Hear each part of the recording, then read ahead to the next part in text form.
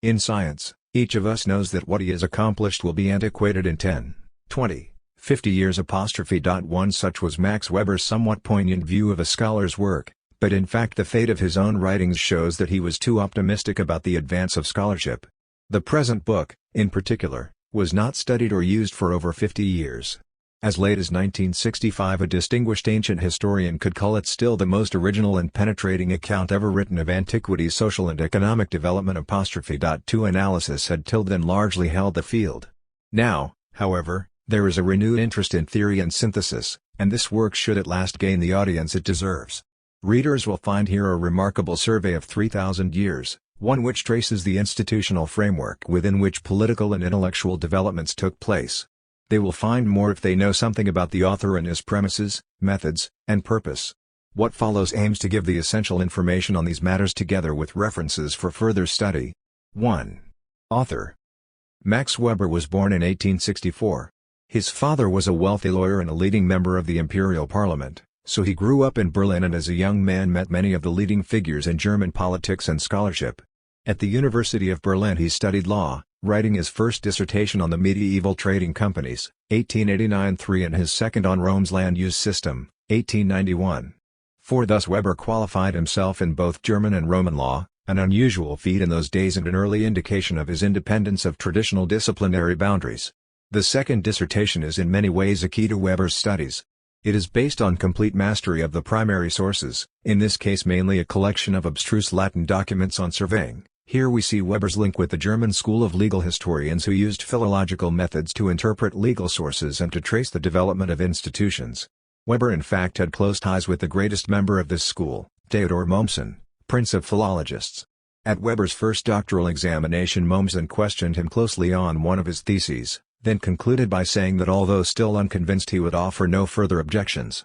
Younger men often have ideas which at first seem unacceptable, but when the time comes for me to go, there is no one to whom I would rather entrust my work than the much-esteemed Max Weber. 5. Now the historical school was characterized by Sauvigny's famous argument against legal reform, and by his view of social change as organic, rooted in national character. Hence its members tended to ignore classes and conflicts of interest. 6 Even Mommsen's legal works show this trait, the more noteworthy since his personal views in politics were quite dissimilar. But Weber's 1891 work shows the influence of a very different approach. After registering his great debt to Mommsen he goes on to say that he had studied Roman agrarian institutions by first looking at their practical importance for particular interest groups, a method he had learned from his teacher, August Maetzen. 7 The latter, to whom in fact the work was dedicated, had written a major work on the land use systems of Celts, Slavs, and Germans. Again and again he explained the appearance and character of agricultural, i.e. economic, institutions by the interplay of political and social factors. For example, he argued that among the Celts the influence of Christian monasticism caused sedentary agriculture to become predominant, and as a result of this Celtic chiefs became manorial lords. Again, he traced the origin of the Russian mir from the taxation system introduced by the Mongols. In such analyses the political factor tended to dominate the economic and intellectual. 8. During the next few years this tendency to emphasize political factors grew more pronounced. Weber's thinking centered on the struggle for power. He made this plain in the inaugural lecture he delivered in 1895 at Freiburg University on assuming the chair of economics. Even behind the processes of economic development we find the struggle for power, and when the nation's power is at stake this immediately becomes the determining factor in shaping our economic policies. The study of economics is a political study, and it serves in the formation of policy, not the policy of whatever class or clique holds power, but rather the policy which serves the permanent power interests of the nation. 9 Soon after Weber told delegates to a political convention that everyone in politics must be free of illusions and must keep in mind one fundamental reality, the inescapable, unending struggle on earth of group against group. 10.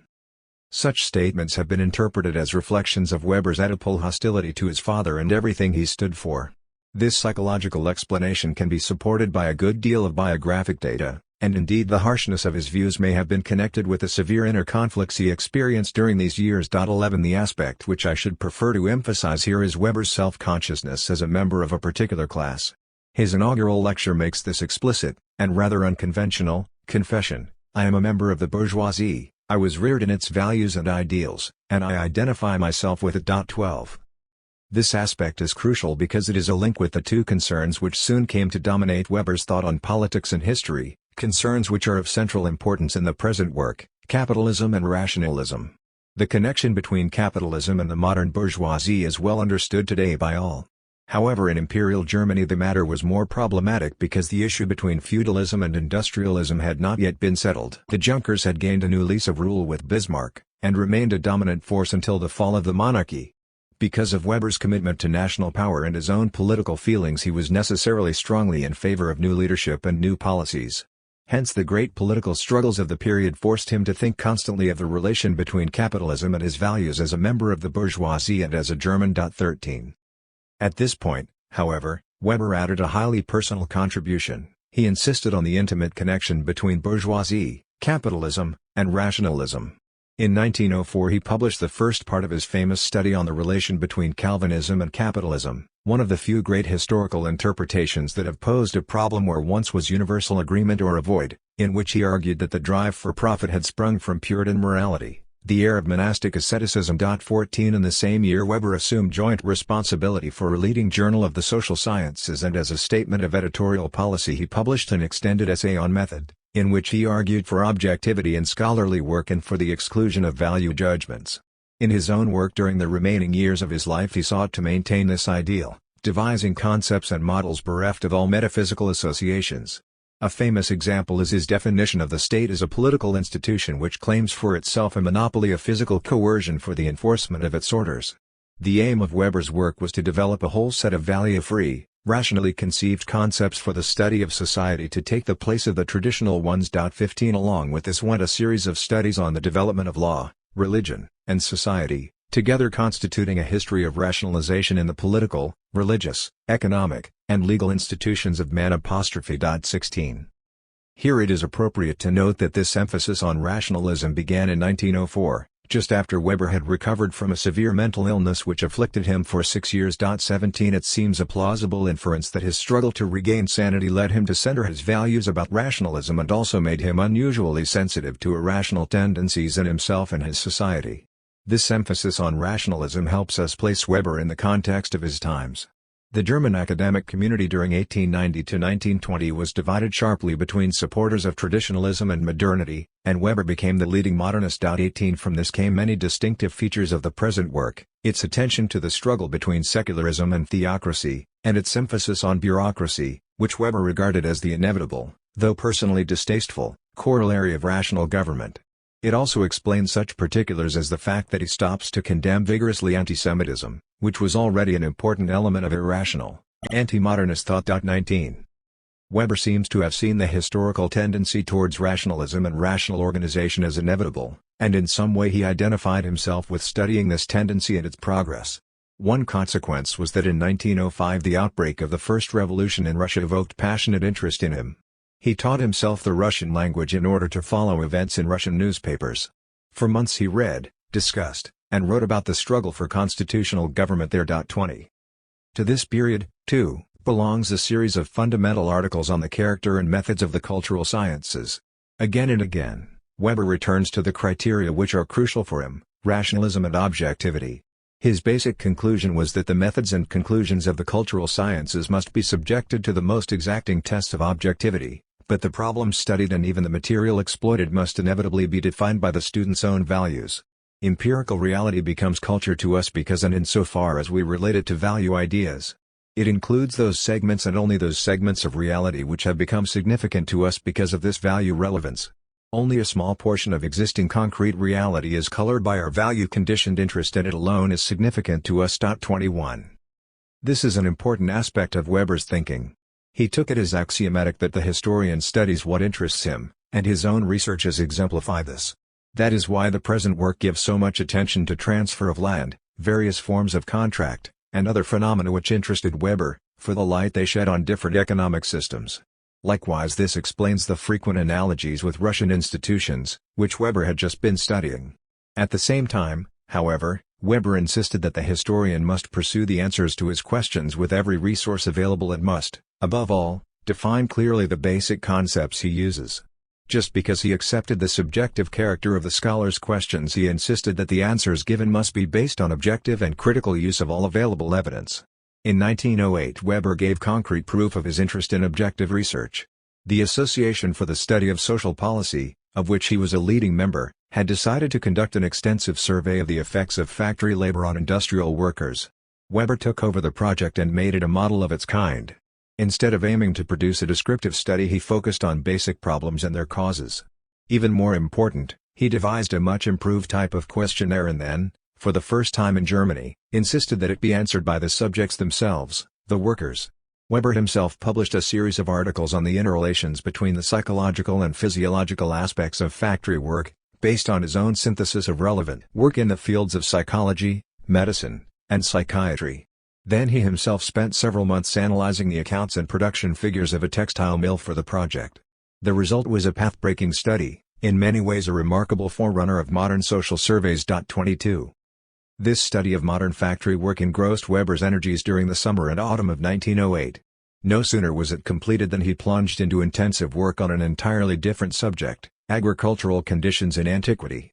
The editors of an encyclopedia had asked Weber for an article on this subject because of his 1891 dissertation on Roman agriculture, but in fact Weber gave them something very different, a book-length study of the social and economic system of the ancient world. 23. That work, translated for the first time, is the substance of the present volume.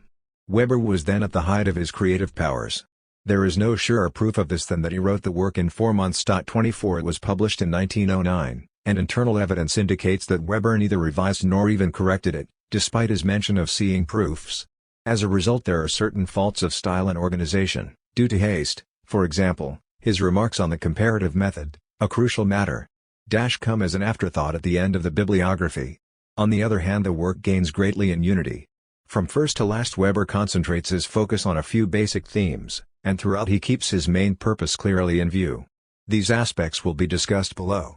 1909 marks the beginning of the third and final phase of Weber's career, in which he devoted himself fully to sociology. Weber had originally been trained in law and was then called to Freiburg and Heidelberg as an economist. His work was in the tradition of the historical school of economics, and in fact in 1909, when the Heidelberg Academy was founded, he was elected as an historian. Sociology was then unacknowledged as an academic discipline, although in Heidelberg at that time many things were considered from the standpoint of sociology. The science of society as such did not appear in the college catalogue. 25. From 1909, however, Weber was actively engaged in a series of projects designed to establish sociology as an autonomous discipline.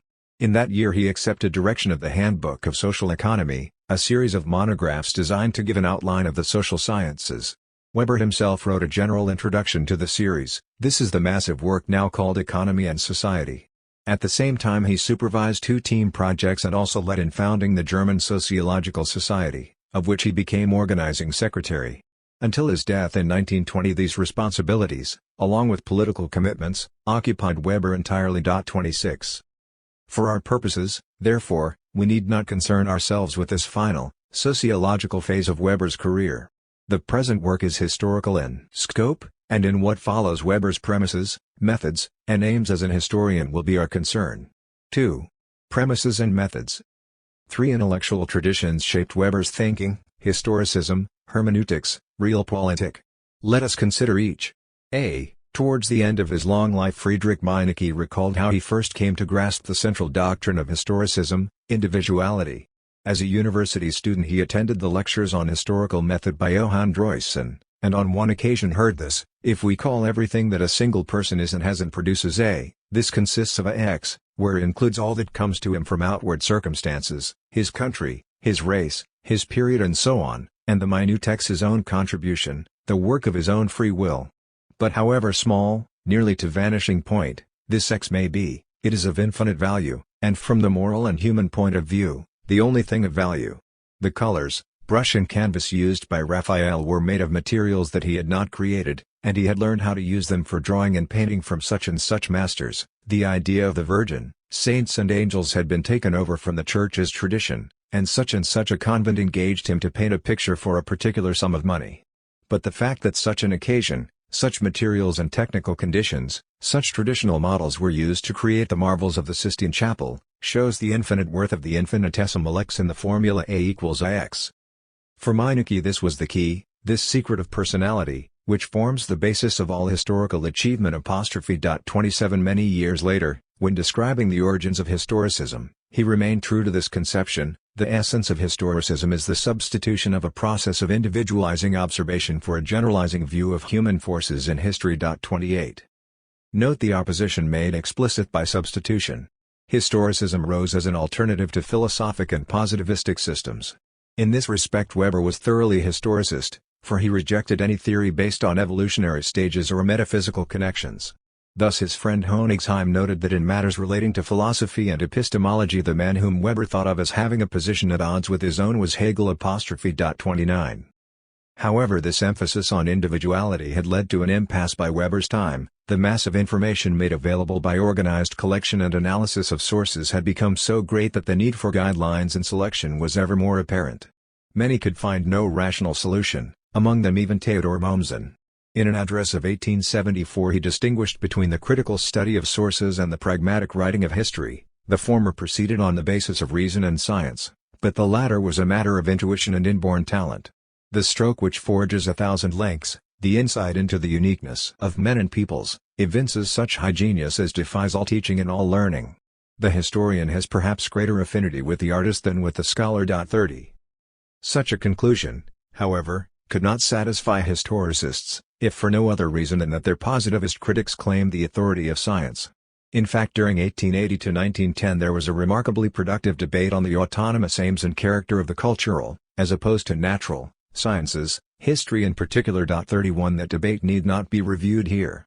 It will suffice to consider the arguments of Edward Meyer, partly because in a long essay he summed up the essence of historicist thought as of 1902, but mainly because Weber wrote a long critique of this essay in which he indicated clearly his own relationship to historicism. Meyer begins in orthodox fashion by distinguishing sharply between the general and the particular. Laws and concepts are the province of anthropology and sociology, whereas history deals with individual and unique events. 32 Each event, furthermore, is caused in the first instance by a decision, an act of will by an individual. The Second Punic War began because of a decision made by Hannibal. 33 Finally, the result of such a decision is unpredictable and even in retrospect cannot be explained in terms of cause and effect. At any moment in history innumerable factors interact, and the ultimate resultant of this interaction is determined by chance.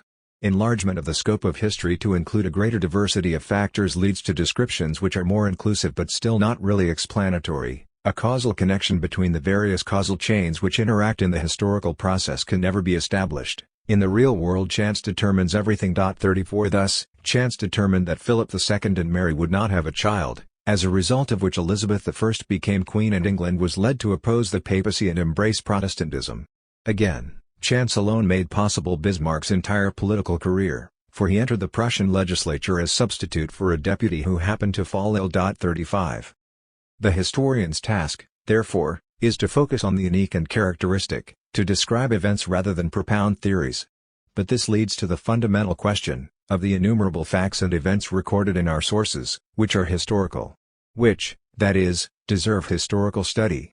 Meyer's answer is twofold: A. Those are historical which have consequences, was works omissed; B. Among these, still a large mass, the historian will select according as the interest of his time centers on political or economic or religious or artistic matters.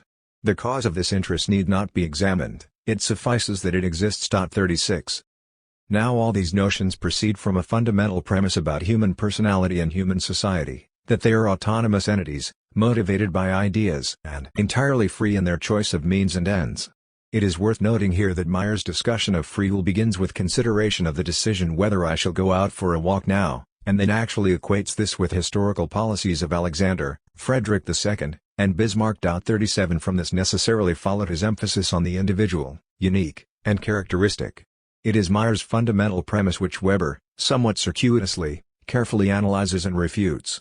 First he dismisses the idea that the historian's task is to focus on the unique. If so, then the study of Bismarck should begin with his thumbprint. 38.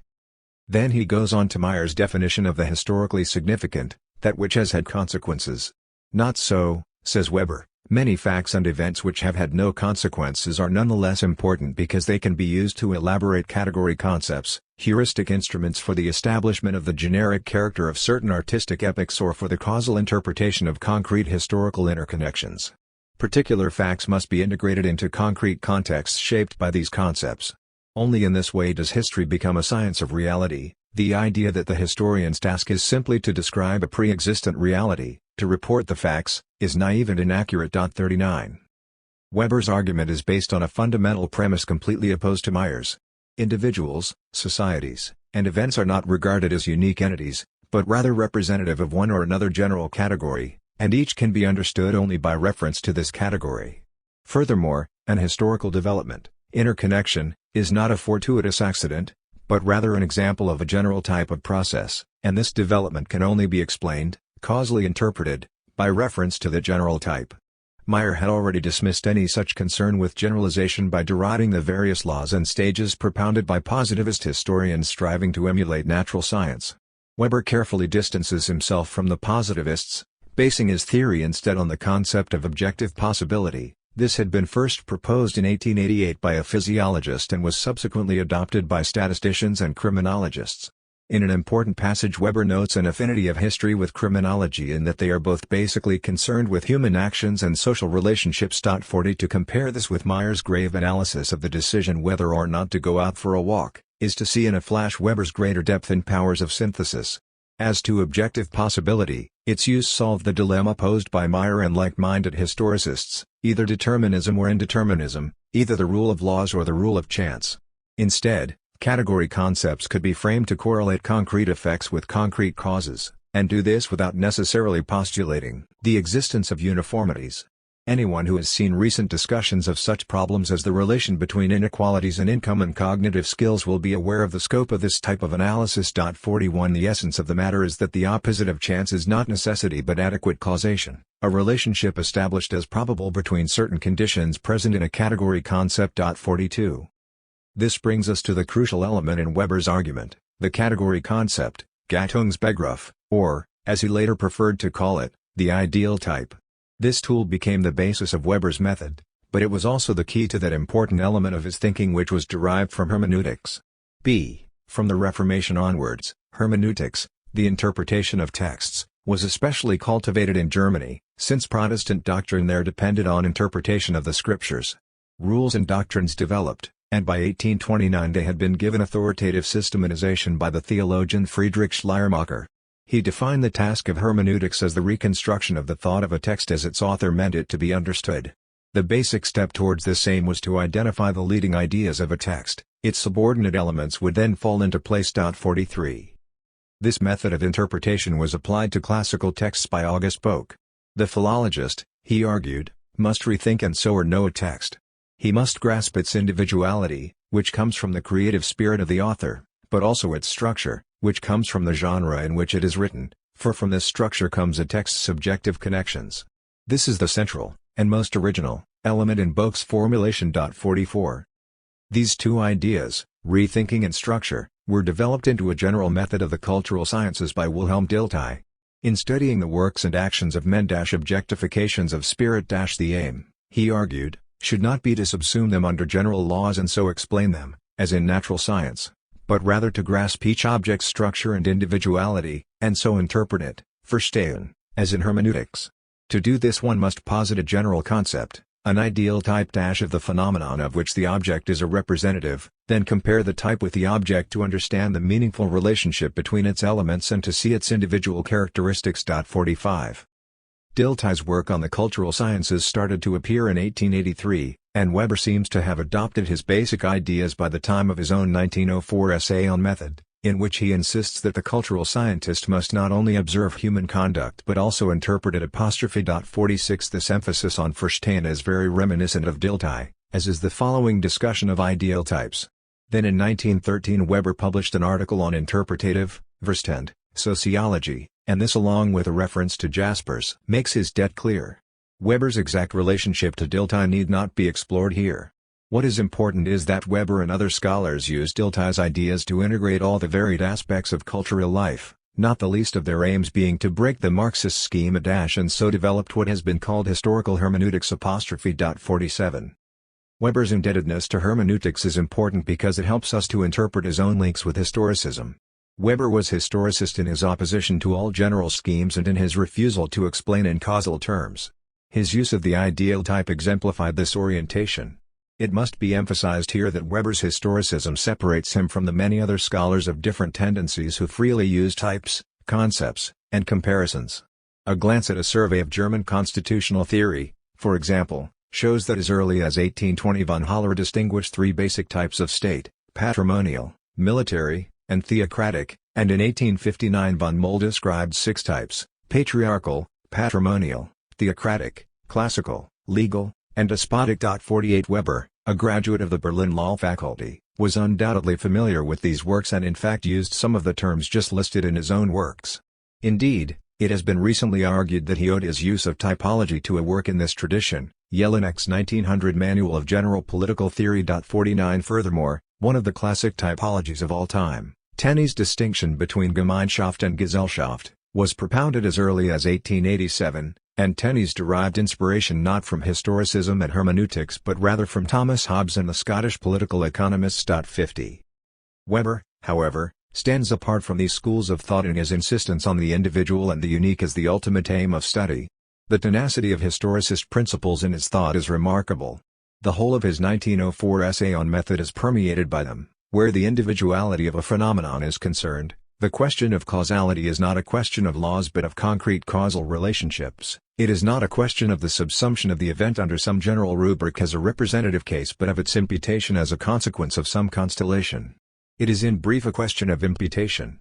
Wherever the causal explanation of a cultural phenomenon, an historical individual, is under consideration, the knowledge of causal laws is not the end of the investigation but only a means. In the cultural sciences, the knowledge of the universal or general is never valuable in itself. 51. This close link with historicism may have been a corollary of a Kantian epistemology. There is no need to discuss the latter here. What is important is that these two lines of thought seem to have drawn Weber towards Dilthey's interpretative, Verstand, method, and in concrete terms this meant that he regarded his ideal types as nominalist constructs to be used solely for heuristic purposes in defining as clearly as possible the individuality of each development in history. That is stated clearly in the concluding note on method at the end of the present work, and it is set out at greater length in a letter to the conservative historian Georg von Below. This letter is the more interesting in that it contains a direct reference to the present work. The relevant passage is as follows: "This winter I intend to publish a rather extensive contribution to the outline of the Social Sciences series on the forms of political associations. It will deal with the subject in a comparative and normative manner, even though some may well sneer dilettantes compare. For I think that one can only define the specific characteristics of, for example, the medieval city, and that is precisely the sort of thing which is the historian's task, in that we are absolutely in agreement. After one has established which of these characteristics were lacking in other cities, classical Chinese, Islamic. That is a general rule. The next task of historians is to give a causal explanation of those specific characteristics. I cannot think that you really disagree with this, and in fact many of your comments seem to support rather than to contradict my idea. Now the preliminary, quite modest task, of establishing the common characteristics of a class of phenomena such as the city, can be performed by sociology, at least as I conceive it. Of course it is inevitable in doing this that the sociologist will give offense to the scholar who has mastered a particular field, since after all nobody can be a specialist in all fields. Even so I think such, comparative, works are valuable for science. For example, my own article on ancient agrarian history in the Handwörterbuch der Staatswissenschaften has proved useful, even on those points where its conclusions have since been corrected. The Leipzig dissertations of Wilkins' students seem to me to indicate that. This is so despite the fact that the article was written in great haste and is by no means a model of its kind. 52. These remarks indicate the curious way in which Weber remained within the tradition of historicist and hermeneutic traditions. His intellectual heritage was also shaped by a third, and more modern, tradition, Realpolitik. C. German history destroyed German idealism. In 1848 rifles and bayonets easily smashed the liberal movement for reform and unification. This seemed proof to many Germans that politics was a matter of power rather than programs. In 1853 August von Rochow developed the realistic view in a book which added a word to European languages, Realpolitik. After 1860 this tendency was strengthened by a new set of ideas deriving from Darwinism. Finally, Bismarck's series of victories during 1860–71 had a tremendous influence on domestic politics, for he achieved great national goals without recourse to the one thing which both liberals and conservatives had considered necessary for them: ideology. The result was a sharp shift in values and outlook. The German middle classes in general became thoroughly militarized, and German historians increasingly tended to glorify the state and its power as ends in themselves. 53. Two examples of this tendency are relevant to Weber's thinking. Theodor Mommsen entered politics as a passionate liberal nationalist, and took an active role in the 1848 revolution. However, the ignominious collapse of the liberal movement convinced him that words alone could accomplish nothing, and he bitterly criticized the dreams of idealists. In the 1862–5 Schleswig-Holstein crisis he supported Bismarck despite the authoritarian character of his regime. In other words, for the sake of unity and strength he was willing to postpone political reform.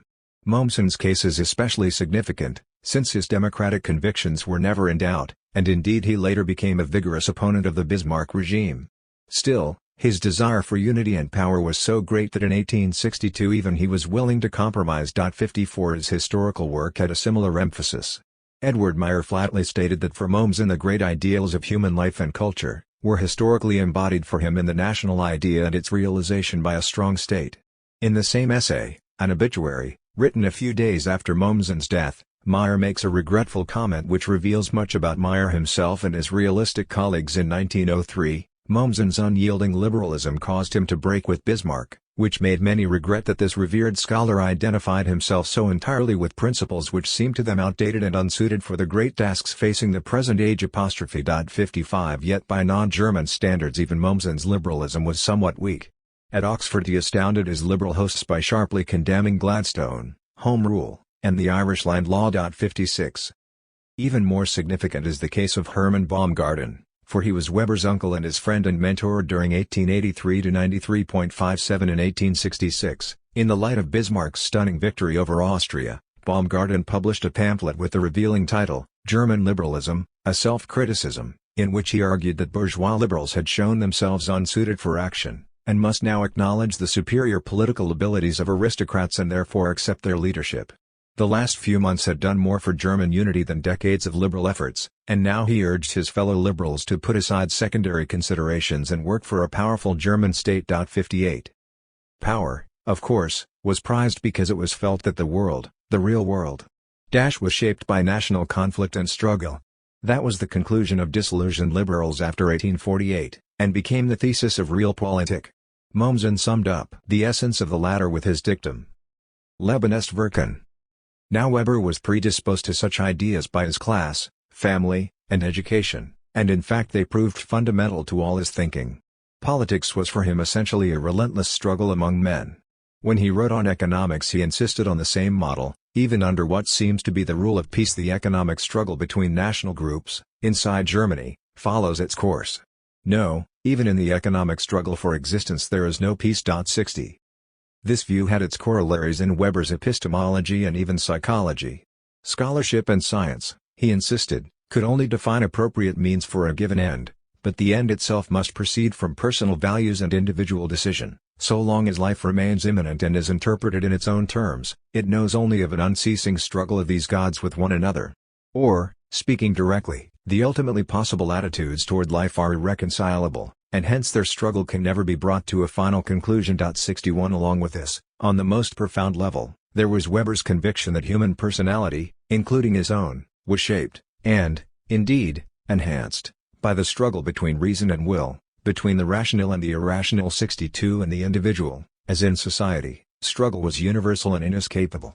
From these views follow certain conclusions about the nature of society and history, above all, the presumption that conflict, implicit or explicit, is always endemic in them. Since men's differences are irreconcilable, war between societies is inevitable. Within, societies themselves must be held together by force rather than consensus, and those who control this force will use it to further their own interests and values. That was clearly Weber's position, the position of Thrasymachus as against Socrates. 63 Hence, as Franco Ferrati has pointed out, Weber was not only generally interested in the nature of power, but particularly concerned himself with the question, why do men obey? 64. This presumption of struggle is behind the two basic organizing principles of Weber's historical work, contrast and characterization. Contrast is achieved by comparing alternatives, these being sometimes stages or possibilities, sometimes, and here Weber is most challenging, conflicts inherent in an historical structure. Consider, for example, his analysis of archaic Greece in terms of secular versus theocratic forces, or his view of the Gracchian period as a struggle between free and unfree labor. A more general example is the repeated use of the polarity of oikos and capitalist forms of economy as an analytic tool. Even more striking is the manner in which Weber characterizes. He defines a particular society and period in terms of its dominant classes, institutions, and values. The three are inextricably related for Weber and influence each other reciprocally. This gives his approach and his work remarkable focus. Weber does not describe, he interprets. When he deals with a society, he imputes a definite direction and character to it, from which necessarily follow certain inherent strengths and weaknesses. In other words, Weber analyzes structures. This brings us to the nature of his historical study. 3. Weber and historiography. Historical studies in Weber's time were dominated by Ranke and his successors. The hallmark of this school was a rigorous criticism of texts, together with a narrow concentration on political and military events and a tendency to focus on heroes and leading personalities. These characteristics were shared and prized by the men who held the important chairs, edited the leading professional journals, and trained most graduates. Towards 1880, however, the first signs of impatience with this historical establishment appeared. Rankian methods, it was argued, had reached a dead end, for the professionals were becoming philologists rather than historians, more interested in editing sources than in studying problems. In particular, they showed themselves unable to cope with the new themes and problems connected with industrialism and class conflict. This opposition to Rankian historiography crystallized in Kulturgeschichte, the antecedent of what we know today as social history. One of the earliest general statements of this school was a work on the tasks of cultural history published in 1889 by Eberhard Gothane, a scholar whom Weber singles out for praise in the present work. In 1891 Karl Lamprecht published the first volume of his German history, a landmark in the historical study of society rather than events, and in 1893 this current of historiography reached classical studies with the publication by Robert V. Pullman of the first volume of his History of Ancient Communism and Socialism. 65. Weber, of course, was part of this newer direction of historical studies, and he himself frequently uses the term Kulturgeschichte in the present work. He too implicitly rejected the older emphasis on personalities and events, and instead focused on structures and on the interaction of long-term factors. Where Weber differed, however, was in his general refusal to modernize. He declined to adopt easy analogies between ancient and modern proletariat, industry or capitalism. His rejection of these is, indeed, the origin of most of the polemical asides in the present work, and here again his immediate target was Edward Meyer. In 1893 the economist Karl Bucher had published a general outline of economic history, The Rise of the National Economy.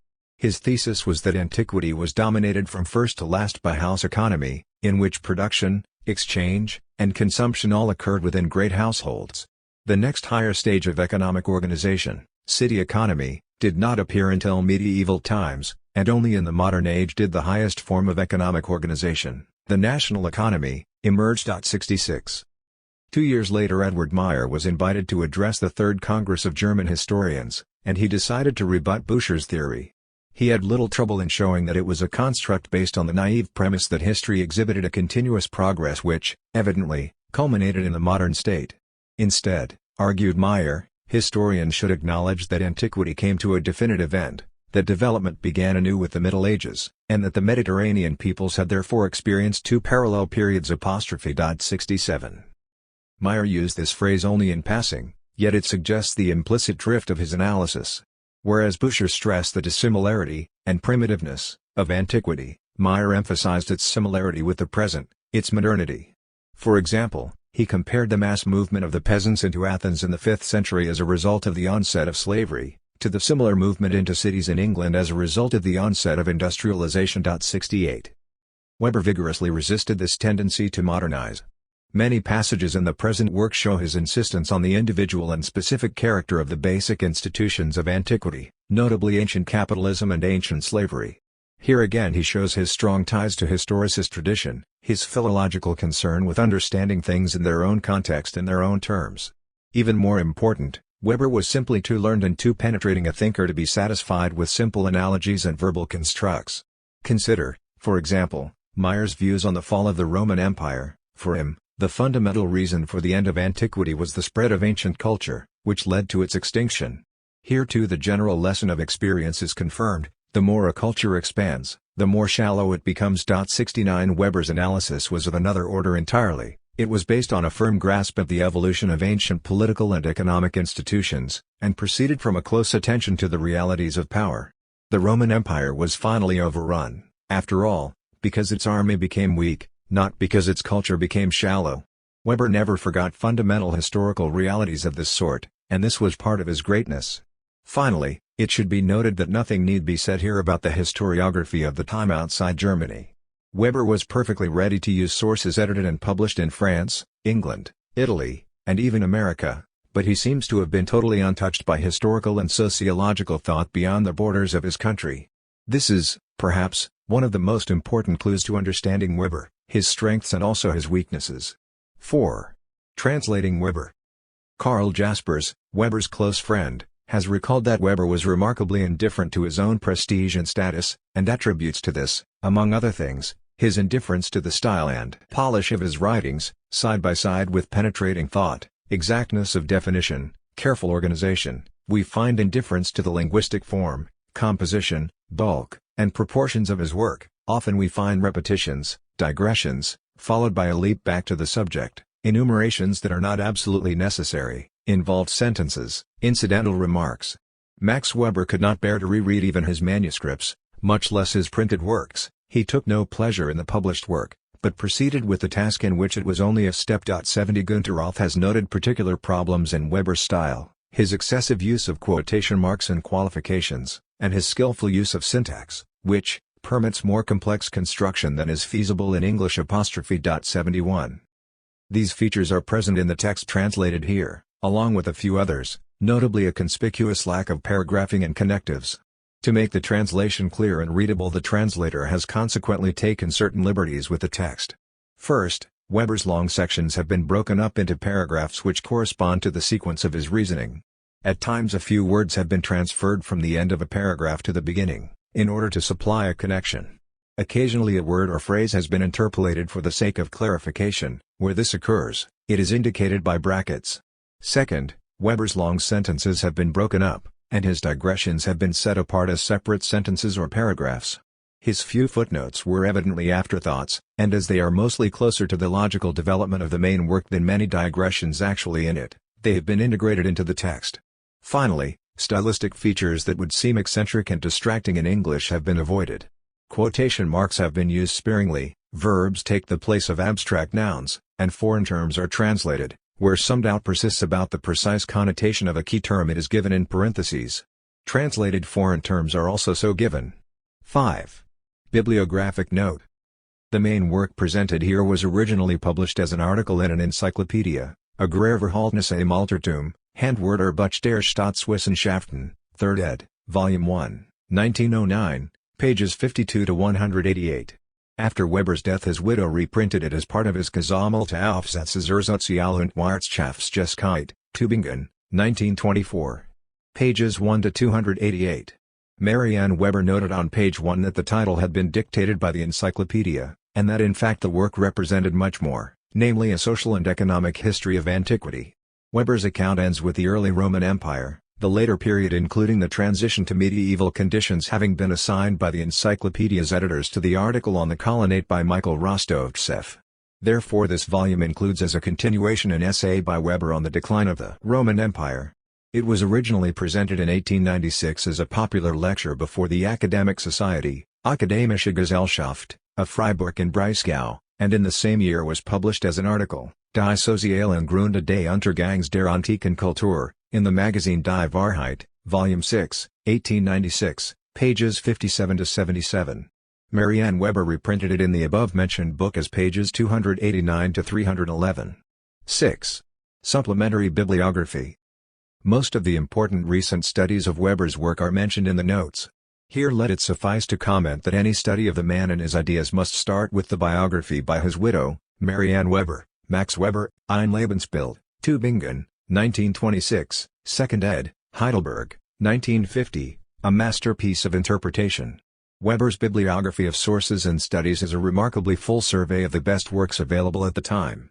For more recent publications, the reader should consult the bibliographies of the Cambridge Ancient History, 12 volumes, 1928-39, and Herman Bengtson, Introduction to Ancient History, Dr.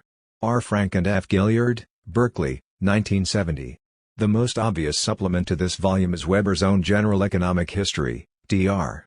F. Knight, New York, 1927, RPTD. London, 1961. This is based on a course Weber gave in the winter of 1919-20 just before his death, and in it there are extended discussions of feudal and capitalist institutions which illuminate many aspects of Weber's discussions here. It is valuable to compare this with the recently published work of Karl Marx, Pre-Capitalist Economic Formations, Dr.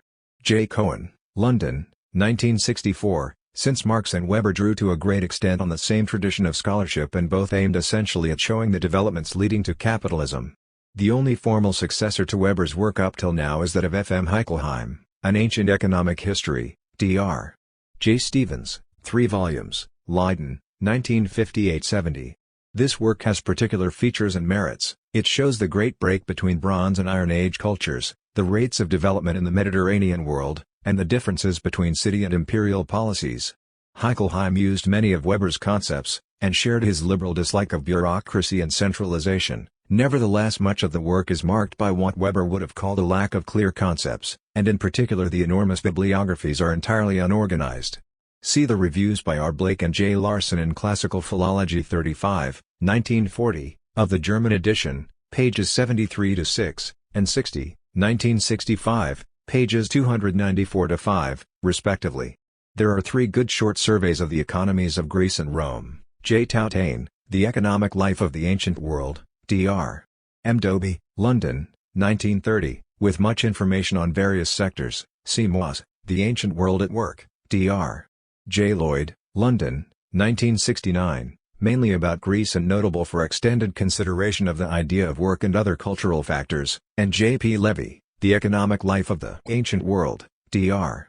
J. Byram, Chicago, 1967, which gives a brief account of Near Eastern developments as well, is especially valuable for information on monetary policies and problems, and has an excellent bibliography of recent works. A more sophisticated work, concerned with basic concepts and problems in the study of Greco-Roman antiquity, is the latest volume of the Sauter Lectures, The Ancient Economy by M. I. Finley, London, 1973. On many points Finley agrees with Weber, notably on the character of the ancient city, cf. pages 138-9, on some he disagrees, as on the reasons for the decline of slavery. In general, Finley stresses the importance of cultural rather than political factors, particularly those which made for built-in inefficiency, p. 106. Hence his lapidary conclusion, the prevailing mentality was acquisitive, but not productive, p. 144. General aspects of antiquity are discussed comparatively in the following works: Capellani, Primitive, Archaic, and Modern Economics, New York, 1968, Capellani et al., Trade and Market in the Early Empires, Glencoe, 1957, S. Eisenstadt, The Political Systems of Empires, London, 1963, and the Decline of Empires, Englewood Cliffs, 1967, C. Cipolla, ed., The Economic Decline of Empires, London, 1970, especially pages 16-91 on Rome. Slavery is surveyed by W. Westerman, The Slave Systems of Greek and Roman Antiquity, Philadelphia, 1955. Many problems are touched upon in a reader edited by M. I. Finley, Slavery in Classical Antiquity, Cambridge, 1960. Much monographic work is now being done in Eastern Europe, and also in Western Germany under the sponsorship of Joseph Vogt for the Mainz Academy, so the time for a synthesis is not yet at hand. For comparative purposes a valuable work is E. Genovese, The Political Economy of Slavery, New York, 1965. On the other hand, its assumptions about slave reproduction in the U.S. South evidently need qualification. C. P. Curtin, The Slave Trade in the Atlantic Basin, Key Issues in the Afro-American Experience, ed. N. Huggins et al., New York, 1971, pages 74-93. Economic Theory in Ancient Society. The pattern of settlement in the European Occident contrasts with that common to the civilizations of East Asia. The differences may be summed up briefly. if somewhat imprecisely, as follows. In Europe, the transition to fixed settlement meant a change from the dominance of cattle breeding, especially for milk, to an economy dominated by agriculture, with cattle breeding continuing as a secondary element. In Asia, on the contrary, there was a shift from extensive, and hence nomadic, agriculture to horticulture without milk cattle breeding. The opposition is a relative one, and may not be true of prehistoric times, but regardless of when it arose, it led to fundamental distinctions. Thus, among European peoples, private ownership of land is always connected with the division and final assignment of communal grazing lands among smaller groups, whereas among Asians this development did not occur, and so the primitive agricultural communal units found in the West, for example, the mark and the commons, were either unknown in Asia or else had a different economic function. For this reason, the role of communal property in East Asian village organizations, unless it is of modern origin, for example caused by the tax organization, differs markedly from European parallels. Nor does one find among East Asians the individualism connected with ownership of herds, with all its consequences. Among Occidentals, therefore, mainly, but not only, in Europe, we find everywhere certain characteristics at the start of development. Usually, so far as we can judge, sedentary agriculture arose when the land available for exploitation was reduced through an increasing shift of emphasis from milk cattle breeding to field crops. This is true not only for Northwest Europe but also in essentials for South Europe and the Near East. However, this development was profoundly modified in prehistoric times in the Near East, Mesopotamia, and in the single major African center of civilization, Egypt, by the fundamental importance of riverine irrigation systems. Theoretically, irrigation agriculture could have evolved directly out of the simple agriculture which existed before the domestication of animals into the later stage of horticulture. But in any case, irrigation gave the entire economy of these areas a very specific character in historical times. In contrast, the Greek and also, despite the ancient sources' emphasis on the use of cattle for work, not milk, the Roman communities had agrarian systems which were fundamentally closer to those of medieval Europe. Antiquity took a different course, however, from the time when the masses, having been attached to the land for its intensive development, were no longer available for military service, so that a division of labor arose with a professional military class which then sought to exploit the defenseless masses for its own benefit. The development of military technique into a profession, presupposing permanent training and practice, sometimes accompanied this development and sometimes caused it. In the early Middle Ages of Europe, this process, as we know, led to the establishment of feudalism. Only the beginnings of a system similar to medieval feudalism can be found in antiquity. There are no real analogies to the combination of vassalage and benefice or to the development of Roman Germanic feudal law. Still, it appears unnecessary and unwise to limit the use of the concept feudalism to its medieval form. Both East Asian and Amerindian civilizations had institutions which, because of their functions, we regard as essentially feudal in character. There is no reason why the concept of feudalism should not be used to characterize all those social institutions whose basis is a ruling class which is dedicated to war or royal service and is supported by privileged land holdings, rents, or the labor services of a dependent, unarmed population. Thus one should call feudal the administrative benefices granted in Egypt and Babylon as well as the constitution of Sparta. The differences between various forms of feudalism rise from variations in the manner in which the warrior class was organized and economically supported. One of various possibilities is the distribution of the ruling class as landlords all over the country, as in that individualistic pattern of feudalism which we find clearly delineated in medieval Europe, with origins going back to late antiquity.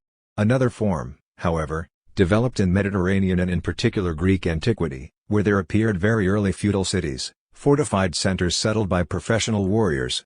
Not that this city feudalism was the only form of feudalism in antiquity, but it directly influenced the later centers of classical political civilization in the beginnings of their political development.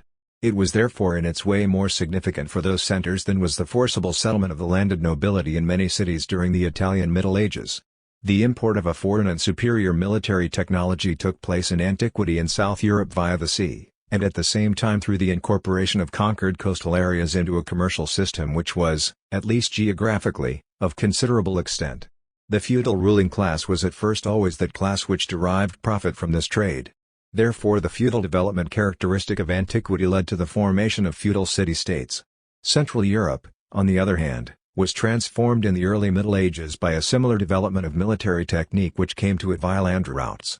When Central Europe was ripe for feudalism, it lacked the developed commerce such as had existed in antiquity, and so feudalism there was based much more on the land, hence arose the manorial system. The tie which held together the dominant military class was therefore essentially that of personal allegiance, whereas in antiquity it was the much stronger tie of municipal citizenship. The relation between ancient city feudalism and a trade economy recalls medieval developments, the rise of free industry in the cities, the downfall of patrician rule, the latent struggle between city economy and manorial economy, and the disintegration of the feudal state due to the money economy of the later Middle Ages and modern epoch. However, such comparisons with medieval and modern phenomena, although seemingly quite plausible, are highly unreliable for the most part, indeed are often an obstacle to clarity and understanding. For the similarities are all too easily deceptive. Ancient civilization had specific characteristics which sharply differentiate it from medieval and modern civilizations. Its economic focus, until the beginning of the Roman Empire, was the coast in the Occident and the rivers in Egypt and the Near East. Although ancient trade, both interlocal and international, was geographically extensive and highly profitable, it nevertheless, apart from a few important interludes, lagged behind that of the later Middle Ages in the relative volume of goods traded. It is true that ancient trade was varied and included base as well as precious metals, and more numerous raw materials than one would expect. Nevertheless, ancient land trade was comparable with that of the later Middle Ages only in particular points and only in particular periods. Even in sea trade most commodities of mass consumption played a really significant role only in few periods of political or economic expansion, above all in cases where monopoly ports, staples, were established, as at Athens and later at Rhodes, Egypt, and Rome. Thus Balak estimated that the annual trade of Piraeus in 401 to 400 BC was 2,000 talents, about 13 million gold francs, basing his estimate on the customs dues collected there in that year. The tariff was 1/15 of the value of the goods and 30 or 36 talents were collected, hence the goods were worth about 2,000 talents. Considering that this was in Piraeus alone, that it was so soon after the Peloponnesian War, that no allowance is made for changes in the purchasing power of money, and that even so 2,000 talents is approximately the equivalent of 1/10 of the foreign trade of the present Kingdom of Greece, circa 130 to 40 million gold francs, this sum is certainly an impressive figure. It must be accepted if one assumes that in fact customs amounted to only 2% of the value of goods in transit and other taxes were not included. Scholars, however, disagree on these matters. Even more imposing is the sum of 1 million drachmae, about 140 Attic talents, which the Rhodians claimed their island collected in import duties before the establishment of a free port on Delos. Their island, indeed, had extraordinary privileges in virtually all Hellenistic realms, and after the establishment of Delos as a free port they only collected 150,000 drachmae. The problem here is whether we can accept this statement, the accuracy of which is somewhat doubtful owing to its obvious official character. Another documented example is the 5% duty collected on the maritime trade of Athenian allies, but not on the trade of Athens herself and the largest islands. This duty was collected as a substitute for certain levies, and Balak estimates that the Athenians themselves expected it to raise 1,000 talents. I cannot accept this, however, for the passage in Thucydides on which this is based is surely too compressed to be an adequate source for determining the amount, and the figure is also irreconcilable with the 30 to 36 talents collected at Piraeus. Furthermore, a tribute which could be discharged by a 5% increase in the price of imports seems to make no sense. A more important business transaction, in fact probably the largest documented for antiquity of free private trade without state control or subvention, was the flow of imports to the value of 55 million sesterces, 16 million gold francs, from India to Egypt in 1 year under Vespasian. The evidence for this is apparently reliable. One must bear in mind that all calculations for trade in antiquity include not only material goods but also slaves. Because of their portability, slaves were a very important part of commerce in times of economic expansion, and in peace they were expensive if of good quality. In antiquity, dependence on imported grain, wherever it became a constant phenomenon, always led to state intervention and hence institutional and political consequences of fundamental importance, since private commerce was not considered adequate to ensure its provision. Examples include liturgies as in Athens, state purchase with monies secured by mortgages and then division among citizens as in Samos, and finally the systematic provisioning policy of Rome. Now of course not only states in the Middle Ages but also the mercantilist monarchies and even Tsarist Russia had grain policies similar in purpose to those of antiquity. However, the storehouse policies of absolutist states, even that of Russia, where they were most developed, were hardly comparable in importance with those of the Babylonian and Egyptian grain storage systems, or even the Roman system of the Annona. Furthermore, the absolutist states, even Russia, pursued different aims and used different methods. The element which differentiates the grain policies of ancient from modern states is essentially the contrast between the modern proletariat and the so-called ancient proletariat. The latter was a consumer proletariat, a massive impoverished petty bourgeois, rather than, as today, a working class engaged in production. The modern proletariat as a class did not exist in antiquity. For ancient civilization was either based directly on slavery or else was permeated by slavery to a degree never present in the European Middle Ages. This was partly because of the low cost of human subsistence in the centers where it flourished, partly because of historical and political conditions. Slavery was dominant in some periods, such as the later Roman Republic, and it was still a pervasive influence in other periods, such as the Hellenistic and Roman imperial ages, when legally free labor prevailed. It is of course true that the papyri on ostracea show that in Ptolemaic and Roman Egypt an important role was played by free labor, even outside the skilled crafts, in the Hellenistic East. This is confirmed by the Talmud and by the inscriptions. The distinctly capitalistic concept of the employer, argoditos, seems present in developed form, but it is characteristic that whenever there arose the need for the use of a large and reliable workforce during set periods of time, as in the Ptolemaic oil monopoly, it was necessary to impose direct or indirect limitations on freedom of movement. Indeed, slavery flourished especially in those periods and places generally associated with the zenith of classical and free political systems. Although I believe that prevailing views of certain areas and periods of antiquity overemphasize the number and importance of slaves, especially for Hellenistic Egypt, but also for the earlier Near East and Greece, still the fundamental distinction between antiquity on the one hand and medieval and modern Europe on the other remains valid. Nevertheless, it is still necessary to face the problem whether or not the economic organization of antiquity had characteristics which rule out the use of the concepts used to analyze the economic history of medieval and modern Europe. This question has been debated with vigor, and sometimes with passion, during the last century. The starting point of this controversy was the theory of Rodbertus, according to whom all antiquity was dominated by what he called an oikos economy, one in which production centered around the household and the household was extended to include unfree workers. He argued that division of labor in antiquity was essentially only specialization within the great slave households, and that commerce was only an occasional and secondary phenomenon, serving merely to dispose of the excess production of the great households. Hence Rodbertus argued for the autarky of the oikos. He regarded the great households of antiquity as in principle economically self-sufficient. Karl Bucer accepted Rodbertus' account of the oikos, but with a difference.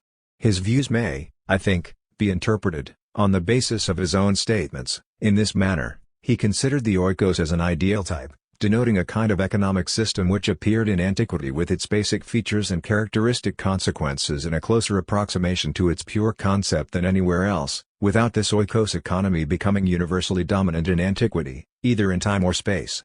One may add with confidence that even in those periods when the oikos was dominant, this meant no more than a limitation on commerce and its role in meeting consumer needs. This limitation was, to be sure, strong and effective, and caused a corresponding economic and social degradation of those classes which would have otherwise carried on a more extensive trade. Despite these reservations, Bucer's use of antiquity as an exemplification of the concept oikos economy caused him to emphasize certain paradigmatic aspects of ancient economic history to such an extent that a mistaken impression resulted. Historians concluded that Bucer regarded an oikos economy as characteristic of all antiquity, at the same time ascribing a city economy, in the ideal typical sense, to the cities, a formulation of his views which Bucer himself called inaccurate. It was against this formulation that Edward Meyer argued, going so far as to reject entirely the use of special economic concepts in studying antiquity. Meyer then made the attempt to operate entirely with modern economic concepts, at least in his analysis of Periclean Athens, and so used such terms as factory and factory worker '1. He aimed to show that otherwise we cannot understand how modern the economy then was, even with respect to the importance of commerce and banking. Now, in the first place, there is no evidence for the existence in antiquity even of cottage industry, such as appeared in Europe as early as the 13th century, based on letting out production on contract. This system represents an advance on the simple exploitation of the producer by an experienced merchant, a phenomenon of course known even in antiquity. In short, the stage which preceded development of the factory system in modern times has no parallel in antiquity. There is moreover no evidence whatever for the existence in antiquity of factories even in the purely technical or operational sense of the term, such as would encompass phenomena like Russia's factories manned by serfs rendering corvée labor or state factories producing for state needs.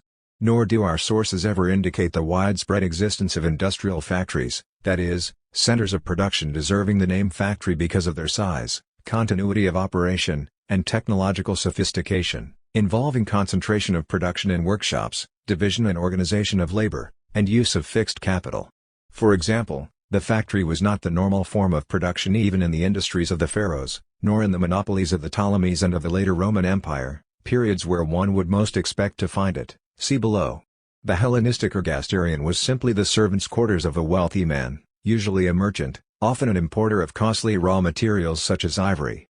There he kept his skilled slaves, they could be of any number, and would have been either purchased or else held as collateral on loans, who worked under the direction of an overseer, hegemon to ergasteru, on that part of his raw material which he did not sell to free artisans. Demosthenes 27:823.19, see below on Athens.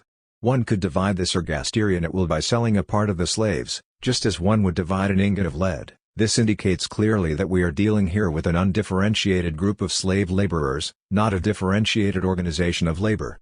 Here and there subsidiary industries existed to aid the market operations of large agricultural organizations, and there were workshops attached to the monopoly administrations in the Near East and under the Roman Empire. There were also textile enterprises owned by great noblewomen which undoubtedly sometimes grew to large dimensions as in medieval times. But all of these concerns were dependent on plantations or tax administrations or an oikos, they were not genuine factories. If one does find evidence of first steps towards something like a genuine factory organization, and this of course could occur in antiquity as it did in Russia during serfdom, it soon becomes apparent that these phenomena, like the Russian factories and for the same reasons, see below, only serve as exceptions that prove the rule, for they were never a regular feature of the private sector.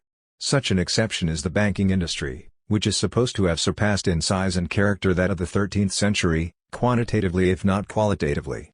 In fact, this ancient banking seems to have been in the hands of the tax farmers of a very few centers of political power, Rome in particular as well as Athens and a few others. Furthermore, different kinds of business, bottomry loans, merchant partnerships, characteristic of the discontinuity of early capitalism, bank payments and transfers, were transacted with legal instruments essentially similar to those of the early Middle Ages. Thus the bill of exchange, already known in early medieval times, existed in a rudimentary form. Similarly the rates, terms and legal regulation of interest were all generally comparable to early medieval equivalents. There was however an absence of all forms of state debt, something which was already developed in the Middle Ages, and which would have provided a regular source of return for capital. Instead there were typically substitutes for a national debt, such as the colossal hoards of Oriental and Persian kings and Greek temples, and their characteristic hues. All these phenomena indicate how little the existing stocks of precious metals were used as capital.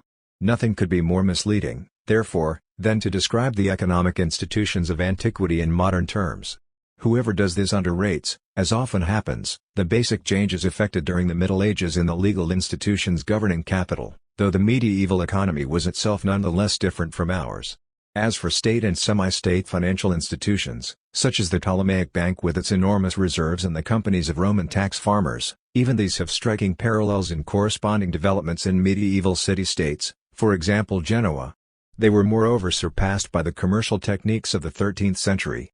Furthermore, one must also emphasize that the oikos as defined by Rodbertus did in fact play a very important role in the economy of antiquity. On the one hand it developed, as I have described elsewhere, in the last stage of Greco-Roman antiquity, the empire, as a link to the feudal economy and society of early medieval Europe. But the oikos also appears in the Near East and also to some extent in Greece at the earliest stage of antiquity known to us, as the households of kings, princes and priests, sometimes parallel to the modest economy of the masses, sometimes, through corvies, dominant over it. It is not true, however, that the oikos developed out of the autarkic house communities of the masses, as Rodbertus believed. Rather it was partly state socialist in origin, as in Egypt where it arose perhaps mainly as a result of public regulation of the irrigation system. It was also partly shaped in the ancient Near East and in early Greece by the commercial profits reaped by the first promoters of regular trade relations, the chiefs and princes. They enjoyed an effective monopoly of trade through their exchanges of gifts, and also profited from their own ventures, including piracy, collecting treasure to support their prestige and extend their resources. Naturally, in these archaic oikos economies of the princes and the political ruling class, the bulk of necessities were provided by the natural economy. Requisitions, corvies, and slave raids gave the princes the resources to buy foreign products, but the precious metals of their treasuries did not serve the purpose of a continuous supply of necessities through a money economy, not even in Persia.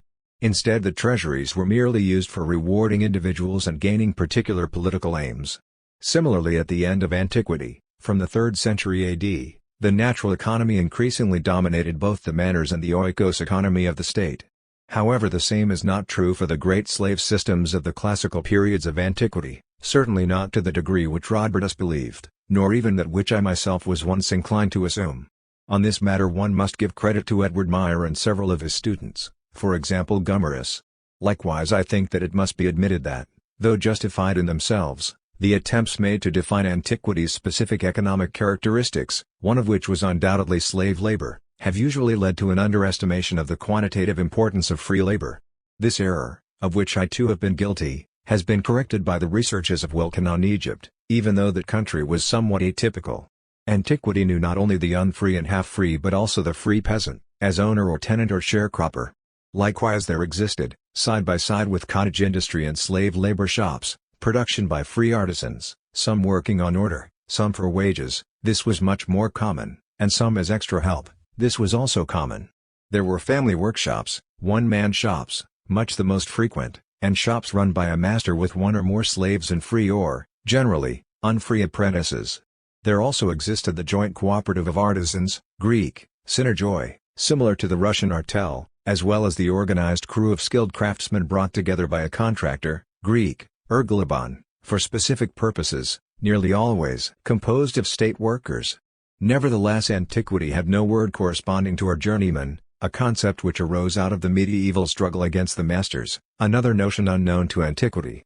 For throughout antiquity, despite its wealth of civic associations, the crafts never reached that level of autonomous organization which was attained by the High Middle Ages, nor did they reach medieval levels of refined division and organization of labor. Consider the institution of the journeyman. Where one finds a guild or something similar in antiquity, it is nearly always essentially a state organization for the forced imposition of public tasks. The social position of the artisan was very low, with ephemeral and partial exceptions in the Hellenic democracies, and these exceptions are apparent rather than real. But even the employers evidently never had sufficient political power to secure legal concentration of trade in the cities, such as was achieved in the Middle Ages. See below on Athens for the causes of this. Finally, antiquity knew the free, unskilled wage earner. This type developed gradually from people sold into temporary slavery by themselves or by others, children, debtors. Wage earners were hired for harvesting, and were used by the state in large numbers for excavation work, construction and other public projects. Otherwise their employment was generally scattered and irregular. The question to be considered now, therefore, is this: did a capitalist economy exist in antiquity, to a degree significant for cultural history? To begin with, there is this general factor, the economic surplus of the ancient city, and this applies to the Near East as well as to the archaic polis of the Mediterranean lands, always had its original basis in the rents which the landed princes and noble clans derived from their estates and from levies on their dependents. This was true to a degree unknown today except in the case of certain capitals centering on a royal court. A more appropriate comparison would be Moscow during the period of serfdom. The significance of this source of wealth, and with it the specific political conditions of the economic flowering of the cities, and hence too their swift decline, remained very important throughout all antiquity. The ancient cities were always much more centers of consumption than production, whereas the opposite is true of medieval cities. Similarly, the development of ancient cities, although producing numerous elements of an urban economy, discussed below, never led to anything so closely resembling the ideal type as appeared in a great many medieval cities. This was a consequence of the fact that ancient civilization was coastal in character. Hence these characteristics of the ancient economy: 1. Cities exported certain articles of high labor input and quality. 2. Cities were constantly dependent on grain imports from distant lands. 3. Slaves were purchased. 4. City policies were shaped by specific commercial interests. In the light of these factors, one must then ask, although there were periods of antiquity marked by a dramatic rise and fall in wealth, were these developments really part of an economic structure which we can call capitalist?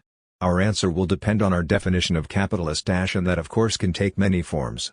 However, one element must be emphasized: capital always means wealth used to gain profit in commerce. Otherwise the term loses any classificatory use. Therefore we should expect a capitalist economy to be based on commerce. This means that goods are produced, in part at least, to become objects of trade, and also that the means of production are themselves objects of exchange. This excludes all manorial charges levied in rural areas on subject groups, like the various tributes, rents, dues and services, extracted from peasants in the early Middle Ages, who had to pay dues in kind and money on their possessions, inheritances, trade, and persons. For neither the land owned nor the people subjected can be regarded as capital. Title to both depended, in principle, not on purchase in the open market but on traditional ties. This was a form of manorialism and was known also in antiquity. There also existed in antiquity the commercial practice of dividing estates into parcels and leasing them out, in which case the land is used as a source of rent and capitalist enterprise is absent. One also finds in the ancient world the exploitation of subjects as laborers in lords' workshops, as cultivators on the land, Pharaonic Egypt, Roman imperial domains, as purchased slaves in large enterprises and in combinations of the last two.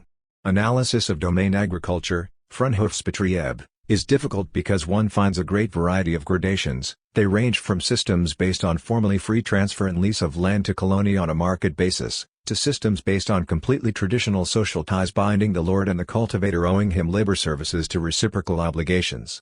Nevertheless, the latter is by far the more common type wherever the land is worked by a colonate. In such cases the colony are not themselves capital, for they are not part of an autonomous labor market, but their labor along with the land they work can become objects of trade, and in fact became such in the Near East and later Roman Empire.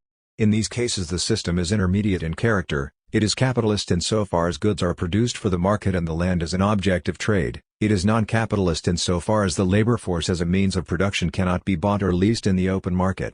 Generally, the existence of domain agriculture is a transitional phenomenon, either from oikos to capitalism or from oikos to natural economy. It is always a symptom of relative lack of capital, especially risk capital. This shortage is reflected in the practice of forcing dependents to find their own working capital, and also in policies aimed at reducing capital expenditures on inventory and labor. Thus, instead of buying slaves or hiring laborers, recourse is made to forced labor. Usually the reason for this lack of capital is a relatively low level of trading activity. Slave agriculture: when the slaves are normal objects of exchange, it makes no difference whether particular laborers have been actually purchased or not, and the land worked is privately owned or leased, is of course capitalist in character from the economic point of view. That is because land and slaves are both acquired in the open market and are clearly capital. The workforce is bought, not hired as in enterprises conducted with free labor, or if labor is, exceptionally, hired, it is not from the slave but rather from his owner. Hence the capital needed for slave labor is significantly more than would be needed, other things being equal, for the same quantity of free labor. Similarly, buying land demands commitment of more capital than would leasing it. Finally, there is the large-scale capitalist enterprise based on free labor. It permits the maximum use of available capital at the same level of accumulation for the output of means of production. In general, this form of enterprise was not a regular feature of private economic activity in antiquity, either within agriculture or outside it.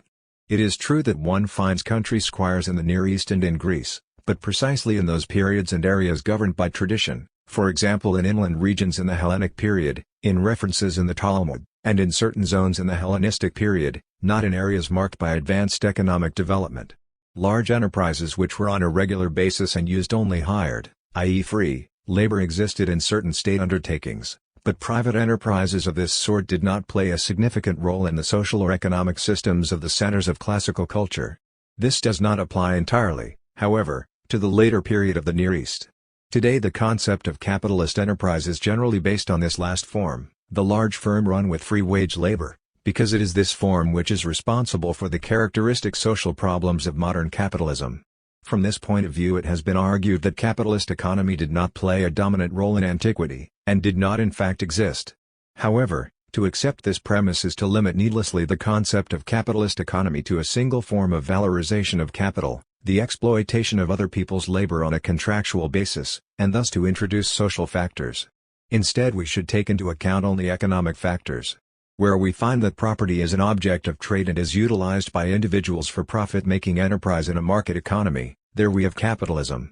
If this be accepted, then it becomes perfectly clear that capitalism shaped whole periods of antiquity, and indeed precisely those periods we call golden ages. But we must avoid exaggeration. In particular, it is necessary to show the specific peculiarities of the various types of capital goods, and the manner of their valorization, which determined the course of ancient economic history.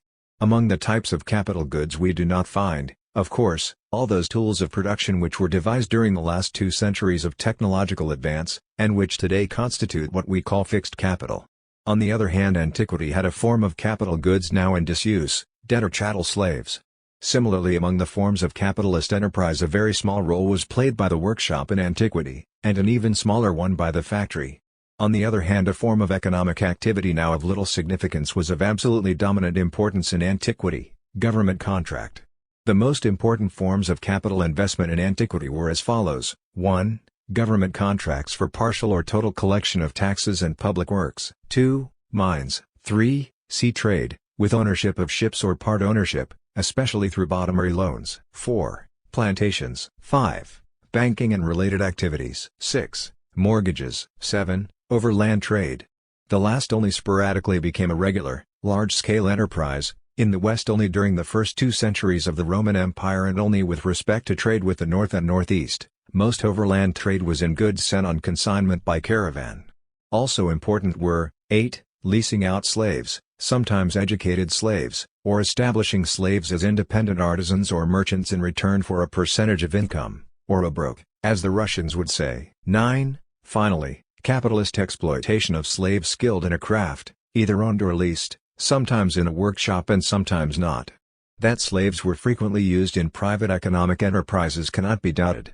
Artisans were to be seen working alongside a few slaves of their own. Capitalistic exploitation in the type of enterprise called Agrarian has been mentioned above and will be discussed further below. Although there is no proof of its existence in the classical period proper, we can certainly presume that there existed the domestic system, in which the master provides raw materials and tools, and the slave produces the finished product in his own family household and then delivers it to him. Certainly this existed in the Near East, and it was dominant in ancient Egypt. We may, therefore, presume such a system in the Athenian pottery industry, even though many exports bear the same name. So far the largest group numbers about 80. The name is of course that of an artist, not that of a manufacturer or contractor. The artist's name will have been that of a family of potters in which technical skill was passed on as an inheritance and as a secret, and the name would be kept as an eponym. In this connection we should note the existence of artisans' villages, dima, in Attica, characteristic of the family-like organization of handicrafts. The quantitative and also the qualitative importance of capitalist enterprise in antiquity were determined by a number of independent variables which appeared in very different combinations at different times. These variables were as follows.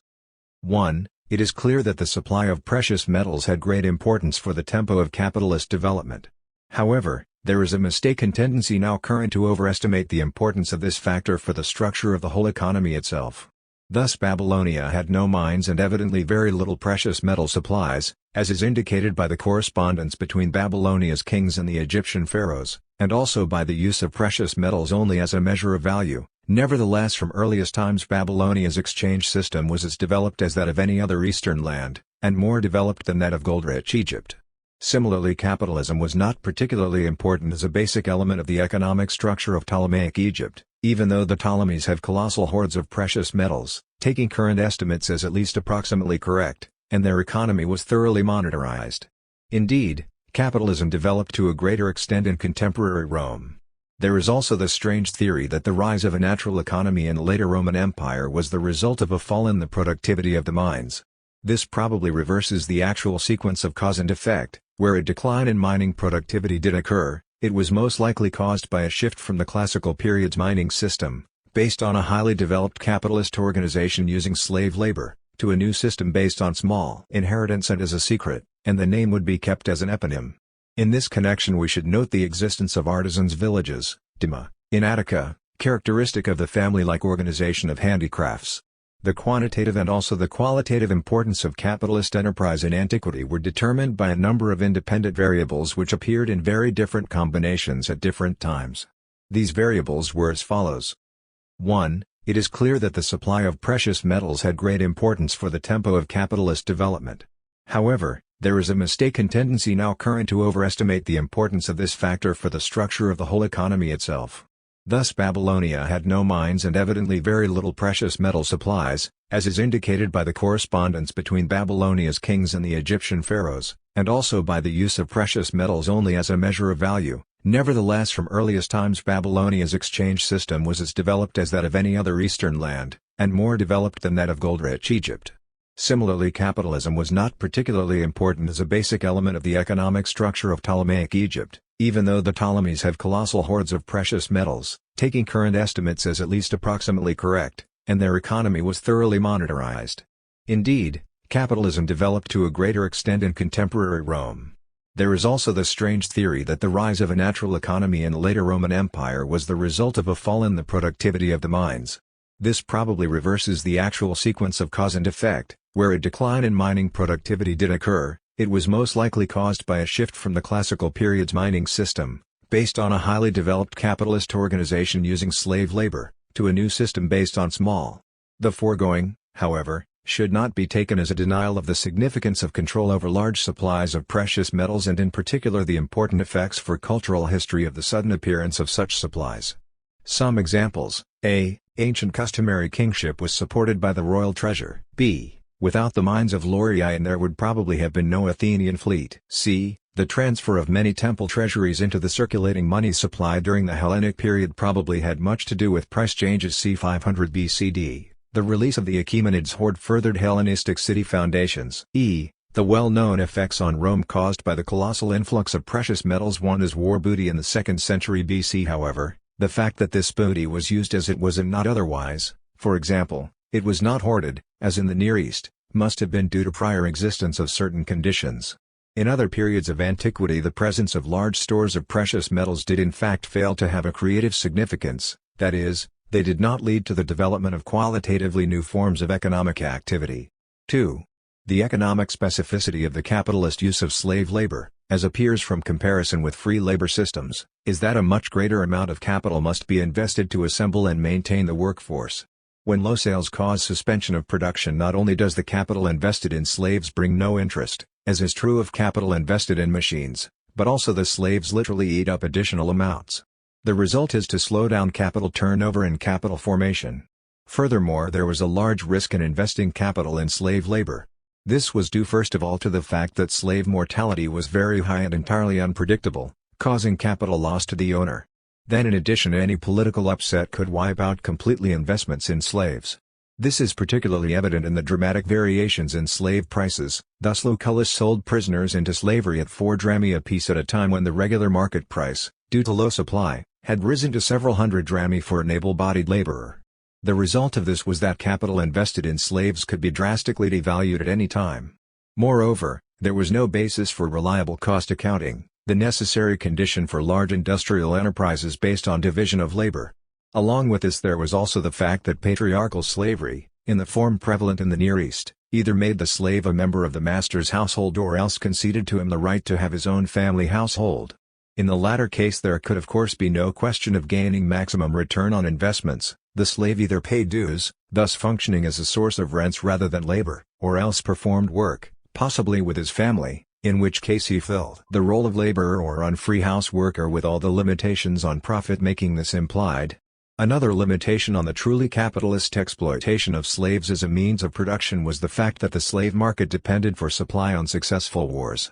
For full capitalist exploitation of the workforce was possible only if the slaves had no families, in fact as well as in law, in other words, if they were kept in barracks, which, however, made reproduction of slaves impossible. For the cost of maintaining women and rearing children would have been a dead ballast on working capital. Sometimes this could be recovered by putting women to work in textile production, but there were difficulties here due to the peculiarities of the consumption pattern and the importance of domestic spinning and weaving in antiquity. As for the children, there is evidence in a passage of Appian, Civil Wars 1.1.7, that at least during certain periods of Roman history there was slave breeding on a mass scale for profit, as was done in the southern states of the U.S., thus providing for use of part of slave capital for production and use of the other part for replenishment. However, this interpretation of the evidence remains open to question. The precipitous price fluctuations in the slave market must have made slave rearing very risky. Furthermore, female labor was not suited for the major slave labor industries, plantations, seafaring, mining, tax farming. Hence it was a general rule that profit-making enterprises depended mainly on male slaves when possible. Indeed, there is no evidence for females as farm laborers in the time of Cato or as workers in Athenian ergasteria. When possible meant when warfare provided the market with a stable supply of slaves. In such periods female slaves were used for prostitution or housework. If, however, the market ceased to receive regular supplies over a period of any length, then the slave force had to be replenished through natural increase, leading to abandonment of slave barracks and establishment instead of slave family life. The slaves then became themselves responsible for replacement of slave capital, and this imposed limitations on exploitation of the workforce. Slaves could then no longer be worked in chains and whipped in a plantation system. The result was inevitably to decrease profits, except where a way was found to use the economic self-interest of slaves for the benefit of their masters. For not only was slave capital insecure and subject to unpredictable risks, there was also the fact that the slaves used in large enterprises naturally had no interest in any technical advance or in any increase in the quantity or quality of production. The moral qualities which render slaves amenable to exploitation are precisely those which make them most inefficient as workers in a large enterprise. Therefore, besides attrition of slave capital, there was also attrition of capital invested in draft cattle and work tools. There was also stagnation in technology. For example, there was no improvement in the plow. Certain complaints are revealing. Thus we are told that it was impossible to use slaves for large-scale grain cultivation, because of its high labor intensity in antiquity. Indeed, large-scale use of slave labor was in general really profitable only when the land was fertile and the market price of slaves was low. Hence slave labor was normally used for extensive agriculture. Further, a still more important consequence, this characteristic of slave labor hindered both technological advance and also that precise coordination of differentiated operations which constitutes, rather than simply the number of workers involved, the essential characteristic of modern industrial production. Skilled slave labor, for the same reasons, was not regularly used in large-scale enterprises based on division of labor. Isolated cases are found, but always on a small scale. In general it was as infrequent in antiquity as in other periods. Even the ergasterion, essentially an agglomeration of independent workers, developed mainly in thriving economic centers like Athens, Rhodes, and Alexandria, and then always as an annex to a trading firm or rentier establishment. Often princely and noble oikoi had more dependent labor or unfree house labor available than was needed, or an excess supply of products of their domestic production, and these surpluses then appeared on the market. But one must be careful not to confuse this phenomenon with the existence of factories based on purchased slaves. There were also half-capitalist formations, based on the use of forced labor to establish subsidiary enterprises within the establishments of monarchs and great slave owners, and similar to many factories in the Russia of 1700 to 1830. But these could exist only as monopolies, and only under certain conditions, among them being cheap food, monopoly prices for the products, and low slave prices. The rate of exploitation also had to be high enough, 30 to 100% in Demosthenes and Aeschines, to cover the risks of slave mortality, for it to be economically possible to use purchased slaves in the master's ergasterion on a regular basis. Even then, however, these enterprises had no more than a few dozen workers at most. Nor did they have the fixed capital which is characteristic of a factory. Loans were made on the slaves as collateral, but not on the workshop. The slaves in fact constituted the workshop or plant, and their maintenance by the master was the crucial factor, not their employment in a single production unit.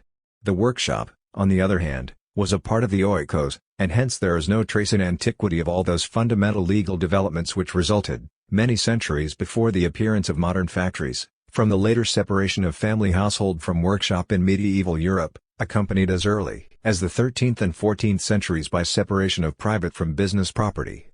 Hence too there did not occur, with a few exceptions, any development of business organizations like our joint stock company which could ensure continuance of enterprises despite the uncertainties which accompany partnerships. The exceptions, as one might expect, occurred in tax farming.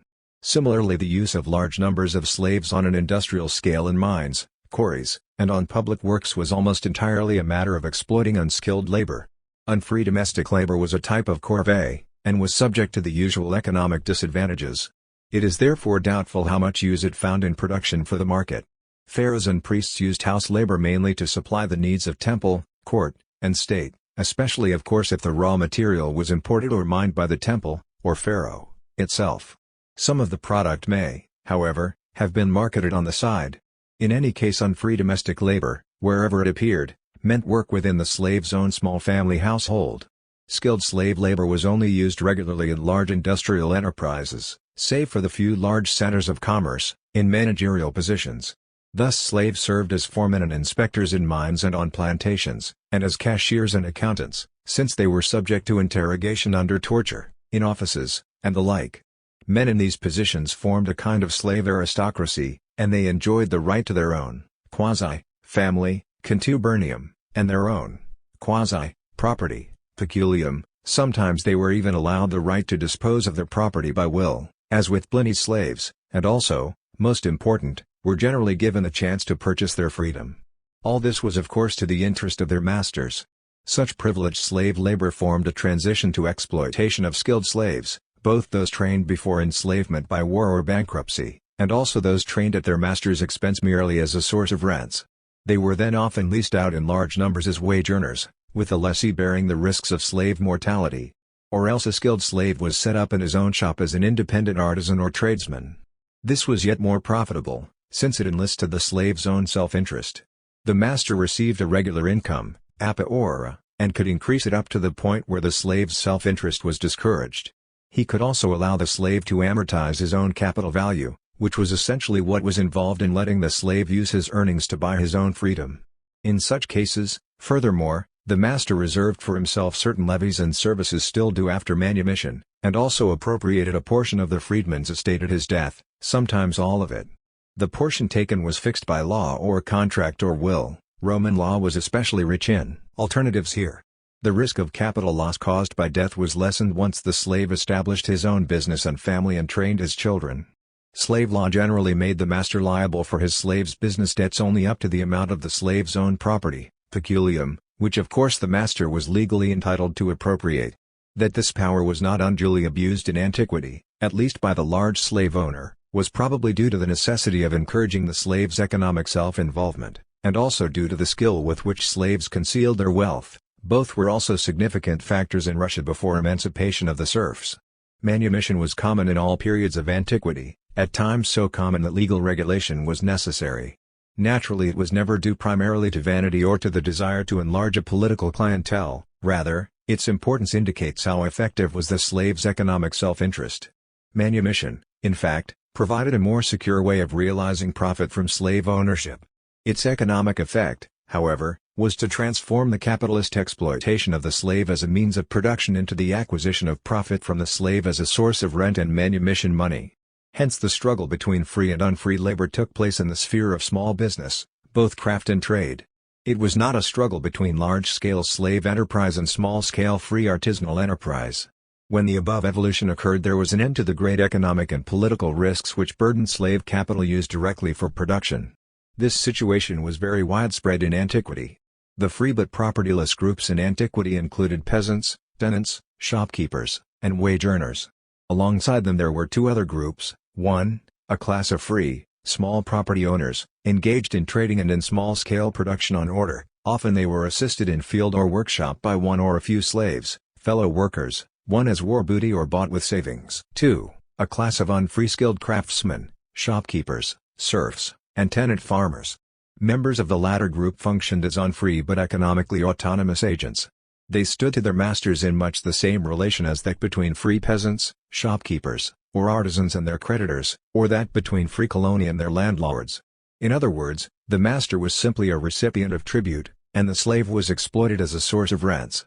In order to realize profit for the masters, this system obviously demanded an extensive division of labor within a local money economy. Once these conditions were satisfied, this system was able to maintain itself in competition with the use of slaves as means of production, and even as a rule to expand. That was especially true when the masters were much involved in politics and could not direct their business affairs personally, for example full citizens of the polis as opposed to metics in Greece and members of the senatorial nobility as opposed to equestrians in Rome. Another condition propitious to this development was a continuously high price level in the slave market. As for competition between free and unfree labor, tenant farming was in antiquity as at present the most remunerative way to exploit landed property, where there was high population density and high land prices, and consequently an emphasis on intensive agriculture, with freedom of movement and absence of relationship of bondage. Small farming was certainly dominant in ancient agriculture, slave labor being used in general on plantations, including those devoted to oil and wine production. Grain cultivation, given the technology of antiquity, demanded too much individual effort to allow the normal use of slave labor. Indeed, the use of slave labor on a large scale was only profitable in agriculture at times when slaves were cheap and plantation products at the same time commanded high prices. In trade and handicrafts, however, the opportunity for slaves to buy their freedom generally served as an effective spur, even more so when the privilege of keeping savings was also conceded. It was no accident that freedmen prospered, for they had acquired habits of industry and thrift while slaves. Their success was also due, of course, to their exclusion from politics. Inscriptions of the Roman Empire indicate that slave labor was less important in the Near East than in the West, even in handicrafts, and that slaves were used in the main for heavy, unskilled work. The first phenomenon was partly the result of prior economic patterns inherited from the past, discussed below, but it was also a result of the fact that the Roman, i.e. Western, slave market had, for political reasons, a better supply. The second phenomenon was simply a consequence of the natural reluctance of masters to accept the risks and expense involved in putting slaves through a long apprenticeship. Consequently, one should not think of the effects of slave labor as simply, or even mainly, a matter of driving out free labor. Rather, its main effect was to discredit work because so much of it was done by foreign slaves bought in the market. There was, however, a general tendency to drive out free labor wherever armies were not recruited, as in the Hellenistic Near East, from professional soldiers, mercenaries, or alien ruling peoples. When wars were bitter and constant, when victory inclined now to one side and then to another, and when this kept the free population away on campaigns for years at a time, then the inevitable result, as Appian reports, was to favor slave labor as opposed to free labor, and indeed every form of slave exploitation. On the other hand, military expansion and great victories typically led to an increase in the slave supply, a reduction in slave prices, and hence furthered the capitalistic exploitation of slaves in private enterprises, plantations, navigation, mining, handicrafts, and so on. In agriculture, capitalist exploitation of slave labor was profitable when another variable was present: cheap land. This occurred irregularly as the result of military expansion or revolutionary confiscation, regularly where a small population was settled on a large area of fruitful land alongside developing municipal centers of consumption. The latter situation obtained in Rome after the unification of Italy and Rome's first overseas conquests, to a degree indeed never matched either before or after. This, and similar considerations discussed above, bring us to a third problem: the influence of politics. 3. In each country, political developments and conditions shape the relative growth of free and unfree labor, and also the degree and manner in which unfree labor was subjected to capitalist exploitation. L. M. Hartman has demonstrated the importance of military burdens imposed on free populations, and has shown that it furthered use of slave labor most of all where levies recruited from the farmers and small owners had to equip themselves and fight a series of major wars. Well-known examples of this occurred during the flowering of Greek democracy and in the Roman Republic. Conditions were just the opposite when the army, or at least part of it, was a feudal levy, or was an autocrat's professional or mercenary or serf army. These types existed in Egypt, many Hellenistic states, the late Greek polis, and the later Roman Empire. From the variety of economic systems in the last group of states, it is apparent that military organization by itself determined neither the degree to which slavery developed, nor consequently the degree or direction in which capitalism developed. On the other hand, economic life was always much affected by the political systems of antiquity, in particular by the type of administration which arose from the constitution in question. Most important of all in this respect was the financial administration. For the organizations of public finance were the oldest large-scale enterprises of antiquity, and they remained the largest. They developed gradually out of the oikoi of the city princes, and were at first hoards of precious metals. In part these enterprises functioned as substitutes for private capital accumulation, in part they were pacemakers for it, and in part they throttled it. Let us examine each aspect. 1. Finance authorities were substitutes for private capital most clearly in the bureaucratically directed compulsory labor systems of Pharaonic Egypt, which originally did not have private entrepreneurs.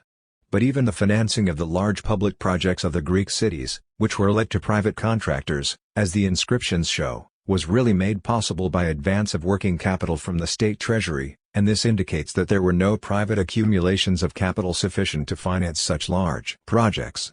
In short, monies raised as tribute by political or sacred authority had to fill the gap. In such cases the entrepreneur was essentially hired for a fee to organize the necessary clerical and labor force, as the cities, unlike the pharaonic administration, did not have the bureaucracy necessary to oversee building and had no pool of compulsory labor supply. Since citizens had been freed from corvée and the city slaves were employed in government offices, registries, the treasury, the mint, and sometimes in building roads. As for tax farming, it should be remembered that in many cases precisely that feature was absent which we are accustomed to think of as characteristic of the role of private capital, payment in advance. Often the tax farmers deposited their guaranteed payments only after they had collected all or, more often, an agreed part of the taxes. When the state possessed an executive officialdom, such as appears in the revenue laws of Ptolemaic Egypt, then tax farmers did not even collect taxes, the state did so, and the tax farmers either made up any deficit that appeared after converting taxes in kind into money, or else profited if there was a surplus. Here the purpose of farming the taxes was evidently no more than to obtain a secure cash basis for the state budget by ensuring a minimum income in currency. Now of course this was an aspect of the development of tax farming in Hellenistic times, and tax farmers did in fact often have the obligation of making at least partial advance payments. Nevertheless the sums paid, though often high, do not allow us to infer the existence of correspondingly large capital accumulations. On the other hand the system of state contracts, especially in the area of tax farming, was clearly an important factor in capital formation, and indeed in Greece one of the most important. 2. Public finance set the pace for private capital formation in city-states which could do without a bureaucratic apparatus and, instead, used state contractors to administer domains as well as territories and tributes of enormous conquered areas. In antiquity this was the case in Republican Rome, in which there developed a powerful class of private capitalists, undoubtedly based from the first on the state contract system. In the era of the Second Punic War, the time is significant. They supported the state with money in the manner of modern banks, and in return were able to determine the state's policies even during the war. Their thirst for profit was such that a reformer like Gracchus had to give them control of provinces and courts in order to win them over, and their struggle with the senatorial aristocracy, whom they economically controlled as moneylenders, dominated the last century of the Republic. Ancient capitalism reached its high point in this period, as a consequence of the constellation and of the unique political structure of the Roman state. 3. On the other hand the public finance of the ancient states could also retard private capitalism in various ways. Above all the general political basis of ancient states typically reinforced the great instability of capital structure and formation inherent in the ancient economies. There were many pressures working in the same direction. Among them were the liturgies imposed on propertied classes and the unrestrained and sovereign power of the Greek city-states, especially the democracies, over the private property of their citizens. In late Hellenistic times loans were still sometimes secured by mortgaging all private real estate in a city, a practice unknown in the Middle Ages. Furthermore there was the danger of confiscations, which occurred at every political upset and change of parties in ancient communities, and the not uncommon and wholly arbitrary expropriations of monarchies, such as the seizure of half Africa by Nero. However, much more important than these catastrophes which affected only particular interests or communities, was the general limitation imposed by public administrations on the profits of private capital, and thereby on capital formation. This limitation varied significantly. It was much more pronounced in the ancient monarchies than in the republics. The ancient monarch and members of his court were always great agrarian lords, whose position was secured partly in private law, partly in arbitrary domination exercised over conquered populations forced to pay tribute and denied any legal title to their land. The ancient polis could also control such possessions, and indeed the Roman Republic did so on a colossal scale. Where a polis had such possessions they were primarily objects of purely economic exploitation by the changing cliques surrounding prominent political leaders, above all their financiers. Consequently city-states, especially Rome, subjected their possessions to brutal exploitation by private capital through usurious tax farming, high mortgage rights, and slave trading. A monarch, however, had to act otherwise. In the first place he regarded the inhabitants of his domains essentially in more political terms, that is, as adherents of his dynasty. Furthermore a monarch naturally tended, in his own interests, to value security of revenues much more highly than would a republican government directed by officials elected for short terms. For the latter and their followers, immediate profit was much more important. Hence a monarch's financial policy would be oriented more towards political and state economic objectives, and hence would aim at a prudent and durable rate of exploitation based on the actual resources and capacity of his subjects. City-states, on the contrary, looted subject populations for the benefit of capitalist interests. Thus royal domains were generally let to small tenants, whereas the use of large contractors and slave plantations was very much the exception. It is true that the Roman emperors preferred large tenants on their family estates for pecuniary reasons, but on state domains they followed the normal rule. But the crux was tax farming, the most important form of capital investment in antiquity. In Republican communities it was so central that it always tended to make the state an enterprise based on tax loans and tax contracts, like medieval Genoa. In monarchical states, on the contrary, tax farming was always under control, often entirely or nearly entirely nationalized, and always restricted in its profits. This of course reduced its role in capital formation. In these states it was usually limited by a combination of bureaucratic regulation and, relatively, modestly financed monopoly administration. This process of control, monopoly, and bureaucratic regulation, often leading to the complete exclusion of private capital, developed inexorably in all the great monarchies of antiquity. Gradually it transformed the administration of taxes and domains, and also the supervision of the mines and of politically important activities such as the grain supply and the delivery of provisions for the court, army and public works. Furthermore, it led to the emergence of state and municipal banks enjoying monopoly status, for example governing all money-changing activities in the Hellenistic monarchies and municipalities. Thus there was a sharp distinction between the city-states and monarchies of antiquity. In the city-states there always remained the possibility of accumulating and investing capital. This was true even though the constitutional character of city-states greatly heightened the unstable composition of capital, less because of repeated efforts to attain economic equality within the citizenry, efforts which were nearly always unsuccessful, than because ancient party conflict and ancient warfare constantly led to political and economic catastrophes of every sort. In the monarchies, on the other hand, capitalism was gradually checked by bureaucratic regulation. Large private accumulation in particular fared badly, for its major sources of profit were blocked, and so it was slowly starved out.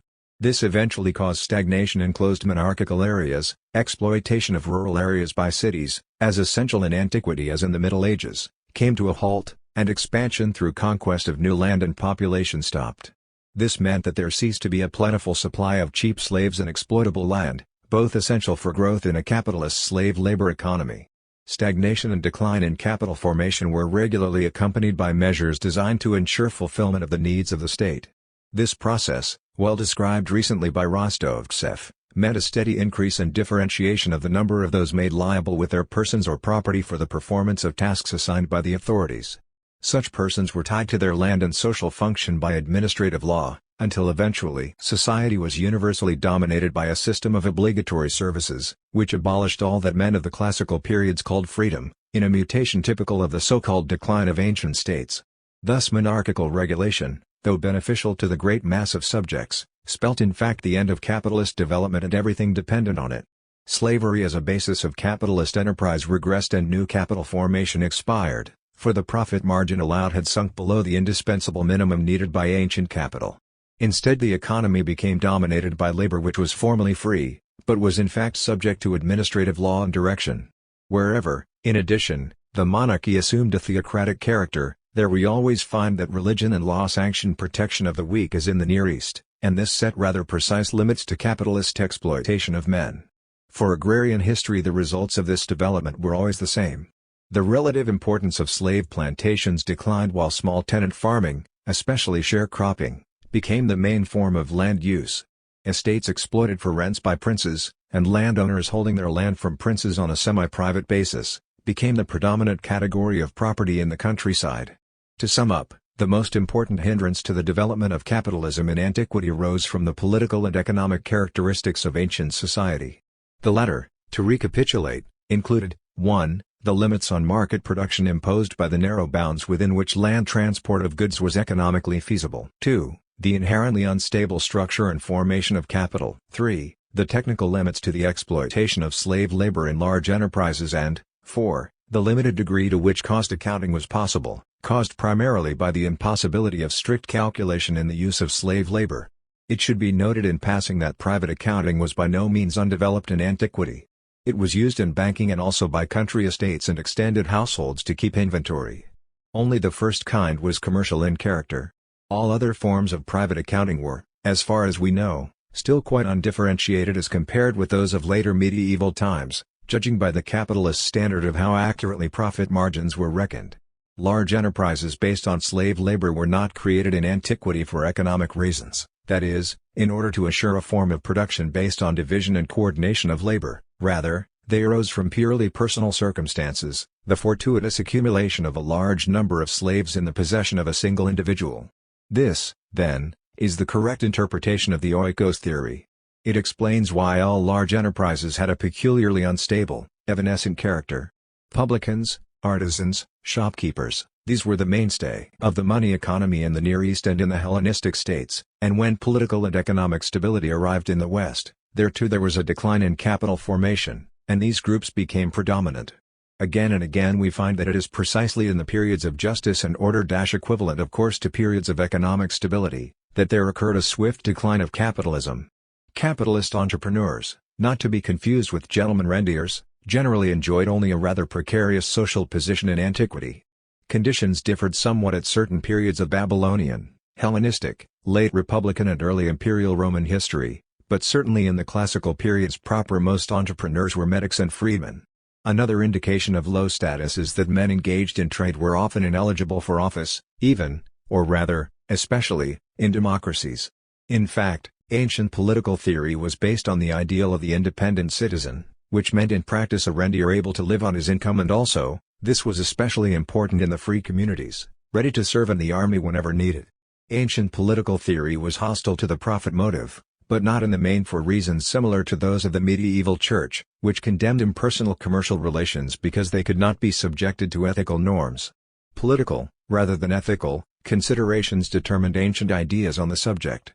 Reasons of state, equality of citizens and autarky of the polis were at the center of these ideas, and there was also the contempt for trade and tradesmen cultivated by the leisured upper classes. Businessmen, on the other hand, were not sustained by any positive justification of the profit motive. Only among followers of cynicism and in the lower middle classes of the Hellenistic Near East do we find the beginnings of such an attitude.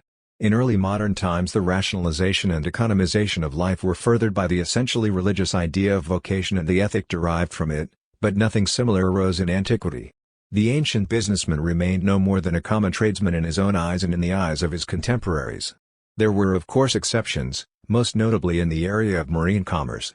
From the first the ownership of ships and their use to transport goods for sale by employees was respectable. Kings, temples, and aristocrats of coastal areas engaged in this in early antiquity. Then there developed genuine mercantile operations, emporia, involving the use of hired ships to transport purchased or consigned goods to centers of commerce, first as a joint venture and then for the profit of a single organizer. This too was considered respectable, although always with reserve, but only because it involved the irregular use of one's property and did not have the character of an established business, and so it does not really weaken our argument. Another factor which checked the development of capitalism in antiquity was the great variety of distinctions which divided the population into hereditary classes, especially in the Free states. Political considerations also caused differentiation in the law of property, especially as it concerned land and inheritance. All of these distinctions could and did become sources of income, equivalent to rents. Especially in the democracies the interest of the lower middle classes in safeguarding their incomes and food supply became the dominant factor in city politics. A good example is Athenian citizenship policy. Even in the monarchies this attitude was influential as long as it did not conflict with the state's omnipotent fiscal interests. It should be noted here that the course of agrarian history in antiquity was so closely connected with the fortunes of the cities that the two subjects cannot be treated separately. Although rural areas outside the municipal structure formed of course the greater part of the ancient world, little clear evidence about conditions there has come down to us. Even more scanty is our knowledge of conditions in the territorial possession of cities before they were conquered, and indeed virtually nothing of the sort has been preserved from the subjected peoples themselves. The most ancient tradition of the Hebrews must have its origins in a period before the municipal organization of the nation, but it arose in a milieu shaped by centuries of urbanism and alien domination of advanced nations, and it is also impossible to determine to what extent the oldest elements of the tradition were later revised. As for the Occident, although we come upon peoples there living in stages of development much more primitive than those of Babylon or Egypt, nevertheless the problem is the same. For example, we cannot be sure what was the original character of the canton or village, that is, before military differentiation, to be discussed, affected them, because the little evidence we have about conditions and institutions in historical times may well be shaped by the influence of bordering urbanized areas. This applies even to areas without municipal institutions, such as Arcadia, Samnium, and Persis, modern Fars. Nor can we arrive at conclusive answers to such questions as when did such institutions as the phratry, phyle, Curia, tribe and clan appear.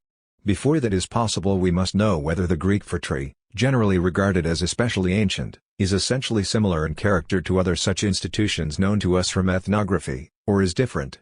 If different, then despite all contrary arguments it was probably the result of a secondary development conditioned by military factors.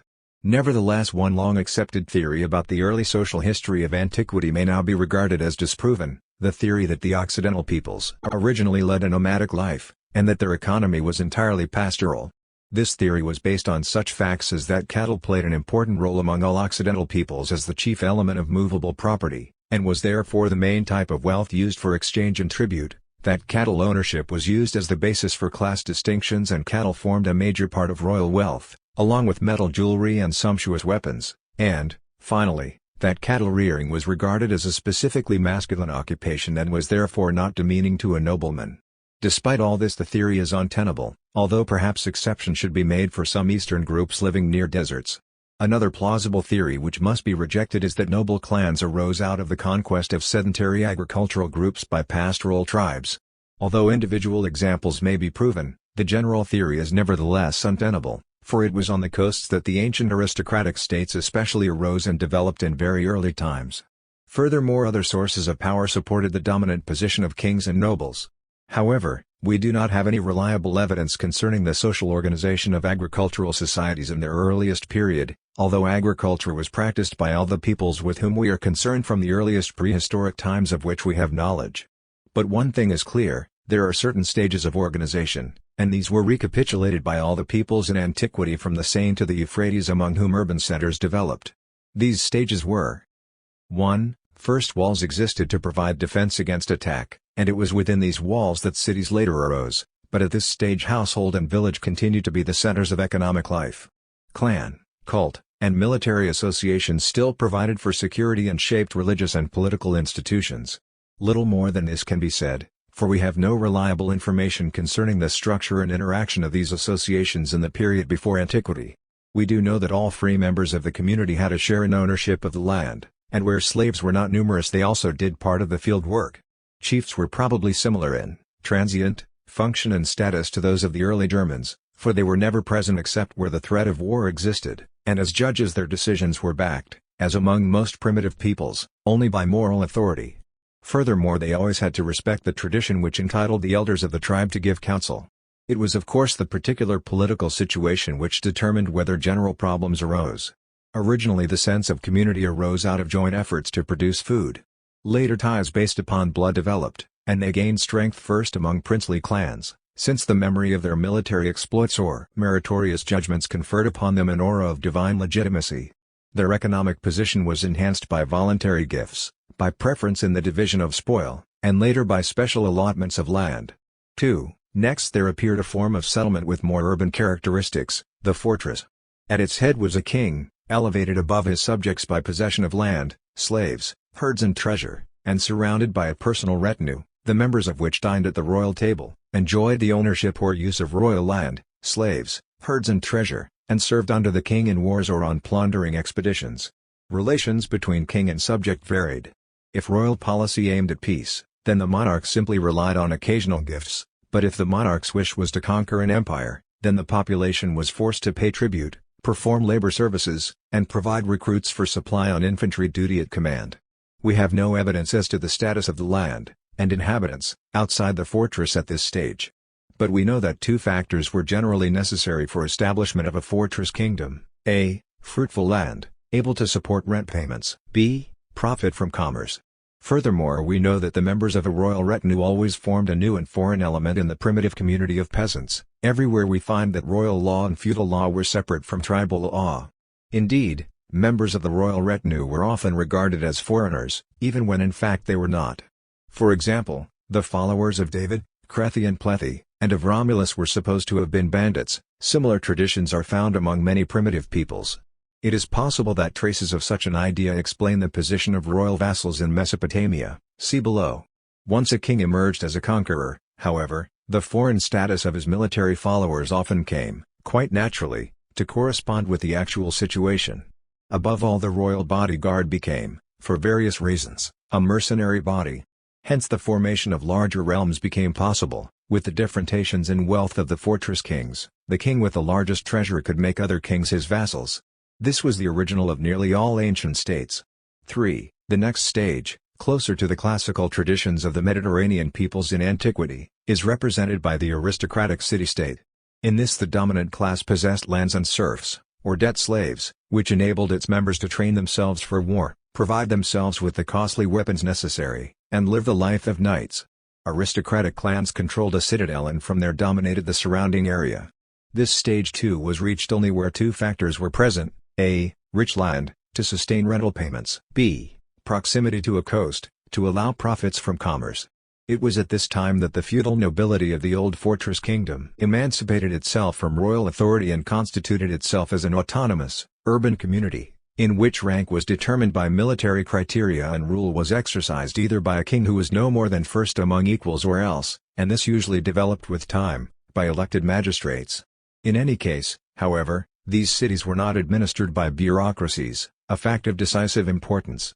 It should be noted in passing that the urban character of these communities distinguished the development of antiquity from the analogous development of feudalism and manorialism on the European continent in the early Middle Ages, although in Italy early medieval institutions were somewhat similar. The aristocratic city was in fact a league of great clans. Only those men were admitted who could live the life of a knight and take part in the city's military institutions. It was at this time that great value came to be placed on blood and high birth. In this form of society the typical, though not the only, form of labor power was the debt slave, for the aristocracy was at first a class of money-lenders and then became a class of landowners living on rents. Most peasants fell into debt, then slipped into a form of debt slavery. Thus the open land outside the city came to be divided, part of it being farmed by independent peasants outside the aristocratic families, the rest being worked by a large class of debt slaves. Sometimes the latter were legally distinguished from free men as a separate order, but generally the same effect was achieved by the debt and trial law of early times, combined with aristocratic domination of the courts and the associated institution of clientage. 4. Sometimes the fortress kingdom developed in a direction quite different from that just sketched. If the king gained sufficient economic resources to become master of his retinue and army to the extent that he could bind them to his own person, then he was able to take a step of fundamental importance, create a bureaucracy entirely subordinate to himself and organized on hierarchical principles. With the aid of such a bureaucracy the king could govern his subjects directly, and the city then became no more than the royal capital where he and his court resided. Sometimes the capital had no autonomy whatever, as in Egypt, which supposedly had no cities. Elsewhere, as in Assur, autonomy was conceded in religious affairs. In still other cases the capital enjoyed a degree of unpolitical local autonomy under royal control and had certain privileges. Babylon is an example for which we have documentary evidence. What of the land outside the city gates? We have little evidence on conditions during the early stages of the authoritarian city kingdom. Sometimes heavy taxes and labor services were imposed on subjects to such a degree as to lead to a form of complete state socialism, as in Egypt. In other cases a rather large sector of private economy continued to exist. The decisive factor here was the manner in which the needs of the royal household were met, that is, whether through forced labor services or through taxes. One can therefore say that the system would tend towards one or another of two types, a regime based on forced labor or one based on tribute. Generally the former developed out of the latter, and it in turn was transformed by a process of rationalization into the tax and liturgy state. Commerce played a crucial role in the development of types 2 and 3, there were of course many variations of these pure types. Always type 2 appeared only when the chief monopolized foreign trade or at least was able to tax it, more or less like the kings in the Cameron before the German occupation and to some extent since. Such control was vital because it enabled rulers to accumulate a hoard, as essential to the primitive kings of the Nibelungen as to those of Mycenae, Persia, and India.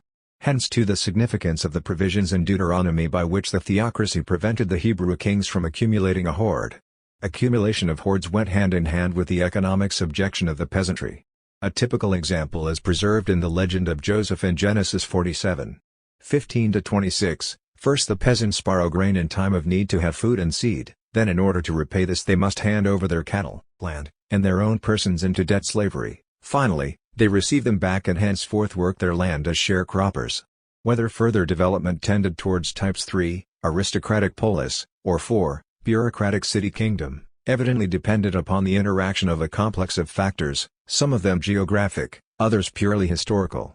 In either case, however, The economic burdens laid upon the populace to satisfy the needs of the government were in inverse proportion to the development of private domestic trade.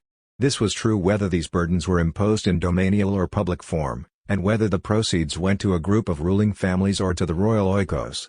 However, as soon as either regime, type 3 or 4, could depend mainly on taxes, it then took a natural attitude towards transfers of land. There continued to be, however, laws protecting the rights of heirs, and there were also limitations connected with estate tenure, in the aristocratic polis, or military obligations, in the monarchical city. Then under bureaucratic monarchy, type 4, the matter came to be of little concern to the ruler once he could rely upon his own army as well as a bureaucratic fiscal system, and so full freedom of trade in land was allowed.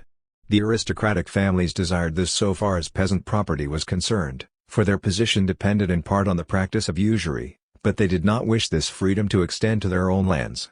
Hence the formation of extended aristocratic clans, gentes, led to entailment in law or in practice. On the other hand, despotic rulers had good reason to oppose the development of autonomous patrimonial lordships, except those they themselves sanction. Napoleon's attitude is a recent example. That is why tyrants often checked the tendency to accumulation of land, where it threatened, as in Greece, or promoted division of lands, where it had occurred, as in the Near East. To sum up, type 4 was the bureaucratic city kingdom or bureaucratic river kingdom. In it the army and bureaucracy belonged to the ruler, while his subjects owed him labor services and tribute. As the state's needs were met in increasingly rationalized manner, a new form of state appeared, namely 5. The authoritarian liturgical state, in which the state's necessities were met by a carefully contrived system of duties imposed on the state's subjects, now treated as purely fiscal units. Using their form as a basis for analysis, we can divide these duties into the following three categories. A. Labor services rendered directly to the court and state. B. Monopolies based upon labor services and upon coercive laws of various types. C. Taxes, often paid mainly in money or by delivery of goods of money value, but accompanied by a punitive system based on compulsory surety for punctual payment, which betrays the functional tendency so often typical of Oriental despots. This type of state did not put limits on commerce, unless its fiscal interests were threatened. Quite the contrary, it fostered commerce by direct action whenever this meant increased revenue. Enlightened despotism of this sort generally developed in the ancient Near East directly out of the more primitive forms of the bureaucratic city kingdom, and indeed differed from the latter type only in its more rationalized organization. On the other hand, the third type, aristocratic polis, led to a great variety of transitional forms, among them 6. The hoplite polis of Mediterranean lands, in which the domination of the clans over the city and of the city over rural areas was legally abolished. Participation in the city's military institutions was relatively democratized by the predominance of a hoplite army, while military service, and with it full citizenship, now became entirely dependent on ownership of land. A self-equipped citizen army emerged. From this developed 7. The democratic citizen polis, in which army service and with its citizenship rights were no longer dependent on ownership of land. There also existed a tendency in the coastal cities to allow anyone able to serve in the fleet to hold office. Since naval service involved virtually no expense, this meant in practice that all citizens could become eligible for office without regard to property qualification. But this tendency never wholly triumphed, not even in the most radical period of the Athenian democracy. In the hoplite polis, type 6, the core of the army was recruited from the free citizen yeomanry. Hence trade in this form of state was not unrestricted, especially trade in land. The legislative programs by which, typically, hoplite polis were founded had as their aim the establishment of a lasting, generally accessible system of law as well as the stabilization of the social order by the amelioration of class conflict between creditors, aristocrats, and debtors, peasants. Hence land ownership was closely regulated, partly to sustain clan rights and partly to ensure that a maximum number of able-bodied hoplites would be available. In short, the polis pursued policies designed to preserve its yeomanry. Expansion of estate holding was blocked by both direct and indirect means. For example, limits were set on the quantity of land or number of slaves a citizen might possess, and old debt laws were repealed. Along with this went other efforts to reduce distinctions within the citizen body and to promote a civil economy. Nevertheless, the interests of the wealthy and of the urban classes prevailed. By the time of the transition to Type 7, if not sooner, all land had become entirely or almost entirely transferable and free from any entail. It is this basic development which shapes agrarian conditions in the periods for which we have written sources. What existed before is revealed to us by a great variety of survivals, ranging from extreme cases like Sparta to the limited areas in the late Roman Republic still subject to liturgies such as responsibility for road building. To sum up, the classical polis consciously did away with the institutions of earlier times. It cannot be a coincidence that neither in the Near East nor in the West did the private land law of historical times include any provision for entail or acknowledge any labor service or tribute obligations on the land to individuals. Indeed, no obligations went with land ownership except those connected with a. mortgages and b. the absolutely necessary provisions for water and road maintenance. Furthermore, the classical polis did away with all communal forms of ownership and with all forms of feudal tenure, and ceased to regulate the subdivision of land by testament or other means, while keeping the right to impose labor services or inheritance taxes itself. What remained in effect was the right to rent land for money or part of the crop, an arrangement made solely for profit and subject to cancellation by either owner or renter. Once these conditions had been established, the flowering of capitalism followed. Slaves ceased to be recruited from debtors, and were instead purchased. The subsequent development of land ownership and land use under the impact of the new slave system and of the city-state's political fortunes is the basic theme of the agrarian history of the classical periods. That history is shaped by the decline of the free yeomanry which had prospered under the hoplite polis, and its replacement by slaves or sharecroppers. Parallel with this went the formation of mercenary armies or, as in Rome, armies of the proletariat. Thus the free tenant and the slave marked the end of the classical periods. The former was more common in the Near East, the latter in the West. Nevertheless, neither group ever became exclusively dominant, for everywhere free yeomen remained present and often they were settled in compact groups and formed the majority. Then came periods in which the city-state was completely displaced by universal military monarchy, and it was in such epochs that an entirely new institution appeared, the manor. Certain basic characteristics defined it. Peasants were bound to the land to the profit of the lord, but also to his cost, with more or less traditional rights and obligations. Judicial power was in the hands of the lord, public burdens, especially taxes and army recruitment, were met by the manors, and the manors enjoyed immunities of various kinds. These are phenomena which the citizen polis, types 6 and 7, naturally did not know, and indeed consciously excluded. The emergence of the manor therefore appears as an entirely new development. In fact, however, the manor had never ceased to exist. Its sphere of influence and relative importance was much reduced after the time of the fortress kingdom.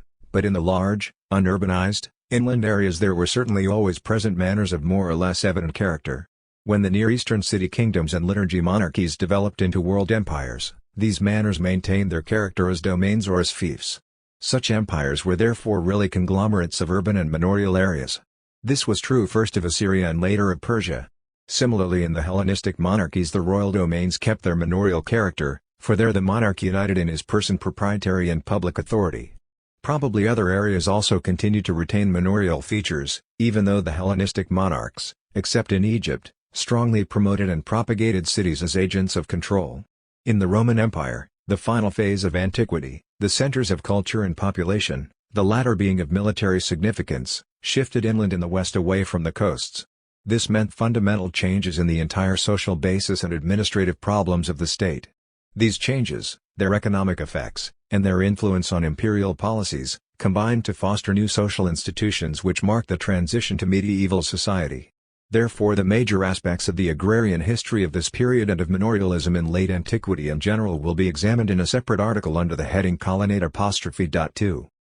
The analysis just presented depends upon the use of various types: peasant community, aristocratic polis, bureaucratic city kingdom, hoplite polis, citizen polis, liturgy monarchy. Needless to say, these types seldom existed in complete isolation. They are pure types, concepts to be used in classifying individual states. They simply allow us to ask whether a particular state at a particular time more or less approximated to one or another of these pure types. More than an approximation cannot be expected, for actual state structures in the most important phases of history are too complex to be comprehended by so simple a classification as the one used here. Indeed, one historically important type has not even been mentioned: the military peasant community constituted as a hoplite band. Examples of this in antiquity are numerous, but in my opinion are always secondary, that is, they appear in connection with the partial adoption of urban institutions, as among the ancient Hebrews, the Aetolians, and the Samnites. Nevertheless, Besides providing a useful terminology, the classification presented here has the value of indicating how very different were the stages which each of the nations of antiquity had reached when, as chance would have it, their history starts to be revealed to us by our sources. Mesopotamia had passed through several thousand years of urban development, and Egypt had a similarly long history of semi-urban development when they first emerge in our sources. They are, in fact, already liturgy monarchies. When we first learn anything secure about the Romans, they have already passed the stage of the citizen polis. For the Greeks, on the other hand, we have much fairly secure information going back to the aristocratic polis or even to the fortress kingdom stage. Our information concerning the Celts, which is unreliable, hence they have not been considered in our analysis, relates to all three earliest stages. Finally, our sources for the history of Sparta, of the Athenian democracy in its imperial period, and of Rome furnish in each case unique examples of development. Because of this basic aspect of our knowledge of antiquity, we must be prepared to combine individual characteristics from various conceptual types in order to describe the history of a single nation in concrete terms. Finally, there is one historical factor which raises particular obstacles to the application of our classification. That is the manifest or latent struggle between theocratic and secular political forces, for often this conflict introduced military institutions from more than one of our types. Originally there must have been a union of political and religious authority everywhere, but with the development of theology and an educated priesthood, functional specialization became inevitable. Great power remained in the hands of the priests, partly because of their wealth from temple lands and income, partly because the masses looked to them for salvation from punishment for sacrilege, and partly because they were originally the only men of learning. From this followed two important results: 1. In general, since priests enjoyed a monopoly of legal knowledge, and since the priesthoods were held by members of the aristocratic families, these families enjoyed a position of unassailable dominance as long as the law remained uncodified. 2. All education, especially in the bureaucratic monarchies, where training was necessary for employment in the administration, was almost entirely in the hands of priests. Throughout the Near East the priesthood strove to gain control of education. We see this tendency clearly in the Egyptian New Empire, where the priests displaced secular officials in secular education. Hence certain conflicts are characteristic of early antiquity: temple priesthood versus military nobility and royal authority in bureaucratic monarchies, commoners versus the monopoly of legal knowledge enjoyed by noble priests in aristocratic states. All sorts of alliances occurred. These conflicts influenced social and economic developments, especially in periods of general secularization or restoration. The latter were usually due to usurpers striving for legitimacy. There were important differences in this respect between Near Eastern and Western societies, and these will be discussed below. In the second part of this essay a sketch will be given of what is known about the agrarian history of those states which are historically most significant. Complete coverage of all known systems would be impossible, for the primary sources published during the last decade are so extensive and complex as to defy interpretation by any other than specialized scholars trained in philology and archaeology. 1. Mesopotamia. Cuneiform scholars have astonishing achievements to their credit, but nevertheless the sources, including the Code of Hammurabi, have not yet been made available for interpretation by non-specialists. The scholar who has not mastered the field and must depend on translated texts cannot therefore reach definite conclusions regarding the Mesopotamian economy. Furthermore, it is precisely the texts most important for legal and social history which often elude interpretation. As for Old Testament texts, there is still the problem of distinguishing genuine evidence from the tendentious accounts of political fiction written after the exile. This difficulty remains despite the work of Wellhausen, Edward Meyer, Goethe, Jeremias, and most recently A. Merckx. For these reasons what follows is no more than a brief and tentative outline. Domestication of animals and intensive horticulture appeared very early in Babylonia, and then in the other societies of Mesopotamia. Large fortunes regularly included grain and date palm gardens, and sesame became an important item of diet. In addition, our sources mention a great variety of green vegetables and legumes: turnips, radishes, cucumbers, colocynths, and onions. Garlic was bought and sold in enormous quantities. Our sources mention transactions involving several 100,000 units. Dill, lettuce, beets, coriander, saffron, hyssop, thyme, and blackberries are also mentioned. All were raised in the royal gardens. On the other hand, there were no forests. The wood used for royal building projects in Assyria was won by conquest in Lebanon, and inscriptions report hunting expeditions of Assyrian kings in the northern forests in the same manner as military expeditions. Further, though cattle and sheep rearing have an important role in the Code of Hammurabi, It was the monarch who was evidently the largest owner of herds and flocks. The basis of the economy was irrigation, for this was the crucial factor in all exploitation of land resources. Every new settlement demanded construction of a canal, so that the land was essentially a man-made product.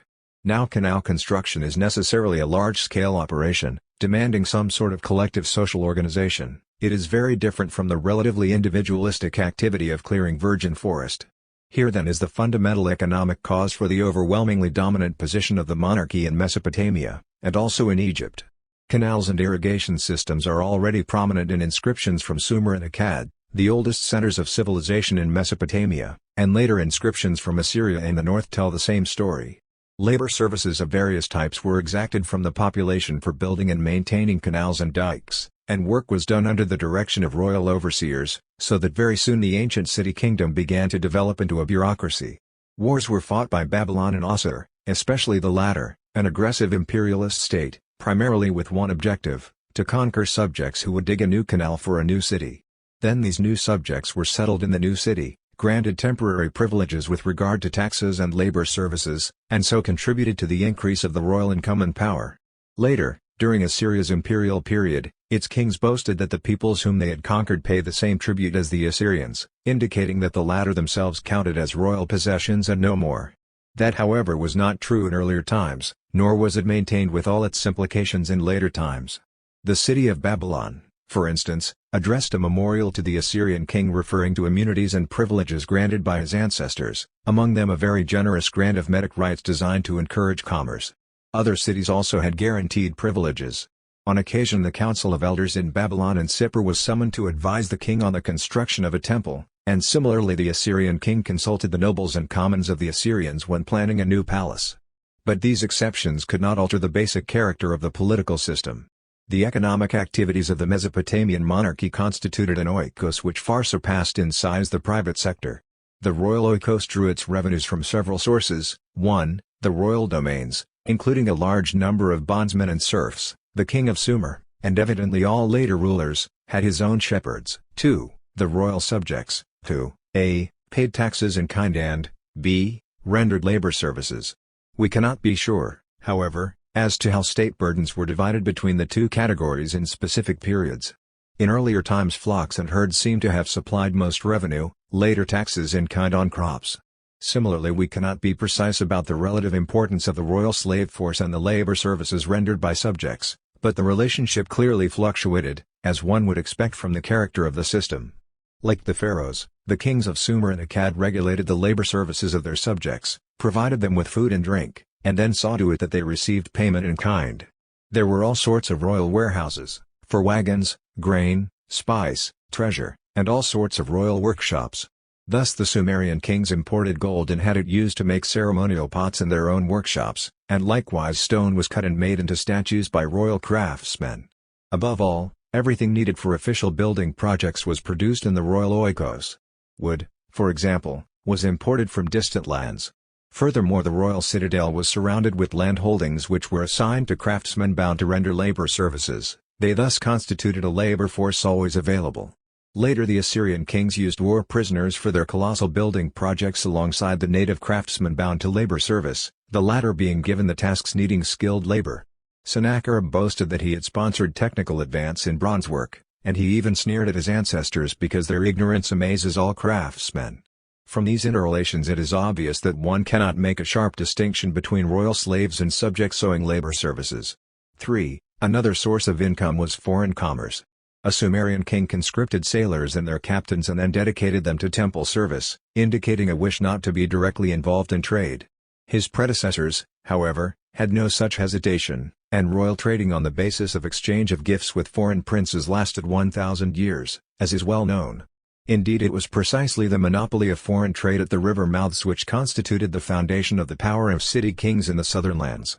Hence it was there that royal oikos first appeared, as in the delta area of Egypt. 4. In Assyria another source of revenue was booty. At the height of its power the Assyrian state sent out its armies on annual plundering forays. One of the most important sources of state power was control of the temple treasuries, mainly because funds from these treasuries could be used for loans. This remained true throughout the ancient Near Eastern and Hellenistic periods. As early as the Sumerian Akkadian monarchy, The state regulated these treasuries, fixing the temple's perquisites, and marriage fees. Especially, rivals, magicians, and heretics were persecuted in order to maintain the official cult's monopoly position. As a result, the temples gained great stores of precious metals and of supplies, and soon had large landed possessions as well. In fostering this development, the monarchies gave the temple priests a source of power which could be dangerous, and indeed there eventually occurred in nearly every state conflicts of priests versus secular lords and bureaucrats for control of the throne and the profits of power. Where the priestly clans gained power, they behaved in a manner similar to that of the city aristocracies in archaic Greece. Hence, in the period before Hammurabi, the old city kingdoms had to take steps to check excessive temple fees and to prevent the priests from seizing the lands of poor peasants who owed them debts. At the same time, the monarchies had to prevent abuses by officials such as 1. Exploiting labor services for their own advantage, 2. Reducing payments due for fulfillment of labor services, 3. Pressuring peasants to buy products from them at high prices and sell at low prices. The latter occurred often in sales of cattle to the rich, and was stopped by publication of an official price schedule. When a Sumerian king claimed that he had done away with bondage and established freedom, that meant in effect the following reforms: 1. Labor services due the state were reduced or ended. In Area X there was henceforth no overseer. 2. Labor services due individuals were abolished. 3. Finally, and most important, permanent courts were established to protect the poor, that is, peasants, artisans, and tradesmen, against arbitrary appropriation of their property or profits. Just what forms arbitrary appropriation took is not entirely clear. But our sources mention one way the powerful oppress the weak. Officials, large landowners, and members of the great secular or priestly families demanded that small peasants pay their debts in cash. The economic situation was therefore somewhat similar to that of Greece before Solon's legislation and similar programs. However, there was one difference: the dominant position of the priesthood and the state bureaucracy. Consequently, the kings sought, like the Hellenic tyrants, at least in archaic Greece, to win the sympathies of peasants as well as artisans and tradesmen. Nevertheless, even though a king might have his differences with his officials, he needed the support of the bureaucracy. Despite his struggles with the priests, legitimacy remained indispensable, and such legitimacy could be gained only through apotheosis, in Egypt, or divine confirmation. Military monarchies founded on conquest were able to free themselves from priestly control, as in Assyria, but this was more difficult in the older civilized societies. Thus in Babylonia, where theocracy was much more developed than in the Assyrian military state, the monarch was considered to hold his land as a fief from a god, and indeed he went through a ceremony of reinvestiture each year. Among the taxes exacted from subjects, several were from the first paid in grain.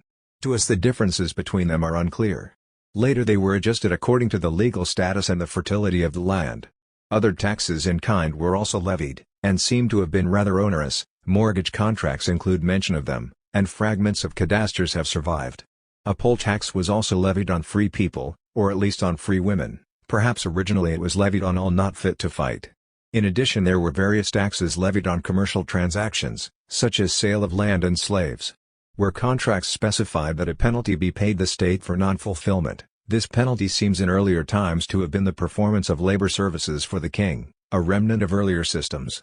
One of the liturgies demanded of landowners was military service, which in the Persian period could be satisfied by providing a substitute. But we do not have a clear idea of how the army of militaristic Assyria was recruited and sustained, for this army was highly disciplined and not only displayed great fortitude in marching long distances but also did a great deal of construction work which was, even after allowing for the exaggerations of the inscriptions, and they are not obvious, of much economic importance.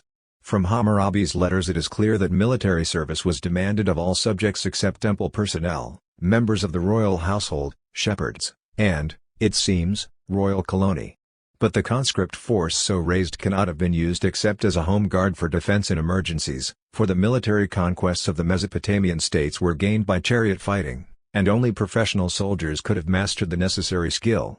Furthermore, the cavalry and infantry were very numerous. Shalmaneser II is supposed to have confronted an army in Syria of about 70,000 men, including 4,000 chariots, and one cannot imagine that in the wars fought every year over several generations armies of that size were recruited from yeomanry like the ancient Germanic Heerban, which itself soon became fictive. A national armed force which was thoroughly trained would have been a threat to the power of the monarchy, while the horticultural economy of the area must have made the creation of such a force impossible. Thus a self-equipped hoplite force never existed in the Mesopotamian city-states, which were from the first theocratic and bureaucratic in character. Later, mercenary soldiers were used, but this surely was not characteristic of early times. Instead, we may assume that the king provided chariots, spears, and armor from his arsenals. Probably horses were similarly supplied from his herds or through requisition. As for the soldiers themselves, we find that in the time of Hammurabi the soldiers of the king held military fiefs, land to which professional military service was assigned as a liturgy. But the men who held military fiefs did not constitute an order privileged above other groups of subjects.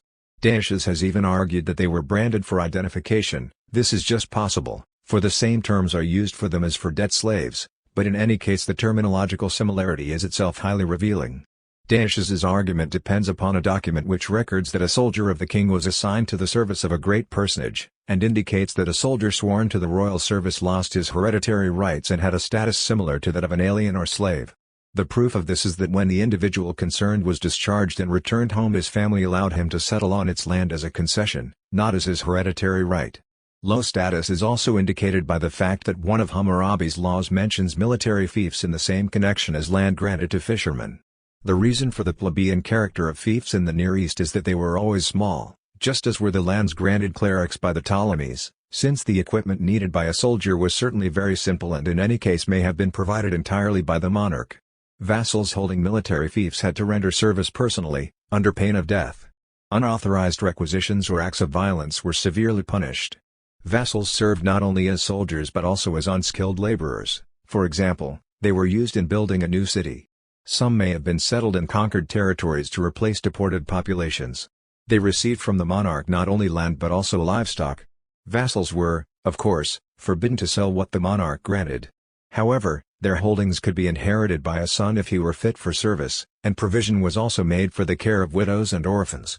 If a vassal failed to fulfill his duties for 3 years, then his fief passed to whoever assumed his obligations.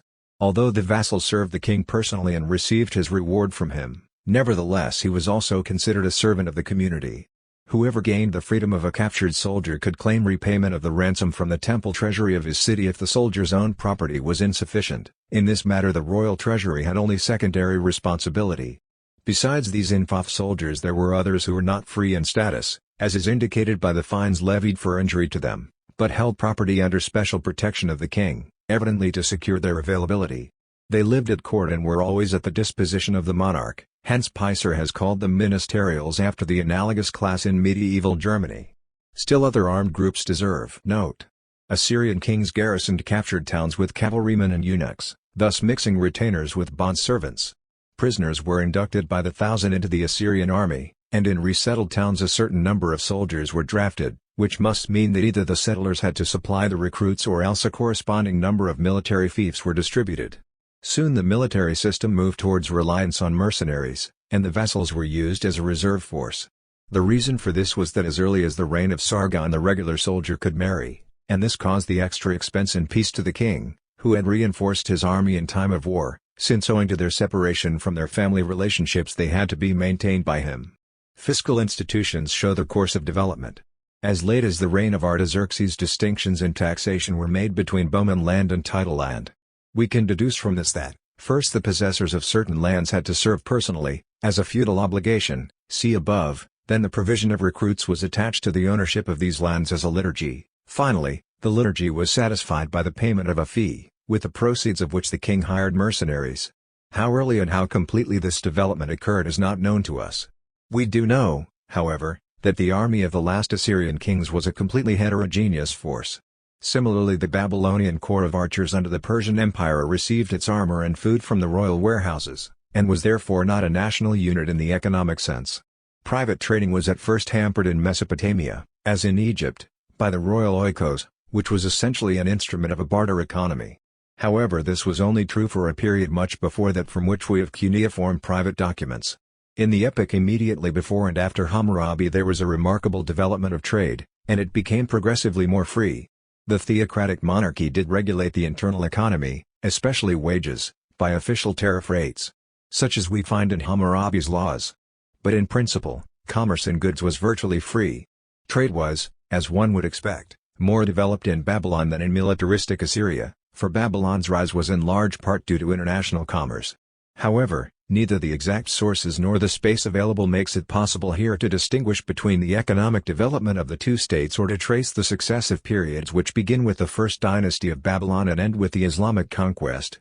In any case, however, the Mesopotamian economy remained much the same throughout its long history, the differences being due essentially to the degree to which a commercial economy, the term money economy is only conditionally applicable here, became dominant and then ebbed. How the population was divided in earlier times is a difficult question which cannot be discussed here. Certain problems remain unsolved. To what extent was society based on the clan, as in Greece and Rome, or on occupation, as in Egypt? Both forms of organization are frequently found in the Occident in combination, and similarly both kinds of tribe are found in Mesopotamia. Caste, however, is a term which applies even less to Mesopotamia than to Egypt. Rather, it may be that here as in early Egypt the original liturgies imposed on trades gave rise to a form of social organization, since the members of each occupational group were probably jointly responsible for performance of liturgies and therefore, perhaps, gained certain rights to each other's property. It is at least probable that members of a weavers' association had legal rights of repurchase on each other's landed properties even after the land had been sold. Nevertheless, all this remains hypothetical. In the period of the fully developed labor service monarchy of early times, the rule seems to have been that a parcel of land belonged to the man who fulfilled the obligations connected with it. Nor did this apply only to soldiers' land, it was a general rule, and indeed Old Babylonian law acknowledged performance of plowing duty as proof of ownership. If the rule remained in force longer for land granted as a benefice to state servants, this was simply because the personal qualifications of these persons were especially important to the king. We do not have record of other lands being transferred into such ownership with royal or priestly permission, as occurred for a time in Egypt, but we do know that very often priests were in charge of dividing inheritances. Whether residents of the same district had joint rights in land is not clear, but common responsibility for maintaining the peace did exist. Our sources do not, however, indicate definitely that there was joint responsibility for taxes and labor services, as there was in the Egyptian Old Empire. Inscriptions of several Sumerian kings mention changes in the legal status of subjects who own fish ponds and cattle, but it is very doubtful whether this can be interpreted to mean that there was a sweeping abolition of services and restrictions connected with land ownership. In general, one can say that the legislation of the theocratic monarchies tended to promote private commerce. If there were restrictions on land ownership, they were essentially liturgic in character, but in historical times the states' interests did not oppose the free transfer of lands other than those granted as benefices to office holders. Thus the Code of Hammurabi expressly assumes that purchased land can be freely sold. Inherited land, however, remained clan property for the benefit of all clan members. Documents indicate that originally such land could not be alienated, later it could be sold, but every member of the clan, including the seller himself, could reverse the transaction provided he paid the buyer the purchase price plus interest. We know of the provisions for reversing a sale only because of formulas in the documents clearly devised to thwart the procedure. They call down curses upon whoever should initiate the procedure and promise special indemnities to the buyer. Thus in practice all private land eventually became subject to sale or division at the will of the owner. Records show that farm produce too was normally divided in inheritance proceedings, except when there was a temporary joint operation.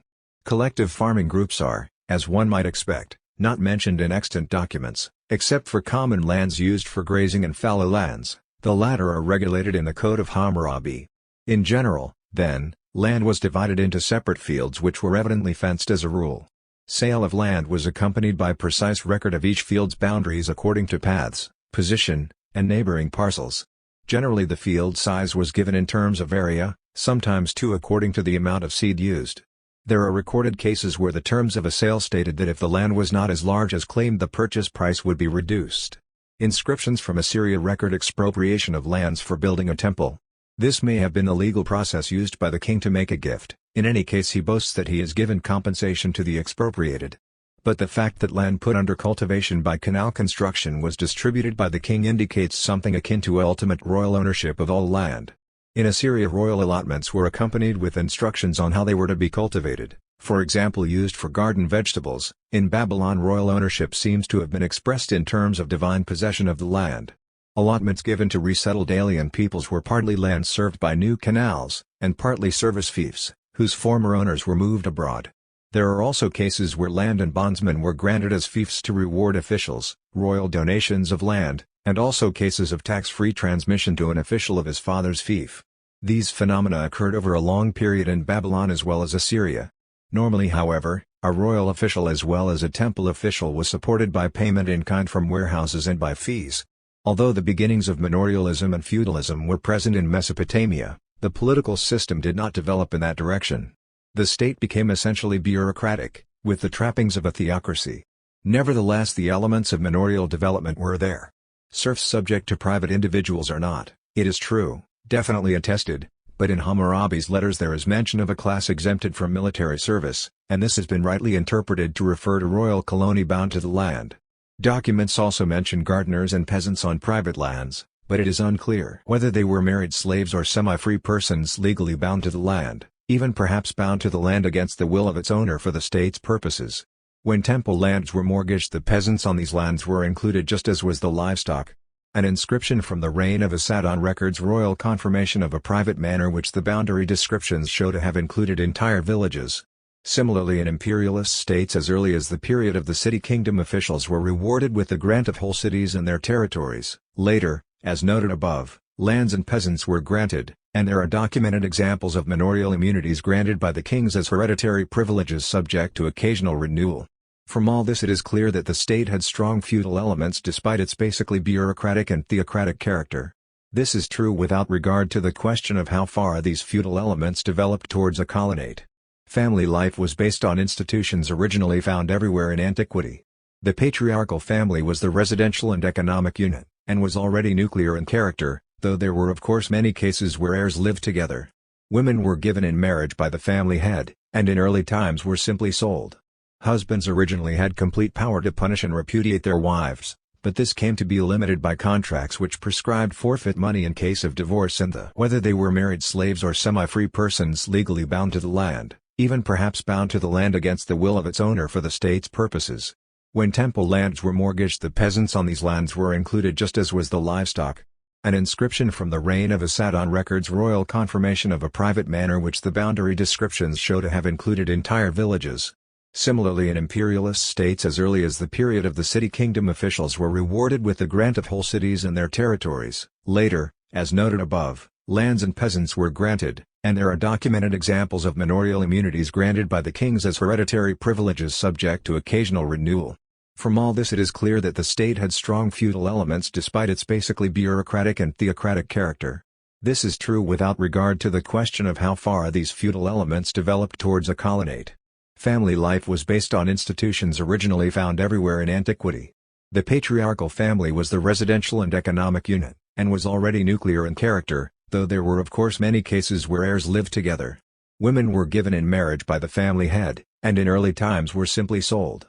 Husbands originally had complete power to punish and repudiate their wives, but this came to be limited by contracts which prescribed forfeit money in case of divorce and originally men had secondary wives, often sisters of the first wife. There were also serving maids, as mentioned in the Old Testament. Then the position of the dowried wife was protected by contract, as were the inheritance rights of her children, against the arbitrary power originally possessed by the husband. From this developed the institution of legitimate marriage, as can be clearly seen in the Code of Hammurabi.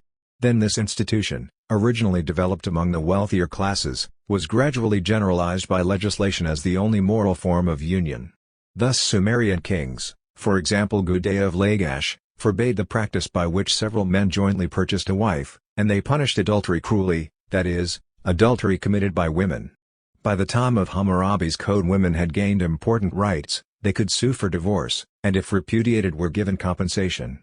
Originally dowries consisted of household utensils, jewelry, clothes, and a few slaves. The slaves were used not only to serve the wife but also, as the Talmud indicates, to relieve her from waiting on the husband. In later times land too was included, military obligations having ceased to accompany land ownership. By the time of the Chaldean Empire the legal form of marriage prescribed dowry, rather than purchase price, and provided for support in case of widowhood. On the husband's death the eldest son seems to have received the first and largest part of the inheritance, but this matter needs further study. As in medieval Italy the development of commerce and expanded opportunities for private profit caused a change in the status of family property. From being entirely under patriarchal control, it came to be regarded as the joint capital of all family members. The father's paternal authority remained in force, but his sons now counted as partners in a certain sense. Thus when a child was adopted, which involved buying the child from his parents, written stipulation was made guaranteeing the child a right to his adopted parents' property, especially in case the child was sent back. Adoption itself meant simply that a purchased child assumed the status of a son rather than that of a slave. It was the primitive form by which a family operation expanded its workforce. Adoption of slaves, marriage with slave women, and the like all contributed to diminish the distinction between free and unfree within the family group. One can compare this with the situation in medieval commercial family operations, in which sons of the family were treated in the same manner as agents and apprentices. Inheritance law allowed the transfer of property to children with retention of income by the parent, and from this there gradually developed division of property among children by will. Slaves were not very numerous in the early periods of Babylonian history. Thus a dowry of 1 to 3 slaves was usual. Evidently, however, their number increased along with the growth of trade, and by the Persian period slaves were part of the money economy and were regularly used by their masters as a source of rent. Analogies can be seen in the use of obroke people in Russia and in the very different use of serfs in West and South Germany as late as the 18th century. Hence we find that slaves could themselves own property, could take part in all types of business, could buy their own freedom, and could even enter into contracts with slaves of the same master. House slaves, however, continued to be few in number. This does not apply to royal and temple households, but otherwise 4 slaves seems to have constituted a respectable household staff. Furthermore, even the class of slaves engaged in agriculture and business should not be regarded as very large. Royal domains were originally worked by bondsmen, called peasants and gardeners in our texts, who were married and had to render labor services. It is still a problem whether there was a real legal difference between their status and that of slaves, as well as between that of colonial slaves. These bondsmen also worked the fiefs granted to officials, and the great estates of Babylonian temples and of the leading commercial families in Babylonia and, to a much lesser extent, Assyria. Later all these lands, insofar as they had not been broken up into parcels for renting, were worked also by purchased slaves. Hence slaves were an important item of commerce, in particular slave families. The reason for this was debt slavery, which was much developed in Babylonia. Since the law provided for swift collection, private arrest was allowed. It became the basis for a great expansion of credit. The law also provided that when a man went into debt slavery his wife and children went with him, although according to a provision of Hammurabi's code they became free after 3 years. If a propertied relative stood surety for him, a debt slave was set free, though his movement was limited, and he was given opportunity to earn money with which to pay his debt. Debt slaves formed part of the class bound to the land in the periods for which we have documents. But we do not know what proportion of the class they constituted. The earliest way to expand the workforce temporarily was to hire slaves or domestic youths in return for food, clothing, and rent, the latter paid originally in produce and later in money. Harvest workers in particular were procured in this manner. Out of this developed the practice by which a free man could rent himself out, and this was the precursor of the free labor contract. But the original formula shows that the period of work was regarded as temporary slavery, cf. the Roman expression emancipatio esse. Furthermore, the man who rented himself out needed a patron, who would if need be help him regain his liberty. Of course this temporary self-enslavement could also be enslavement for debt. It probably was this in historical times, for by the age of Hammurabi there were already many free men engaged in agriculture. The impression that one gets from the Code of Hammurabi and from older documents is that there were 2 types of agricultural enterprise. There were small farms worked by their owners and producing fruit and vegetables, and there were also larger operations whose owners lived in towns and cultivated their land partly with unfree labor and partly with free labor hired by the year. Often supervisors of free status were used, their loyalty was secured by public criminal law. Wages were regulated by law.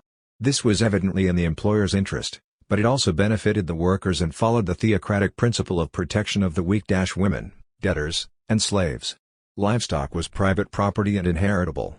Leasing livestock was governed by established rates and rules. There were also regulations governing the duties of shepherds to landowners, based no doubt on the theory that the shepherd served the whole community. The distraint of work animals was forbidden by the Code of Hammurabi. To sum up, certain conclusions can be drawn regarding land use and distribution.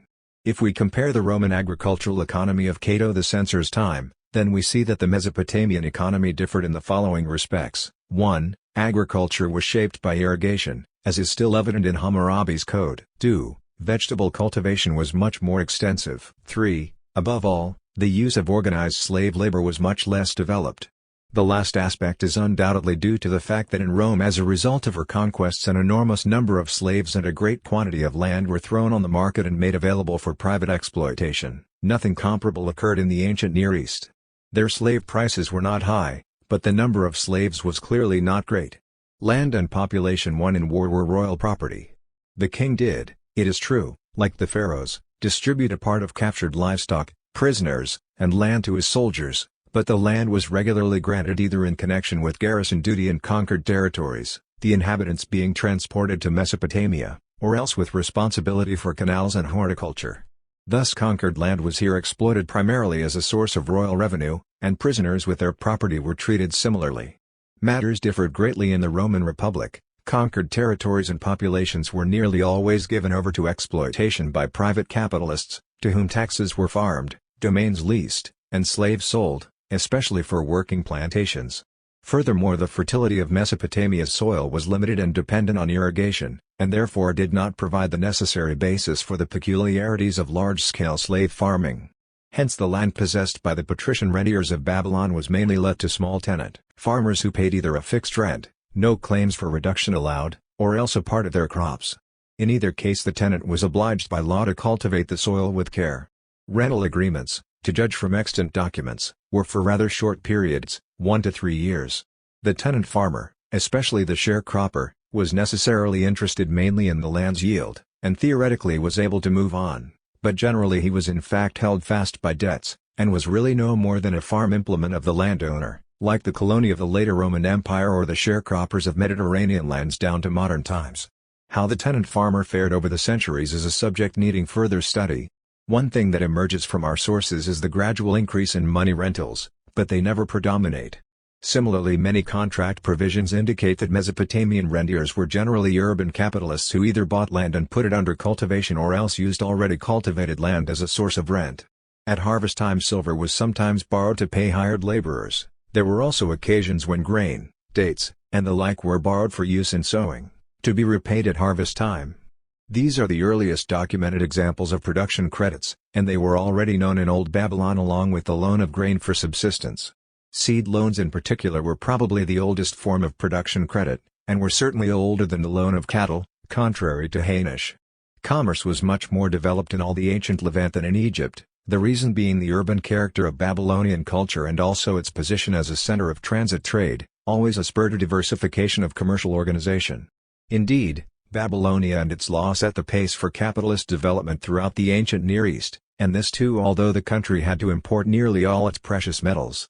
Once kings and priests realized that their tax revenues outweighed labor services, they concluded that commercial expansion was beneficial and made no effort to curb it. It has been argued that the Babylonian priesthood opposed special provisions for money transactions in commercial law, as in fact the Egyptian priesthood may, perhaps, have done. But this is implausible. The argument is based merely on analogies with Occidental states. It is true, however, that as early as the Sumerian period measures were taken to soften the terms exacted of debtors, but a general cancellation of debts similar to Solon's is neither documented nor probable. Debtors did indeed benefit from provisions of Hammurabi's code which allowed postponement of payment in cases of necessity, but this corresponds entirely to similar clauses in private contracts and in general reflects the function which money had in the economy of the ancient Near East. For example, legal coinage in the modern sense of the term was not used by the Phoenicians during the entire period in which their commerce flourished, nor did coinage appear in Carthage until well into the 4th century. In Babylonia we find that in early times domestic trade was highly developed but nevertheless was based on the barter of crops. Coinage was not used nor was any other money equivalent regularly employed. Yet money existed in the Old Babylonian period. It circulated in the form of silver rings according to weight, and was used at times as a means of paying for goods, but primarily it functioned as a measure of value.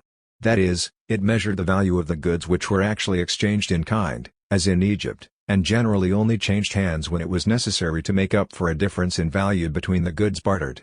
Only later did a form of coinage proper appear, at first evidently due to private initiative. Pieces are extant with legends such as the following: 1/5 shekel piece, weighed by X. Then money gradually began to monopolize the exchange function. In the old Babylonian Empire, dates were still often exchanged against grain, houses against fields, occasionally with some use of silver for price equalization.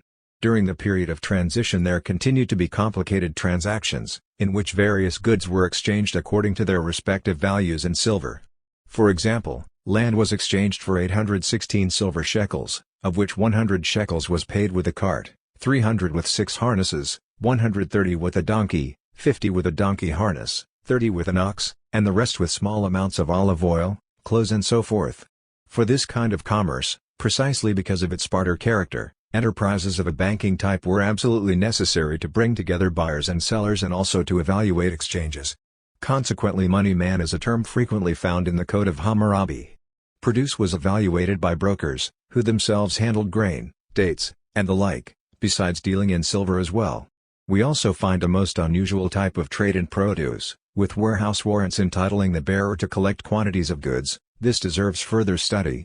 Perhaps the form of this trading was derived from the storehouses used for royal and temple tributes. Babylonian temples loaned grain and money on a large scale and drew regular income from these transactions. Originally their only competitors were the royal storehouses, members of the royal family, identified as such in documents, and some important personages.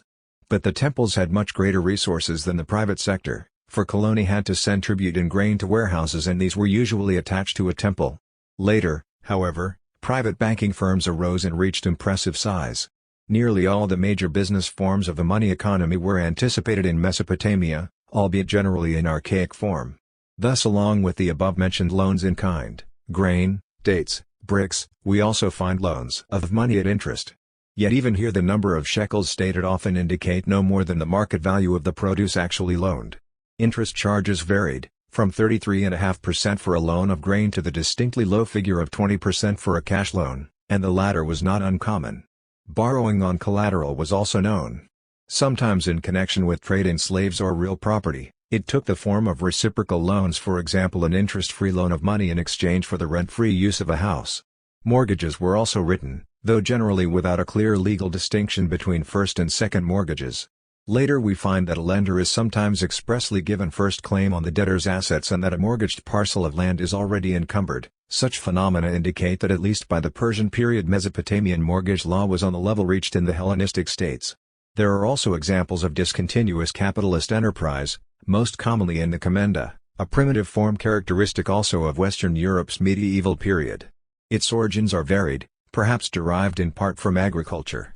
However, it is more likely that the joint ventures found in agriculture, for example in improvement leases, were themselves inspired by trading institutions. As noted above, some land was divided into small parcels and let to tenants who paid either a share of their crops, generally a third, or else a fixed rent in money or kind. In addition there also existed, 1. The lease of large manors by the temples, 2. The rent of land for a long period in return for an agreement to put the land under cultivation, a precursor of Hellenistic emphyteuses. 3. A variant of the above, in which uncultivated land was let, as it were, on consignment. In the latter the tenant appears to have built a cottage on the land and lived there on his crops. During the first years he made an advance payment of whatever part of his crops exceeded his needs and later he shared profits with the owner. Such payments were made in kind, after 5 years according to the Code of Hammurabi. Already in early Babylonian law there existed analogous provisions for commenda in goods and money as a form of capital investment in foreign trade. Many aspects are unclear but in principle these arrangements seem to have corresponded to similar institutions of medieval Islam and Genoa, except that the lender received 1/2 of the profit instead of the 1/4 typical in Genoa. Later we find examples of commenda retail stores as a form of capitalist internal trade. To what extent tax farming developed in Mesopotamia before the Hellenistic period is a subject which needs further study.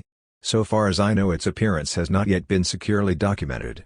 As late as the reign of Artaxerxes, on the other hand, one finds landowners advancing large tax payments in kind, collected by a firm which was itself insured by the landowners through mortgages. This type of capitalist enterprise seems to have arisen mainly where landowners owed the king grain or meal deliveries, but had instead planted their land with another crop, for example dates. The firm therefore bought grain or meal, delivered it to the king, and then collected dates from the landowners and sold these on the market. We also find large-scale lending at usurious rates on rentals, certainly in the Persian epoch, in which the lender was often debtor in reciprocal loan operations as a kind of insurance against non-payment. Trade was divided between two groups which, following Boucher's terminology, we can call hired workers and independent workers. The former included weavers, tailors, smiths and goldsmiths, whose pay was set by Hammurabi's code. They received raw materials from their customers. Independent workers on the other hand purchased their raw materials and sold their goods in the market for what they could get. Weavers of colored goods fell in this category, as did probably carpenters and other groups, and later slaves were put to work on this basis. Normally slaves did not work in large-scale enterprises, but instead were set up in business by their masters who advanced them capital as an investment. The one type of large-scale organized enterprise was on free domestic production, for which temple slaves in particular were utilized. They were given raw materials and often the necessary tools as well, then turned over their product in return. It was mentioned above that in very early times some artisans had to render the king labor services. Documents of later periods, including the Persian period, also show kings and princes in possession of skilled craftsmen, slaves in status, and along with them were the slaves of private individuals who had been entrusted to them for training. Our sources do not, however, indicate how the free trades and work for private individuals in the market developed with respect to liturgies. The transitional stages naturally blended into each other, and the whole development depended upon the royal demands for liturgies, the number of artisans, and the presence of captured skilled craftsmen.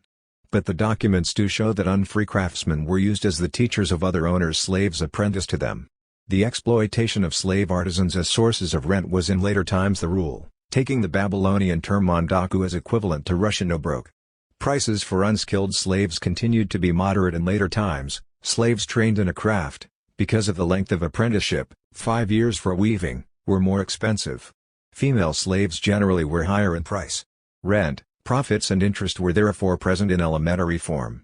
Another economic institution also developed, the benefice. State and, in particular, temple benefices were already known to the law of the First Babylonian Empire as objects of exchange, mortgage, and dowry. An established trade in benefices developed, and investing capital in them was the ancient equivalent of buying interest-bearing public bonds.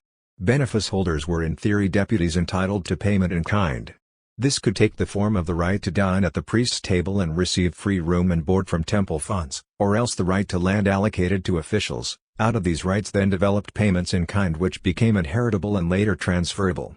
We find frequent mention in the documents of lands which had to pay the temple's various dues in kind on certain days of the month, for example the 30th. Either because of endowments made to the temple or because the land had originally belonged to the temple and had been granted on condition of paying the dues. From these and other revenues accruing to the temple were paid the meat, bread, beer, clothing, and other supplies due to benefice holders. These supplies were delivered on certain days, for example the 15th and 30th of each month, were then sold by their recipients, and so found their way into the general stream of trade. What has been sketched above indicates that somewhat complex economic institutions existed, but it is not now possible for us to judge the relative importance of these phenomena for the economic structure of Mesopotamia. Although trade was technically highly developed, nevertheless prices were determined either by direct government regulation as in Babylonia in Hammurabi's time, or else by the overwhelming importance of the royal and temple storehouses. In Assyria under Assur-banipal cattle taken as booty were sold to Assyrians at fixed prices, and under Sargon grain and sesame from the royal storehouses were sold in times of scarcity in order to keep prices down. Sargon's rules setting limits on meals also seem to have been issued to reduce consumption when supplies were short, although they also reflected the policy of not allowing any class to play a prominent role which would compete with that of the king. The temple storehouses must have played a role similar to that of the king. Undoubtedly, too, the lending activities of the temples must have effectively regulated the conditions and rates of private lending, though whether this was planned remains uncertain. Therefore prices were not set by the market. When we find in Old Babylonian law that caravans regularly had commissions to buy cattle and slaves, and that orders were given to buy at the going price, this hardly means a price set by competition in the open market, it is much more likely to mean the selling price set by the royal or temple storehouse. About 200,000 cuneiform texts have been brought to light. Of these only a small part have been translated, and furthermore the translations themselves are widely scattered and those of important documents are still subject to conflicting interpretations. Because of these conditions the available material does not make it possible, at least, for me, even to attempt to trace the actual history of the development of Mesopotamian society. 2. Egypt. A. The Old Empire. Babylonian society was from the first shaped by economic institutions propitious to capitalism. Thousands of years before official money was issued, it had a strict debt law with harsh provisions for the servitude of defaulters, and later a developed money economy appeared. Egypt, on the contrary, was at least in early times completely dominated by natural economy. It is not easy to describe how this affected Egyptian society. Foreign trade was entirely in the pharaoh's hands as far back as our sources reach, and indeed the pharaoh's position depended in part on this. As for domestic trade, money evidently did not exist in early times. Nevertheless, as early as the 4th millennium there was trade, including trade in land, and it is fairly sure that property ownership was inheritable and, under certain conditions, transferable even before, or, rather, just before, the unification of Upper and Lower Egypt. It is also probable that the oikos of the pharaoh and of the temples were not originally of dominant importance, but became so in the course of Egyptian history. The documents we have from the early and middle kingdoms and, especially, from the new empire are much concerned with the affairs of the royal and temple administrations because those are the sources of these documents, and so it is clear that the extent of temple properties has been much exaggerated. Furthermore, one must seriously question the view, once generally accepted, that under the earliest historical dynasties there were no private estates, that is, land which was neither in fief nor worked by colony. But unfortunately the interpretation of many sources is disputed, and also the readings of many documents, especially those in Demotic, are still very uncertain. In particular the standard reference works of E. Revillaud, although useful, are nevertheless full of serious errors. For example, he confuses marriage certificates with divorce documents, and are discursive rather than analytic. The monuments do not allow us to reconstruct the early development of Egypt until the Thinite period, at which time, circa 4000 BC, the capital was moved to Memphis. The state was then in a transition from a fortress and labor service monarchy to a system centering on the great royal oikos, which at the beginning of the new empire reached its height. In the Old Kingdom social institutions were shaped by three factors: 1. The absence of any serious military threat and also the absence of possibilities for expansion. 2. The necessity, arising from geography and climate, to develop a somewhat sophisticated bureaucratic administration and to mobilize the population for large-scale work on the irrigation system. 3. The consequent dominance of society's economic interests and of court officialdom, and also, evidently connected with this, the absence of important families with their own names and internal ties, such as would have constituted a force for individualism. In fact, the individual was above all a servant of the state. Thus when the pharaohs boast that they have established order and have visited every city of their realms, it is clear from the context that they are thinking of the irrigation system and its demands. There were of course rich families which possessed landed estates, but they owed their position to their role as part of a service nobility. This group was recruited more and more by promotion from lower classes as the position of the pharaohs grew stronger. The administrative system of the Old Kingdom was relatively decentralized. This was due to the modest development of genuinely military institutions. Besides the pharaoh's guards and the police units of the temples, there normally existed only district militias. The latter were used by local authorities against the desert tribes, which at that time did not constitute a serious threat.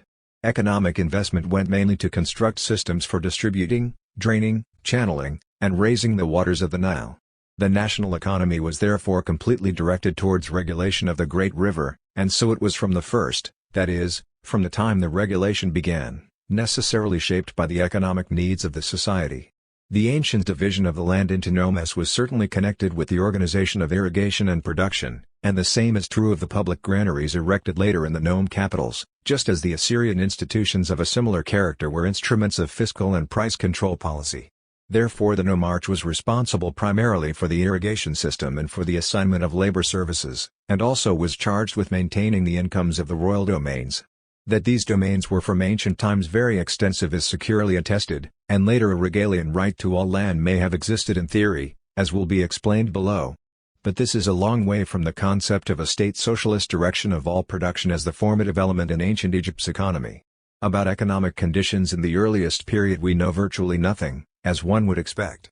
Barley, wheat, and millet were cultivated with very primitive implements: hooked plow drawn by oxen, hoe and hook instead of the harrow, sheep and pigs used for sowing, the sickle for harvesting the crop, and donkeys or cattle for threshing it. In addition, wine, vegetables and dates were raised. The olive was not raised until later and on a small scale. In the marshlands of the Nile, lotus seeds were gathered for food, and papyrus was collected and used for a variety of purposes, ranging from building ships to producing sheets for writing. Diodorus noted that the pharaohs themselves lived on a simple diet, mainly vegetables. The masses lived on bread and sesame oil. The horse is not mentioned in documents until the New Empire, and evidently was imported from Syria. The camel is securely attested only for Hellenistic times, although it appears earlier on a cameo. Other domestic animals attested include the donkey, used for transportation, cattle, sheep, goats, and various breeds of antelope. The goose was widely raised, and was fed on bread dough. The delta marshes were thickly settled in later times, but originally they were used as seasonal pasture land for large herds of cattle from the interior. Smaller marshes and swamps must from very early times have been divided among the nomes, since cattle raising was even then quite extensive. Later under the Ptolemies the royal authorities set aside lands in all parts of the realm which were reserved for grazing exclusively. The pig was evidently known from early times, but images do not show herds until the New Empire. Timber was very scarce, but it was not needed for building since that was done with bricks made of mud from the Nile. Nor was timber critical in early times for building ships. Cultivation of the land was always relatively simple. Manuring was not essential, nor did the land ever need to lie fallow. New crops could be planted at will. Hence the agriculture of pharaonic Egypt was of moderate labor intensity. A document from the 18th dynasty, circa 1580 to 1250 BC, seems to assume that a slave family could work 6 sarauri of arable land, equivalent to 4.11 acres. However, a document from the reign of Shishak, circa 930 BC, reckons this at 0.7 araura. As for garden land, reveal out estimates that 5 men rendering labor service were assigned 4 arauri. However, the Kahun papyri from the 12th dynasty, circa 2212 to 2000 BC, reckons 10 arauri, 2.15 hectares or 6.19 acres, per man. Whatever the precise significance of these figures and also those of later periods, which differ, of course, it is clear nevertheless that Egyptian peasants had to spend only a relatively small part of their time working the land. It was because of this that the pharaohs could commandeer extensive labor services for their colossal buildings. Even so the peasants have considerable time free for secondary occupations, and produced goods partly for the market and partly as liturgy work for the royal storehouses. It may be that this situation, which arose quite naturally from agricultural conditions, was responsible for the lack of a sharp division between agriculture and manufacture, and explains the fact that urban development occurred to a much smaller extent in Egypt than elsewhere. But of course another factor, then as now, was the geography of the country. The Nile, along with a thin strip of settled land on each bank, was the single great route of trade and traffic. 2 other important factors were the social and military political structure of the country, the unified system of labor services and liturgies, and the fact that the Old and Middle Kingdoms were peaceful states until the Hyksos invasion, while the New Empire relied on mercenaries and on the liturgies of a peasant warrior class. When we say that the land had no cities, what is meant is that its fortresses and its larger settlements lacked certain attributes common to ancient cities, including those of Mesopotamia.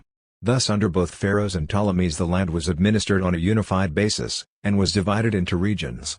Furthermore, we find that privileges were not granted to the citizens of a city nor did urban institutions with administrative autonomy, however limited, exist, with the exception of the 3 Greek cities. It is not certain whether or not the Egyptian language ever had a native word for slave. In inscriptions even the terms used for prisoners of war, escaped slaves, and purchased slaves, boku, honu, are also used for eminent officials and priests. As for the priests, this can be partly explained by the fact that by the Middle Kingdom there existed the institution of hourly priests, who were divided among the 4 priestly colleges and took charge of the cult in turn. This type of organization, incidentally, corresponds entirely to the shifts of workers rendering labor service to the pharaoh. In this connection it is noteworthy that often in the documents an extraordinary number of terms are used for what seems to be the same status, evidently unfree in character. So far no scholar, not even the meticulous B.J. Baye for example, has succeeded in making distinctions on the basis of etymological origin or occupation or class of origin. There are a few exceptions, which will be discussed, but the distinctions made have always been imprecise. In fact this phenomenon reflects the essential characteristic of a liturgy state. Every individual is bound to the function assigned him within the social system, and therefore every individual is in principle unfree. Egypt emerged as a fully developed liturgy state in the New Empire, but the beginnings of this development were already present in the Old Kingdom. Even in the oldest extant documents we can see that while there were privileged classes in Egypt there were no juridically free communities equivalent to the Greek polis or come. In theory every slave carried a marshal's baton in his knapsack, and in fact those who succeeded as scribes could rise to the highest positions. Purchased slaves were of course numerous, but slave prices, as compared to land prices, seem to have increased from the time of the new empire.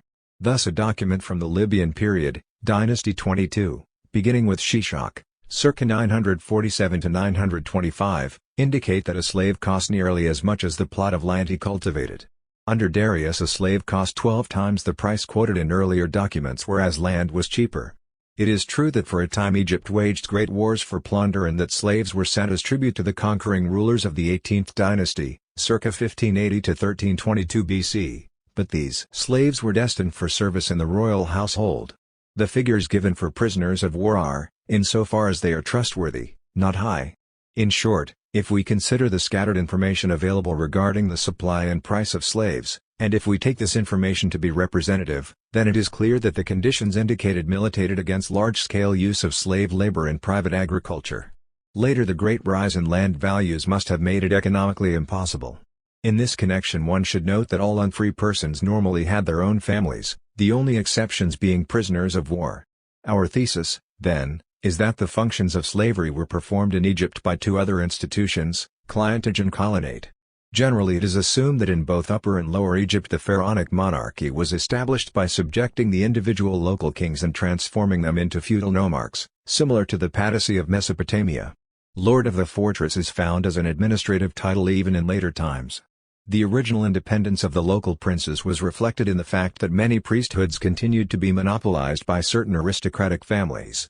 Lords were surrounded by retainers, who were distinguished by the right to dine at the lord's table, and in Egypt as in early medieval Europe this was the beginning of a feudal aristocracy. These retainers were free-born, like the medieval ministerials, and were called chamsa. Later the word was used regularly for slaves and services. However, the institutions based on retainers and on relations of personal dependence in general eventually affected all spheres of society. This was due to the complete dependence of all upon the bureaucracy charged with regulating the Nile. Even the manner in which justice was administered made it inevitable that eventually the prevailing rule would be no man without a master, for the man without a protector was helpless. Hence the entire population of Egypt was organized in a hierarchy of clientages, amak. From earliest times the pharaonic monarchy was based upon labor services.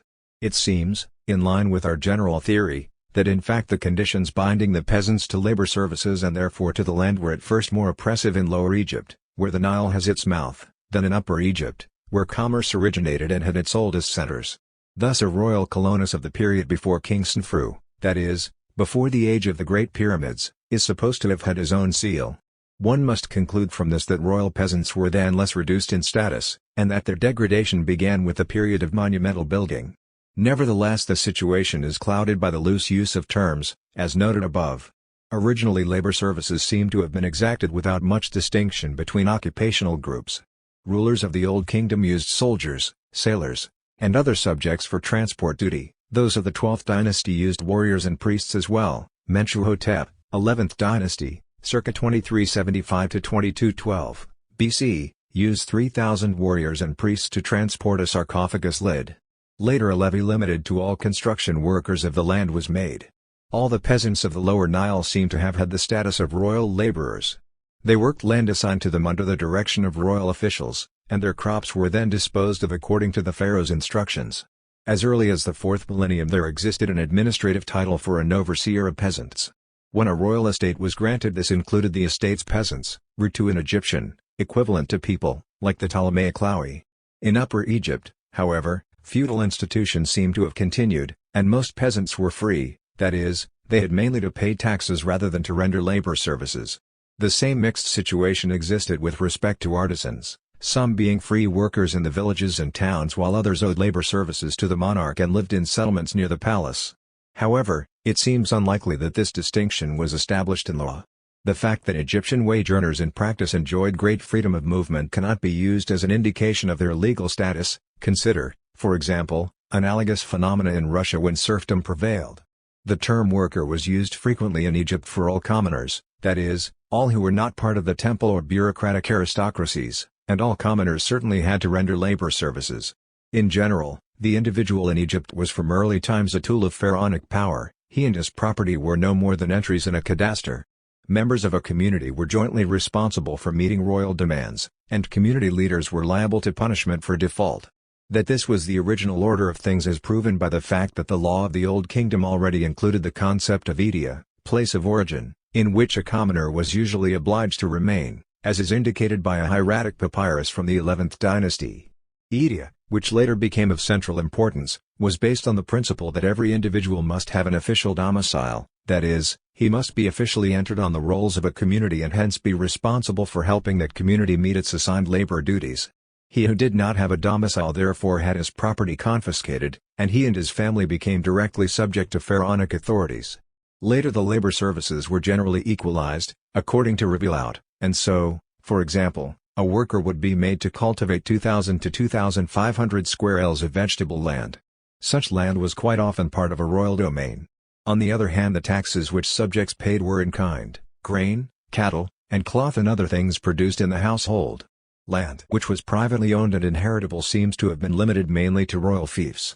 Inheritable here refers to land which was not only in effect inherited, as was the land of Colony, but was legally defined and protected as such. On the estates of royal feudatories inscriptions were set up to record the extent, origin and inheritable status of the properties. Documents tell us of royal grants, usually houses and gardens with slaves and perhaps colony as well included. In one case the grant included 12 parcels of land totaling 200 aurarii. Often the estates granted were really perquisites of the offices of priests and nomarchs, and they were always carefully inventoried and taxed. However, from the Thinite period, the oldest in Egyptian history, we have tomb inscriptions which record the ownership of inheritable and divisible landed possessions. An example is the inscription of Mton, dated to circa 4000 BC. Some properties were gained through royal concession, especially burial land, always very important in Egypt and indeed constituting an item of trade by itself. Other properties were held as fiefs, ger means benefice holder, and could be transferred by private deed from father to son. Still others were royal grants with peasants included. Finally, documents record conveyances of property. For example, 200 aurarii with rights to a daily income of 100 loaves are given as recompense to an official for certain services rendered. Whether these properties could become objects of private trade is a question which extant documents do not answer, but it is more likely than not that they could. This is not, of course, to be taken as meaning sale, since that could not occur while there was still no money. A deed for the conveyance of property included an inventory, amit per, ampa, and this constituted a substitute for disposition by will. Later these terms for inventory were used as technical expressions for the transfer of property from father to son, husband to wife, and brother to brother. Furthermore, we can infer that the right to alienate land existed from the terms of certain bequests. Inscriptions show that as early as the 4th millennium land was left to religious foundations for the benefit of the deceased, to have masses said for their souls, to make a bold analogy, and this with the express condition that the land should not be transferred. The priests are charged, as honukah, to leave the land only to their children, who will then inherit their function. Priests bound to a duty in this manner were called permanent children. That is, they were free-born but nevertheless not their own masters, like Romans still subject to their fathers patria potestas and hence called liberi. Charters of religious foundations express this legally as a gift on condition of heredity, since the modern concept of a charitable institution did not of course then exist. This has been elegantly demonstrated by Mort and Bouillard. The inscriptions mentioned above tell us a good deal about the general character of ancient Egyptian society. They prove that not merely temple lands but official benefices, later so important, already existed, and that alongside them were also infaft offices. We also find that the charters of religious foundations stipulate that their lands shall be exempt from the jurisdiction of notables, that is, the great feudatories. Only a member of a feudal class could have made such a bequest, and the stipulated autonomy is an indirect proof that a feudal class existed in the 4th millennium. It is also clear that the beginnings of the power of the priestly class also had their origins in this period. Under the 11th dynasty even peasants in flight from their lords appealed to the pharaoh. Later under the new empire criminal jurisdiction over slaves fleeing from royal princes was again vested in judges appointed by the state. In the Old Kingdom the monarchy had to share power to some extent with the nomarchs, who in Upper Egypt kept or even acquired a dynastic position within the districts which they administered. Already under the 9th dynasty these and other positions were usually hereditary, and many other offices had been still earlier made subject to the rules of Ampa. Because of the very wide usage accorded the concept office, this hereditary tendency must have strengthened the position in family law of the eldest son, who alone inherited office. In general Egyptian family law seems to be quite typical. Mutarect, that is, the absence of right to inheritance through the male line, is absolutely unattested in Egyptian society. Even the oldest epitaphs indicate inheritance on both sides. Frequently only the mother is mentioned in inscriptions, but this was sometimes due to the fact that an office was inherited through her. Or it may have reflected a widespread reaction against polygamy, which caused marriage contracts to specify that a bride would be the principal wife and that her children would inherit everything or else a specified portion. Another factor was connected with inherited rank. Son of X, made from, Y is the correct patronymic. In general then, one can say that the advantageous legal position of women in later times grew out of the development of these practices, and also resulted from the demilitarization of Egyptian society. Of course the actual position of women changed a great deal in history, and evidently also differed very much according to class. "I am a woman" was a formula used to express political subjection.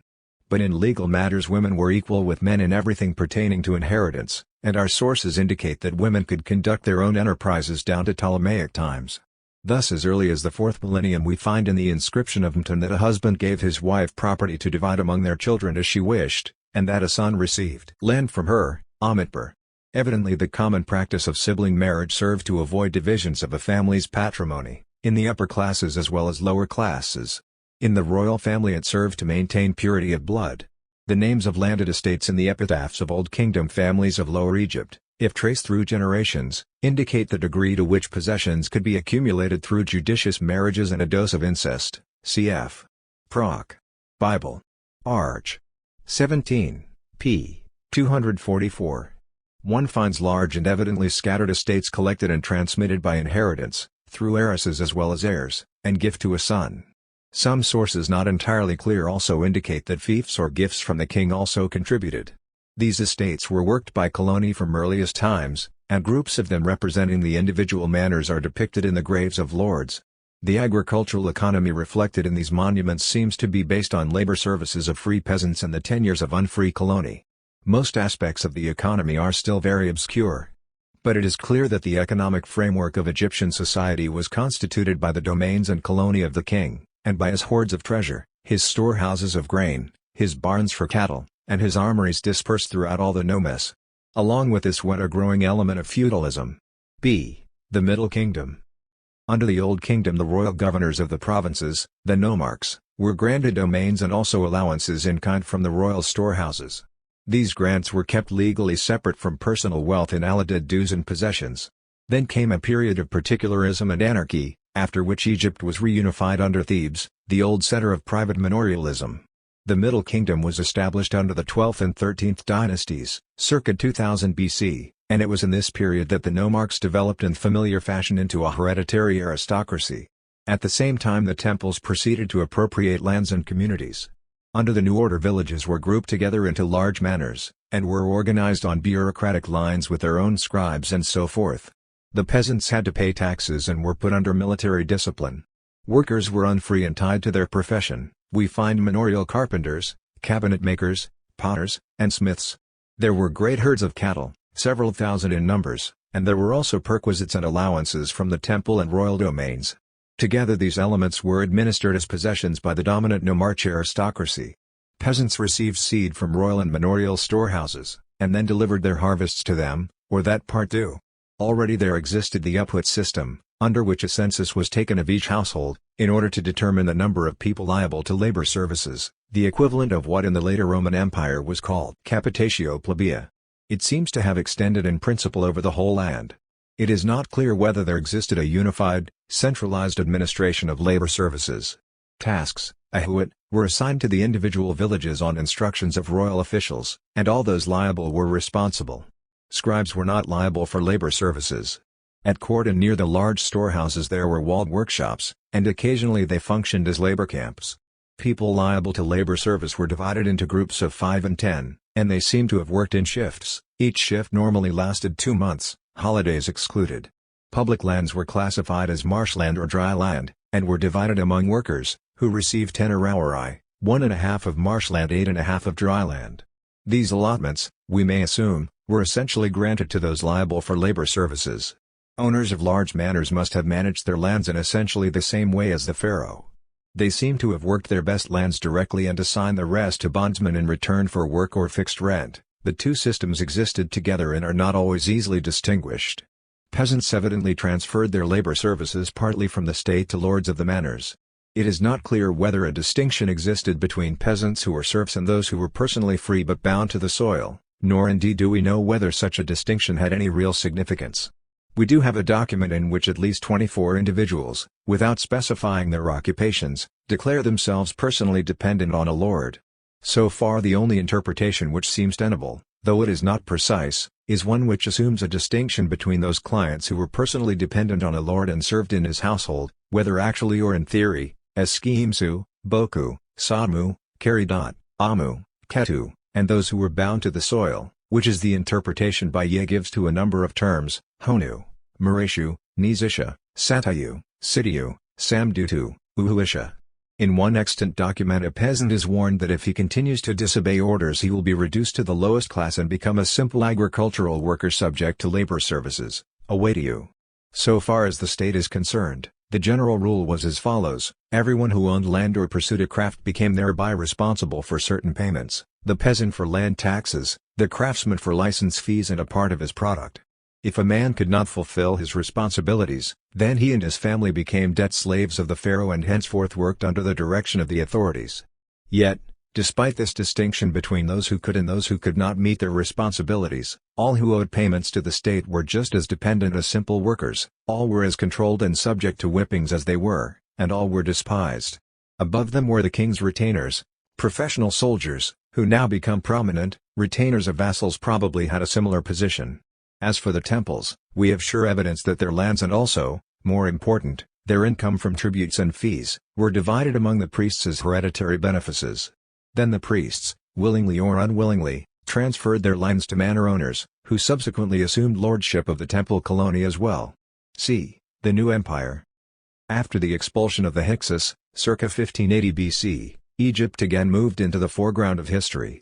This period is not marked by the introduction of essentially new institutions, but rather by the one-sided development of old institutions in a certain direction. Egypt was now subject to a unified system based on labor services, French-taught, in which only the pharaohs and temples had manors, with a few exceptions, and which eventually evolved into the bureaucratic liturgy state of the Ptolemies. The transition was probably quite gradual. The new empire emerged out of the struggles of the 18th dynasty, circa 1600, against the Hyksos. As long as it remained a national state, that is, down to the end of the Ramessids, the new empire stood to the Middle Kingdom in much the same relation as that of the princedom of Moscow after the expulsion of the Mongols to the pre-Mongol estate system centered at Kiev. Feudal institutions, aristocracy, and all or at least most of the manors disappeared in both cases. The major part of the land was in the king's hands, and another part, though much less, had come into the hands of the temple priesthoods through gifts. At the same time a great number of war prisoners were brought in as result of great military expansion, so that the war storehouses were full. The king continued to grant deserving officials fiefs, but of lesser extent than formerly, together with a few slaves. Part of the royal lands was viewed as fiscal domain and was work for the royal household. The rest of the land, that which the temples did not hold, was formerly thought, on the basis of the account in Genesis and Greek tradition, to have been granted to peasants in return for a share of the crop. Today, however, we know that land taxes were not set on a quota system, but were levied in fixed amounts. Only coloni were sharecroppers. Then, at the latest under the Ramessids, came the well-known division of the land among those who served in the army as a liturgy. Perhaps this may have been modeled on the Asiatic systems of royal service fiefs. The lands of the temples and of the warriors were legally and permanently tied to the support of religious and military functions, and they were therefore freed from the general obligations to which the rest of the population was subject. The rulers of the Old Kingdom had bestowed temple lands as fiefs on trusted officials, but this must have become more and more impossible. However, I am not familiar enough with the relevant material to be more precise. In any case, there were later attempts at secularization which led to sharp conflicts. Members of the warrior class, equivalent to the Ptolemaic Macamoi, received infaft allotments, but these were of modest size, about 3.5 hectares, 8.64 acres, in Herodotus's time. Their equipment was light and cost little, and so they were able, like the clerics of the Hellenistic armies, to pursue gain in diverse civilian occupations and to lease their lands. The army of the new empire included a number of separate categories: 1. Royal guards and recruited mercenaries; 2. Members of the warrior class settled on the land, Egyptian Ma, later Greek Macamoi; 3. The conscripted and armed colony of the pharaoh, settled on the land according to time of service and divided into seniors and juniors; 4. Temple militias, formed from temple colony. 5. The district militias, used as a general levy. The army was, therefore, essentially an army of serfs. The royal sailors were foreigners, and were branded as the Assyrian peasant soldiers may have been. The entire bureaucratic system, royal as well as temple, was run by scribes, most of them serfs. It was not, as before, in the hands of the old hereditary nomarch aristocracy. The priestly class increased in number, importance, and exclusiveness. In the Old Kingdom the priesthood had only begun to be a separate profession, and in the Middle Kingdom it had become mainly hereditary. In the New Empire the priests were divided into tribes, and membership in the priestly estate, rather than office, was inherited by sons if they were fit. It is true, however, that the priestly tribes seem never to have been closed to recruits from outside.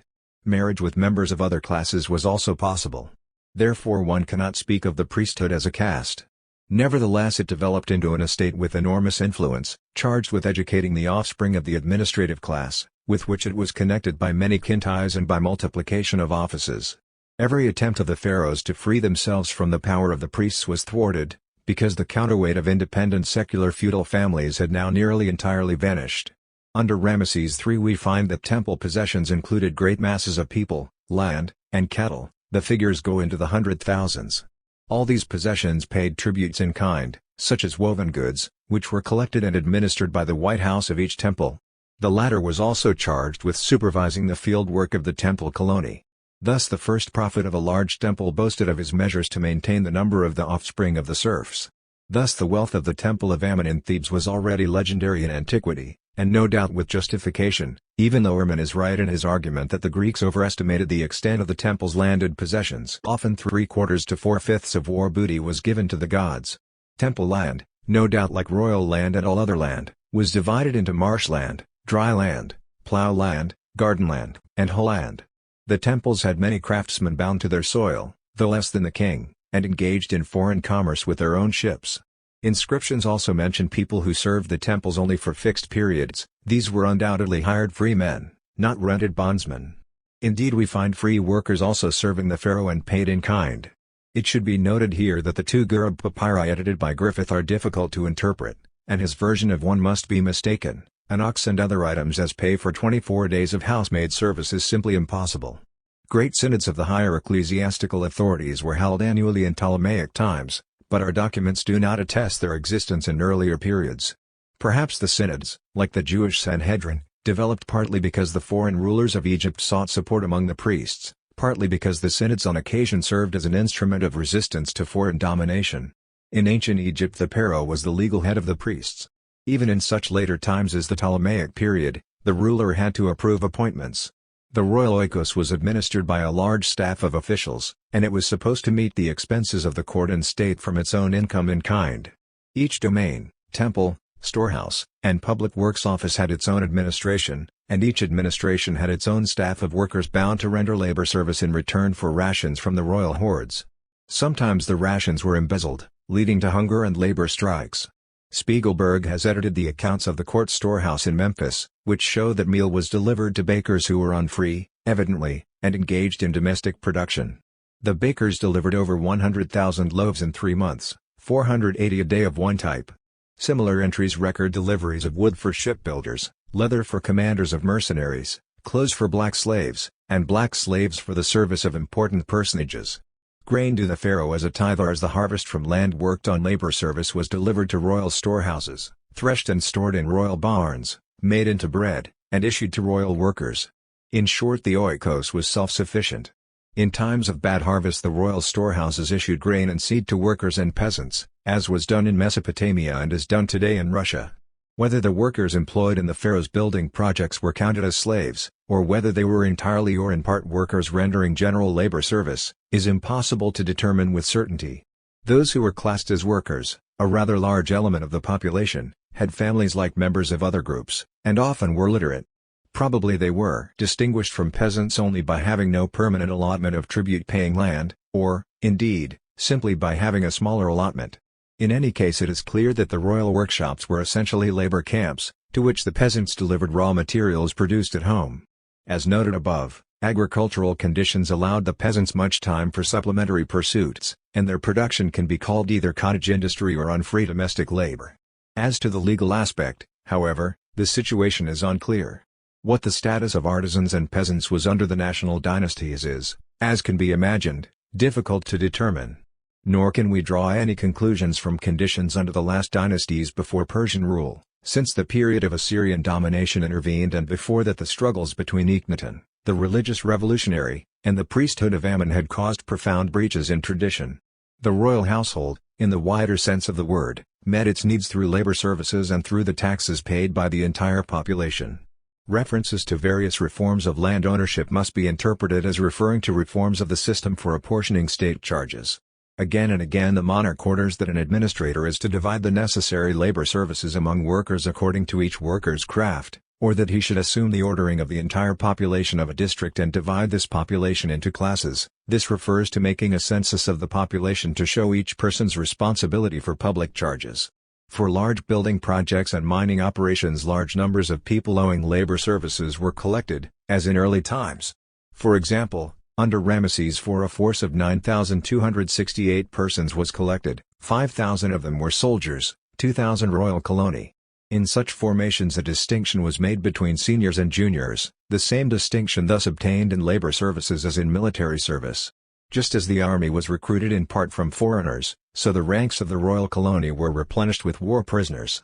Examples of this policy, so reminiscent of Assyria, are attested as early as the reign of Amenhotep, I=equals 1557 to 1545. As a punishment, men could be conscripted for the gold prospecting expeditions to the Upper Nile, which were attended with immense loss of life. Taking a census of the population made possible a change in fiscal administration. Whereas before village communities had been responsible for paying the taxes and fulfilling the liturgies connected with land tenure, now individual families were made directly responsible. This would help explain the important position of the Her, if Revealed is correct in regarding this as the title of the eldest man of a family rather than a landowner. In any case, the Her had important privileges in the inheritance law of the period, and this with the contemporary effect of the inheritance of offices, see above, can be explained by similar fiscal interests. However, the subject needs further study. Nor can we be certain about the transfer of land outside the family in the new empire, now that private manors had ceased to exist. Nevertheless, we do know that in a much-quoted peasant story, written before the new empire, there are peasants who want to sell their houses. Nevertheless, the ownership of arable land and the exercise of a craft continued to be essentially connected with responsibility for liturgies or taxes. Hereditary ownership of land was therefore conditional on fulfilling one's duties to the pharaoh. This sums up the position of that part of the population which did not belong to the privileged classes, priests, soldiers, vassals, officials, scribes, or did not serve the pharaoh, and privileged classes as landless serfs. For a long time scholars were led by Herodotus to assume the existence of castes in Egypt. However, the hereditary character of occupations was simply due to the fact that in the nature of things the peasants inherited responsibility for liturgies and taxes insofar as they were connected with their land or craft. This does not mean that real castes were formed, for no occupation was regarded as religiously impure, nor was marriage outside the group prohibited, nor was each occupational group closed to outsiders. Even the military class was recruited simply from a group of peasants charged with the liturgy of being ready for duty at any time and, no doubt, like the Cossacks, committed to regular training. In principle, free entry into any occupation continued to exist. There did exist, it is true, certain hereditary income rights, but these were not rights to a particular position in a particular place, but rather special kinds of rent payments derived from land, benefices, fees, and tolls. Under the new empire, political offices ceased to be hereditary, and were filled by men promoted according to bureaucratic criteria. Similarly, under the 20th dynasty the rule of priests was replaced by the administration of scribes. Nevertheless, within the bureaucracies each individual regarded his post as his station for life, as indeed does every official today. An example would be the supervisor of one of the labor groups mentioned above. The post is the prototype of the Ptolemaic hegemon or Gasterian. We have documents in which governors boast, among other things, that they never dismissed a supervisor. But of course in law and in theory these officials could be replaced. On the other hand, there continued to be other posts which remained as in ancient times hereditary and subject to division among heirs by will. Among these posts were many connected with religious burial, for example the body washer, because this was a necessity for permission to use a burial place.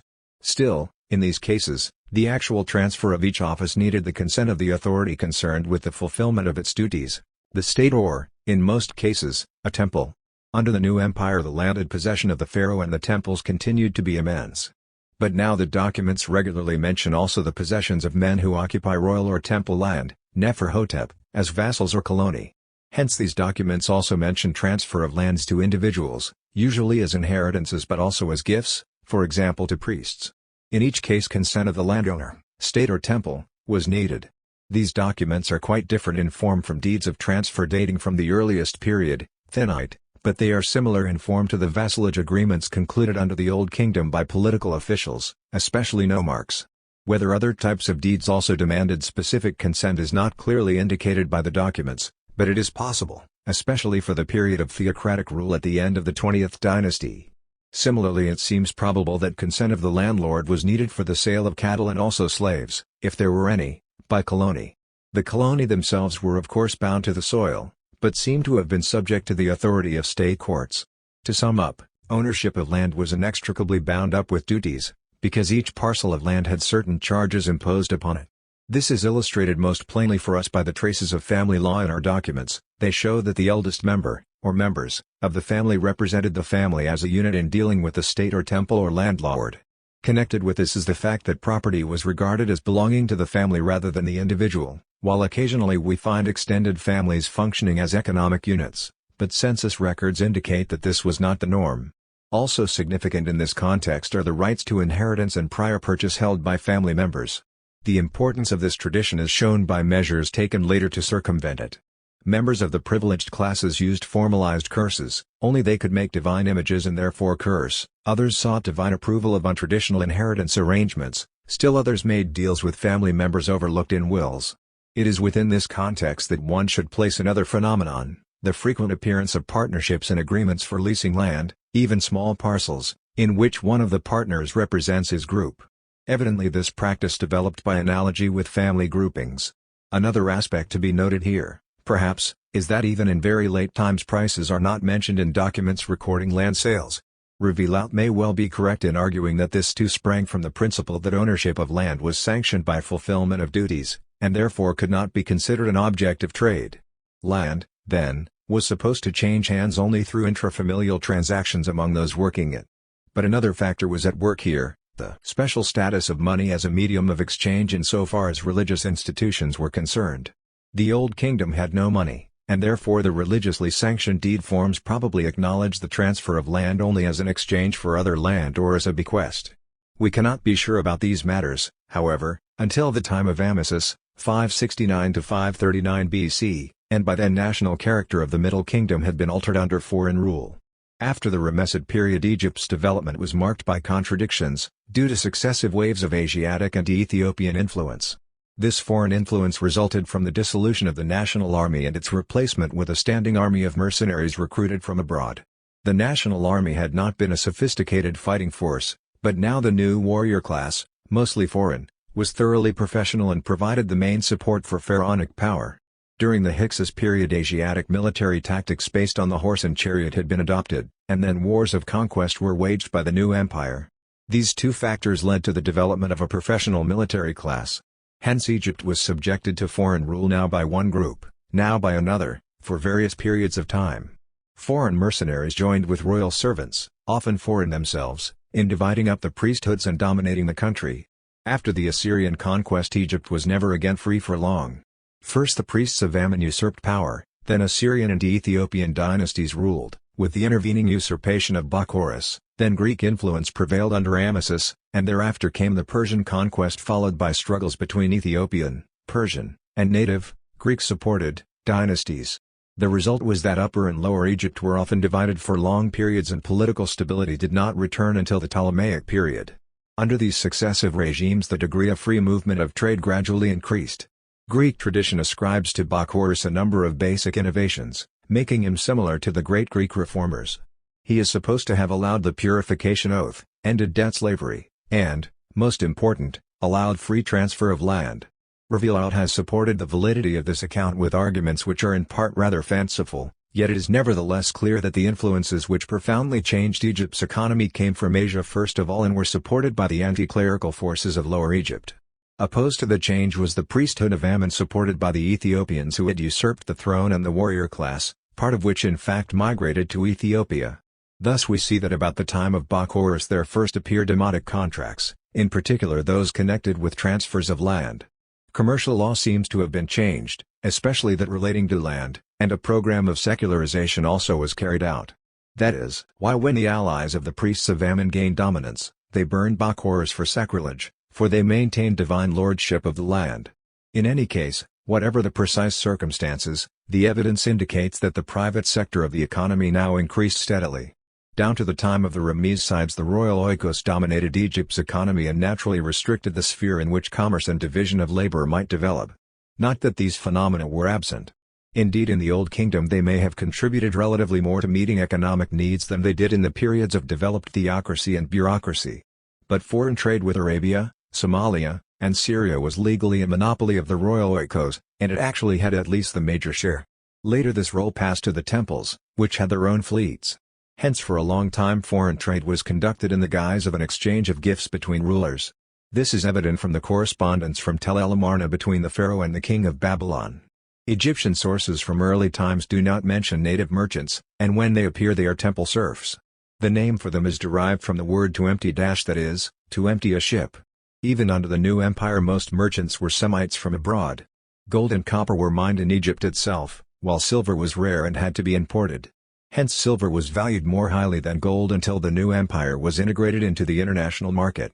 Tin and iron were also imported, the latter being used much less than bronze until the new empire was established.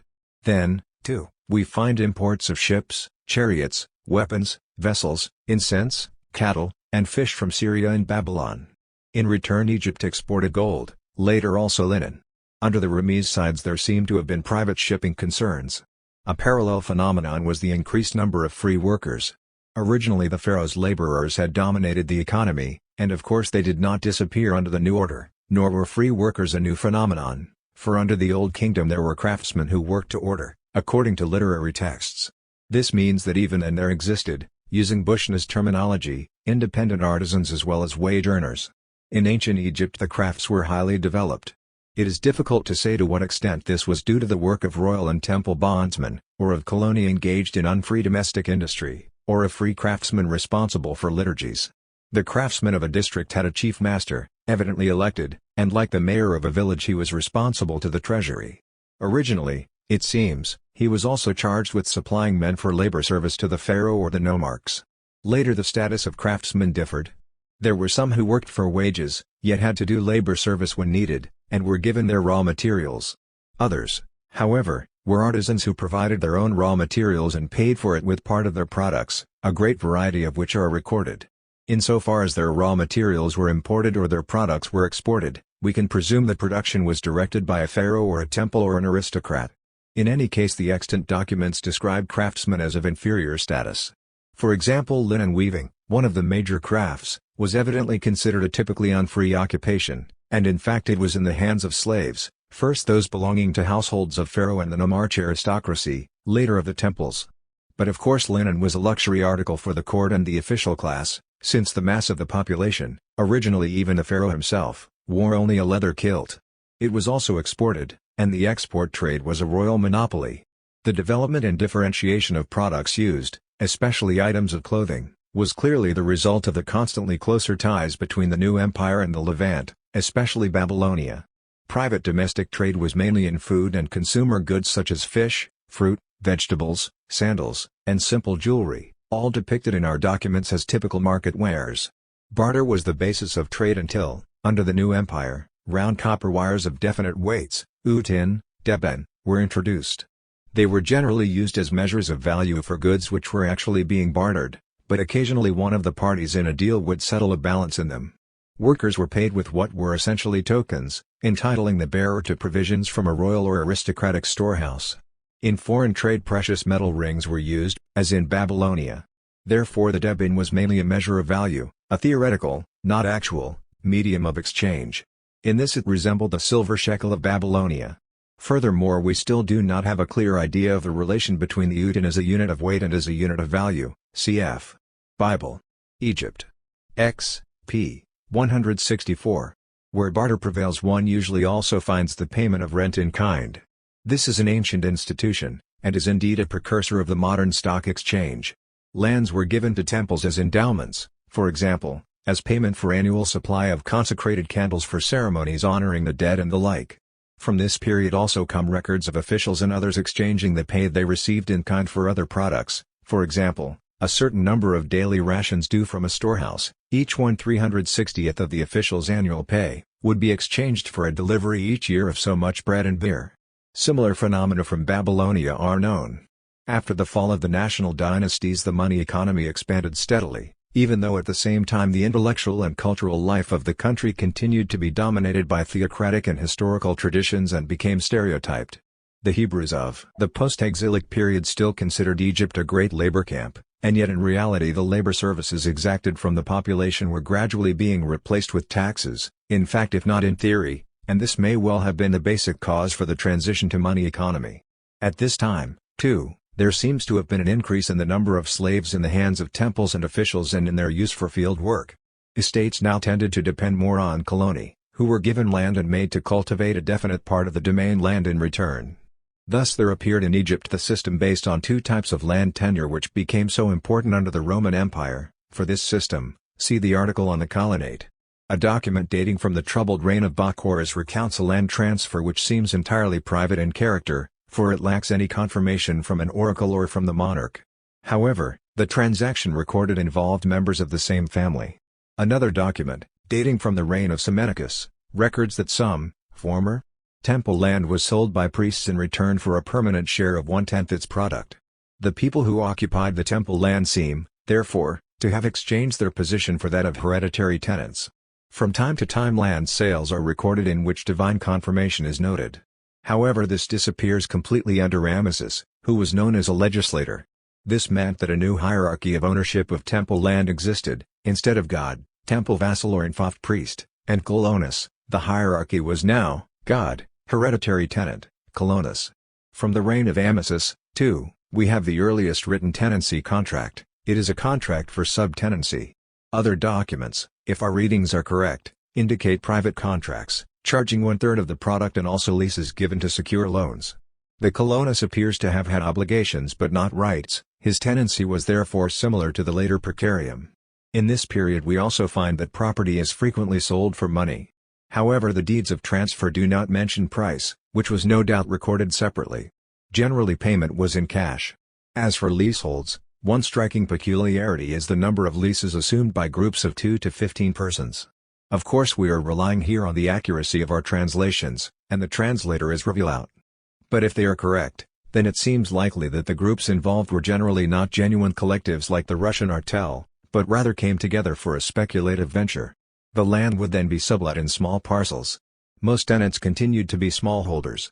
Since rotation of crops was not necessary, contracts were generally, though not always, for a year. The tenant paid all taxes and returned the seed he received for sowing. Temple tenants seem in many cases to have paid 1/3 their harvest as rent. This sketch of economic conditions in Egypt is only provisional, since there are so few documents in reliable translation available for this period. In particular, one cannot be sure about the importance and distribution of privately owned land, since many fiefs and grants had long been possessed extra-legally by influential persons.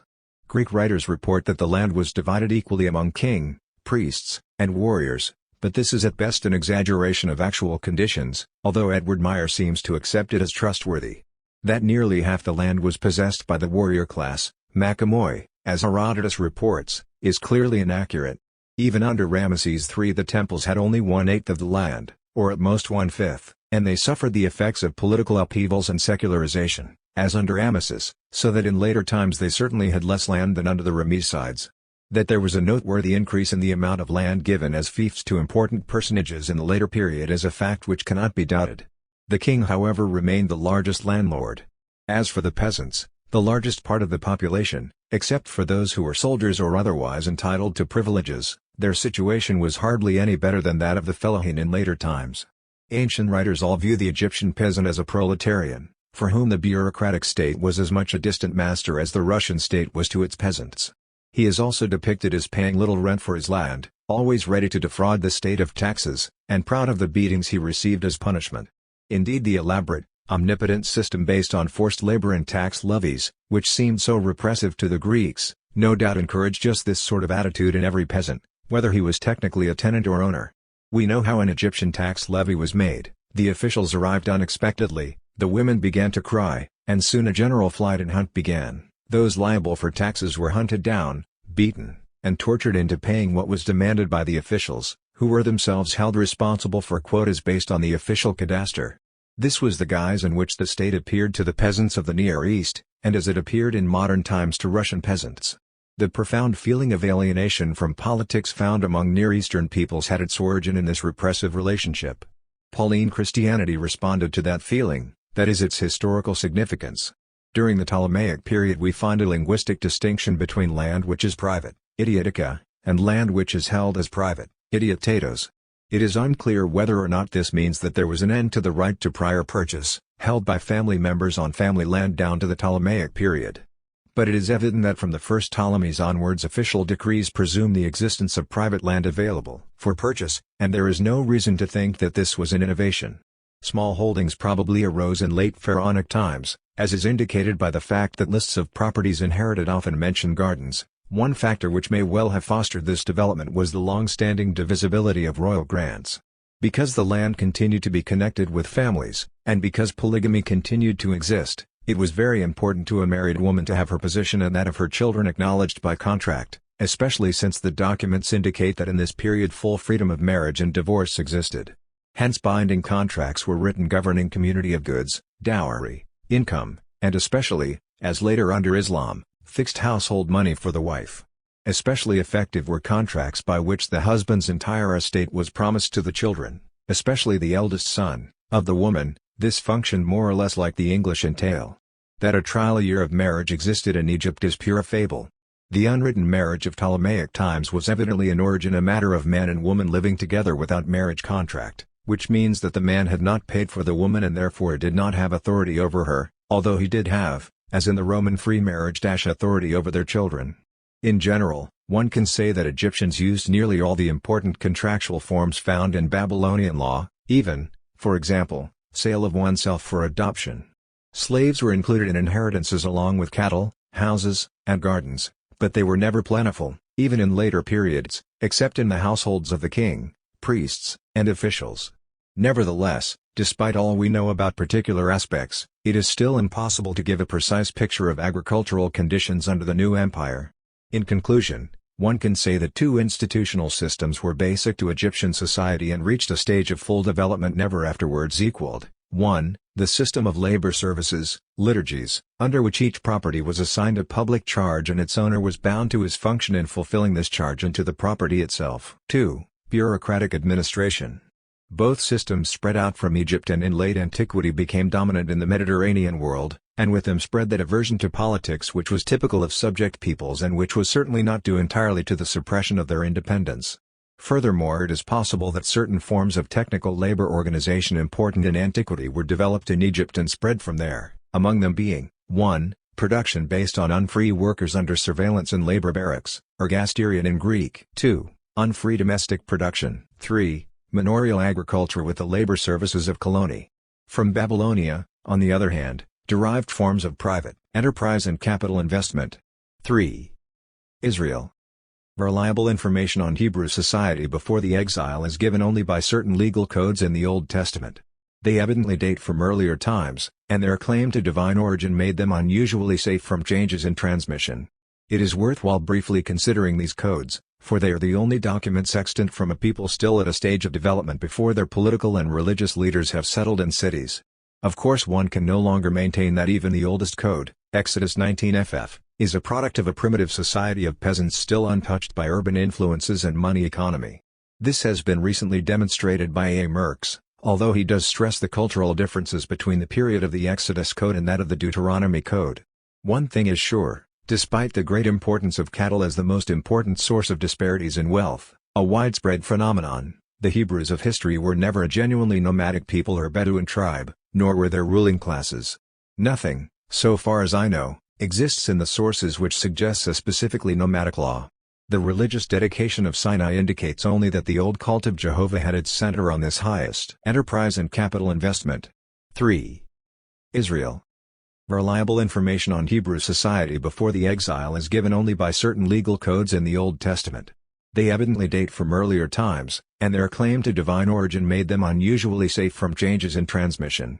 It is worthwhile briefly considering these codes, for they are the only documents extant from a people still at a stage of development before their political and religious leaders have settled in cities. Of course, one can no longer maintain that even the oldest code, Exodus 19 ff, is a product of a primitive society of peasants still untouched by urban influences and money economy. This has been recently demonstrated by A. Merckx, although he does stress the cultural differences between the period of the Exodus Code and that of the Deuteronomy Code. One thing is sure, despite the great importance of cattle as the most important source of disparities in wealth, a widespread phenomenon, the Hebrews of history were never a genuinely nomadic people or Bedouin tribe, nor were there ruling classes. Nothing, so far as I know, exists in the sources which suggests a specifically nomadic law. The religious dedication of Sinai indicates only that the old cult of Jehovah had its center on this highest. Not only the camel but the horse as well are not mentioned in our sources, and the ox is above all, as in primitive Rome, a work animal. Leather, as in Egypt, was the earliest clothing material. From the first the basis of diet was grain along with vegetables, wine, and olive oil. Only the king ate meat every day, his subjects slaughtered only on holy days, formally as a sacrifice. Cheese does not seem to have been especially important, as it was in ancient Greece. Ownership of cattle was the sign of riches, a general phenomenon, and the royal herds were especially large. Sheep were important, because of the characteristics of the land and also the popularity of woolen clothing. Land was cultivated with the plow, little use was made of manure, and the production of bread was on a similarly primitive level, with the grain being milled by hand and then baked in a pot. In any case, we may say that, despite the greater attention to cattle ownership given by the Old Code than by the later one in Deuteronomy, the ancient Hebrews were at no time even primarily engaged in cattle breeding. Genesis 47.3 underlines the distinction here between them and the Egyptians. Before the monarchical period, the Hebrews had come from east of the Jordan River, crossed the mountains, and descended to the coast, where they had a checkered history and felt themselves a mountain people. Thus they especially prized milk and honey, the characteristic products of the mountain slopes. Only under Moses, a reformer in the Greek sense like Solon who gave them their law, did the Hebrews succeed in conquering some of the Canaanite cities of the river valleys. But the center of their power was in the mountain valleys occupied by the tribe of Joseph, and from there they invaded the plains and conquered them gradually, in the same manner as the Aetolians and Samnites in Hellas. Sometimes they came under the sway of Philistine or other city kings, sometimes dominated them, and at the same time were attacked by desert tribes from the east and sometimes had to pay them tribute. Did the ancient Hebrews actually live in Egypt and serve the pharaoh as peasants subject to forced labor in his workhouses? Exodus 20.1 shows an excellent knowledge of Egyptian conditions, and even the title given Joseph is historically appropriate. But of course this proves nothing since Egypt was geographically so close, and therefore the facts remain uncertain. On the other hand, there can be no doubt of the great influence exerted on the Hebrews long before they entered history by the ancient urban culture of Syria.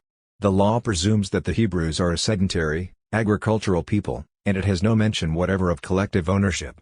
The land has been divided into private properties, but normally property is transferred only within a family.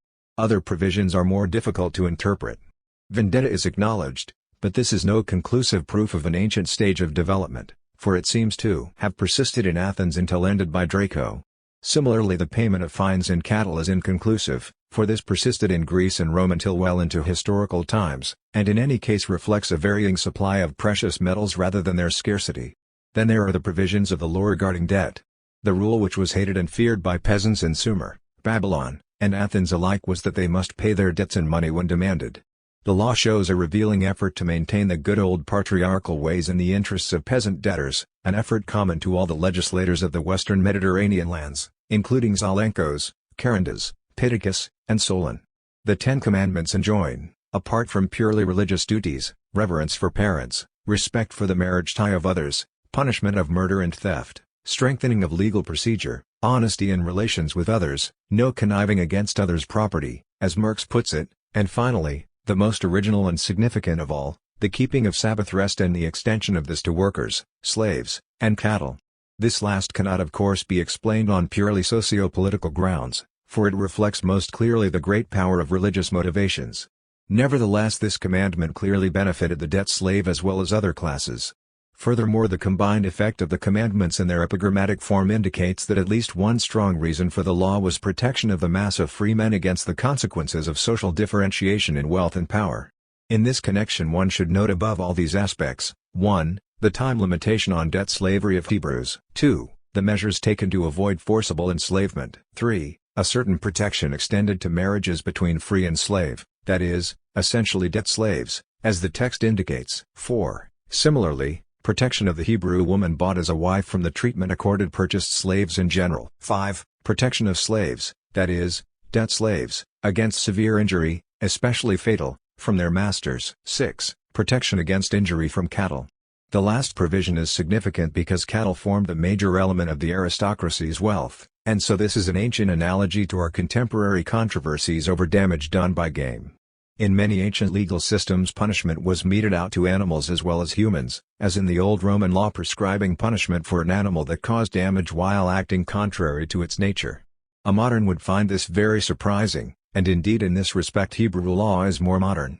Other important provisions aimed at protecting peasants, such as the rule, 7, that the clothing of a debtor might not be seized for default; 8, likewise the later prohibition against taking interest, which grew out of the exhortation not to avail oneself of the punitory provisions of the debt laws against fellow Hebrews; 9, provision for punishment of murder, acts of violence, and criminal conduct in general, which meant in essence regulating the right of retaliation. It seems, however, that no standing court was established. In general, the criminal codes of antiquity, the Hebrew among them, were aimed at protecting the mass of free-born persons from the consequences of the commercial economy, which brought in its train social differentiation and made the aristocratic clans very rich and very powerful. There are also provisions forbidding partiality towards rich or poor. These reflect a legislator's aim to end class conflict through impartial arbitration, which was indeed the aim of the great legislators of antiquity. A significant feature is the exhortation not to oppress metics, reflecting the results of the commercial traffic which went by and in part through the homeland of the Hebrews. Gold and silver money is clearly assumed by the Hebrew laws, but does not figure prominently. This is due primarily to the methods of commerce in the ancient Near East and the consequent legal regulation of money. Along with this, however, went the social aims of legislation which strove to maintain the natural economy of the peasants. An important problem is raised by the commandment to let arable land lie fallow in the 7th year. Was this ever enforced in any way by a law to that effect? This naturally seems somewhat doubtful, and in fact the Sabbath year is first presented, Exodus 23.10-11, as a measure to benefit the poor, i.e. the landless, since they would be allowed in that year to take the products of the land. Attempts have been made to deny the utopian character of this rule, even in their formulation extant, and to explain it on rational grounds as caused by agricultural technology. Others have seen social policy involved, viewing it as a measure to benefit the colonus working mortgaged land, as happened often in Babylonia and evidently in Athens as well, or as a general remission of debts on land. But these attempts are futile, for they can never explain the religiously motivated prohibition of sowing. Unless this is a later interpolation by theological authorities, it cannot be cited for the purpose of social history. On the other hand, the provisions for the so-called Jubilee year came from a much later section of the Pentateuch and are primarily directed towards limiting the value of property mortgages, which have always been one of the ways land became in fact alienable. The Jubilee year meant that a limit was set on the time within which a debt could be paid from the income produced by land. It could be explained by economic theory, but that would be neither interesting nor helpful here. All the other provisions of Hebrew law share a basic principle which in fact characterizes many of the legal codes framed in the West to settle class conflicts. Looking at them, one could believe that they were issued to counter the results of the debt slavery imposed on the peasantry by the powerful families of the cities, and with some imagination one could then interpret the urban Canaanite aristocracy, which existed for many years in Shechem, for example, as a patriciate, and the Hebrews as a plebs inspired to revolt by their priests. Then the Torah would be the Magna Carta of the Hebrews. But such an analysis would be wrong. Rather, one must conclude that the Torah was in part the result of purely religious forces, but mainly was meant to prevent the enslavement of the peasantry by the wealthy families, which had visibly occurred in the coastal towns, and to maintain the ancient freedom based on equality. This has more support from the evidence than many other theories now current, though one must admit that conclusive proof is lacking. Certain aspects, however, deserve note. In the struggles of the pre-monarchical period, the Hebrews fought on foot while their enemies were cavalrymen with chariots and were led by city kings, as is made clear by the oldest extant document, the Song of Deborah, Judges 5. It is also clear that the Hebrews regarded their victory as a triumph of poor free people over aristocrats, who would have used their victory to exact tributes of grain and multicolored clothing. Compare the Swiss view of their struggles with the Austrian feudal knights. How long this free community remained peasant in character is difficult to say because the sources fail us here. The Song of Deborah mentions a Hebrew city which did not take arms in the struggle against Sisera, and it curses the city and its citizens. Now of course it is difficult to imagine just how a city emerged in the Hebrew society of the time. Our sources for the period of the Judges mention great families which possessed as many as 30 villages, and they also mention a Canaanite nobility centered in Shechem but allied by marriage with the Hebrews. Indeed, the whole period of the Judges is marked by a series of usurpations by aristocratic clans rendered powerful by their numbers, lands, and slaves. They armed their colony and led them in repeated wars against the Philistine cities and the desert tribes. Analogies would suggest that this state of affairs was tending towards a unification, like the Sinoikismos of Attica, but there are also significant differences. It was the war of independence against the Philistines which led to the monarchy. Saul's army was above all a national force, and a monarchy close to the masses was established. But this soon changed. The Philistines were led by men trained in war from their youth, as we are told of Goliath, 1 Samuel 17:37. In the story of David's battle with him, emphasis is placed on the valor of untrained peasants guided by Jehovah, but the claim is suspect. Subsequent statements prove that the development of a permanent cadre of royal officers, along with a standing force of trained men paid by the monarch and owing him allegiance, was inevitable. The division into 12 tribes was used to apportion tax payments, in kind, for army and court, each tribe being responsible for a month's expenses. The tribal system may have been inspired by ancient local bands, but it was itself established as an artificial division for the same purpose as that of similar systems in the Greek warrior states. Already under David the Hebrew monarchy had begun to resemble a Near Eastern government based on labor services, and under Solomon the basic features of that system clearly emerged: a fortified capital, accumulation of a royal hoard, a foreign bodyguard in addition to the national levy, and public works for which the supervisors were imported and the material was collected from labor services. At this point the Hebrews fell under the domination of cities and their armies were adapted to chariots, as is indicated by biblical texts and also by Assyrian accounts of Ahab. Nevertheless, the national army continued to be important, and our sources for the monarchical period indicate that it was recruited from men owning enough land to equip themselves. The account of the tribute collected by Menahem from the rich, equivalent to Roman assiduaa, indicates an impressive number, about 60,000, of households able to contribute to defense. According to Assyrian sources, Ahab put 2,000 chariots and 10,000 men in the field. Samuel had warned that a king would take the Hebrews' land and give it as fiefs to his men, or at least to his chariot fighters, 1 Sam. 8. Whether this actually happened is unknown to us, more probably his account was meant to frighten and was drawn from conditions prevailing in Egypt and Mesopotamian city-states. In any case, subsequent developments indicated that here too the consequence of military organization was the domination of the great families rich enough to equip and train their men. One evidence of this is the new concern for purity of blood and ancestry, and the new interest in stories of heroes which we find reflected in the legends of the patriarchs and, above all, in Deuteronomy. Hence arose a distinction between those families which could not supply recruits and those which could, on the basis of property officially registered. The former class, which included at the least all families without land, was now classed legally as metic. The fact that again and again in the kingdom of Israel the monarch was selected by the army reflects this distinction.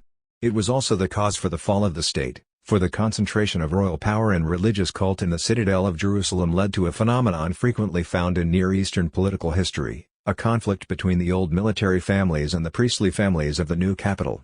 The former naturally supported the claims of the local cults of their home districts and at the same time strove to keep the monarchy subordinate to the army.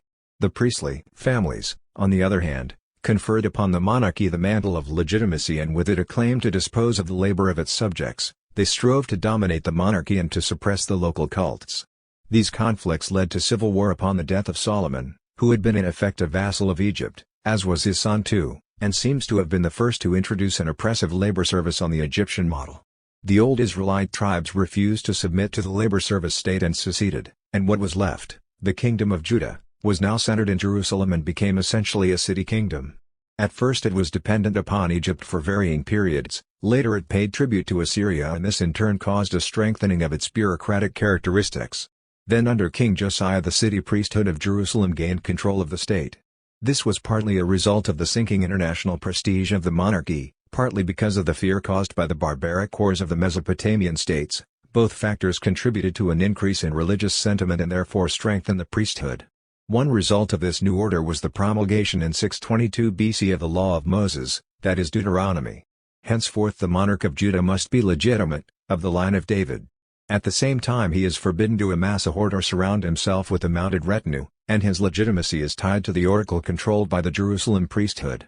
The temple in Jerusalem is designated as the only place where the cult may be celebrated, while the priests of rural areas are deprived of their function and reduced to the status of dependents of the priestly families of Jerusalem. Along with this shift in power went a sweeping reorganization of political and social institutions. This reorganization indicates the great changes effected since the old law. Since tithes were now paid to the distant temple city, they must have been collected in money, and this indicates an extensive money economy. The degradation of the local priests in favor of those in Jerusalem led to the establishment of secular courts in the rural areas. Thus the interests of the temple priesthood conflicted with those of the peasantry and indeed also with those of the rural gentry. This was, indeed, a recurring phenomenon in the Near East. Hence came, as perhaps was always the case in the Near East, an impulse to give judicial powers to the bureaucracy. In short, as theocracy increased, bureaucracy increased too. The administrative regulations of the Sumerian kings, which have been discussed above, were probably analogous in character. Similarly, the establishment of local grain storehouses for the poor, in which were deposited every third installment of the tithe, corresponds entirely to what one expects in a theocratic and bureaucratic city kingdom. On the other hand, there was a general revulsion at this time against an Egyptian-style monarchy, which, like that of Solomon, based its power in pharaonic manner on its business ventures, fortresses and storehouses, cf. I Kings 9.19, granaries, cities of chariots, and cities of horsemen, through labor services and taxes levied on its subjects. Anyone who doubts the historical character of the tradition of the Hebrews' sojourn in Egypt may assume that Egypt was simply used as a type in popular protests against the oppressive nature of Near Eastern liturgy monarchy, as in 1 Samuel 8 and 12. An oppression from which the priests claimed to have rescued the people once through Moses the lawgiver and again with Deuteronomy. I of course do not make that assumption. The essence of Deuteronomy, like that of the Old Law and of theocratic legislation in general, is that it seeks to increase the limitations on the misuse of power by the rich.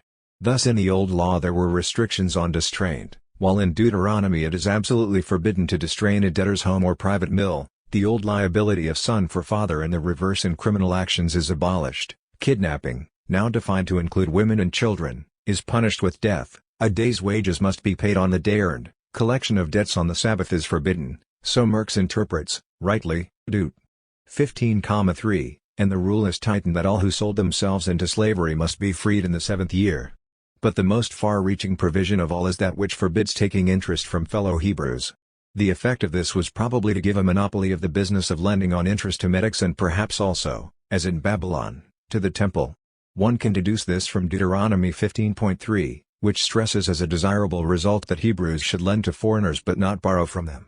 The sections of Deuteronomy relating to family law indicate a change in the organization of the family and the assumptions with which it was regarded. Respect for parents is strongly emphasized, although the father can no longer execute a child, but in fact the ancient patriarchal order has been much weakened. For example, in the Old Law the woman who had been bought at a price, moen, became part of the husband's personal property, and her daughters could be sold as an object of trade. Women not bought remained members of their own clans. Only the wife was protected from being treated as a slave, and her sons could not be sold into slavery. On the other hand, bastards and children of whores could inherit from their fathers if acknowledged by them, and indeed a father could divide his property among his children just as he pleased. All this was in many ways much changed by Deuteronomy. But first, certain reservations. Payment of a dowry did not become the rule until the exile, as the Babylonian word for dowry shows, and the same is true for the rules making the Levite an obligation, ketubah, incumbent on men. Furthermore, the exclusion of daughters from inheritance rights persisted long after Deuteronomy, as did the limitation of their rights to a claim to a dowry. This lasted, as with other peoples, as long as the Hebrews remained independent. Nevertheless, Deuteronomy marks the point at which patriarchal authority ceased to be unlimited. A father must now give his firstborn son the prescribed double share of his property, and he cannot make a bastard or a son of a mixed marriage his heir. The inheritance of the father's harem by the son, originally universal in the ancient Near East, is now forbidden. A form of divorce is now prescribed, although it continues as before to depend on the husband's will alone. In these and other ways the position of women was improved, and this was undoubtedly due to the power of the clans, which ceased to regard their daughters as objects of trade and instead aimed to protect them when widowed, together with their children as heirs, against the arbitrary acts of husbands. This new attitude is connected with the views of the great families in the cities. Notice, for example, that punishment for breach of promise is limited to urban territory, Deuteronomy 22.23. The great families were ever more insistent on purity of blood and the welfare of their children. Military concerns also played a role in the improvement of women's lot. Naturally, polygamy continued to exist, although the number of persons involved was limited. The children of female slaves given as part of a dowry continued to be reckoned as children of the mistress in the stories of the patriarchs. Nevertheless, as the legend of Ishmael shows, opinion among the upper classes tended to deny inheritance rights to the son of a servant. Here as in other communities the desire to maintain the existence of the families which could provide equipped recruits for the army and were inscribed in military registers, served to strengthen the inheritance rights of daughters.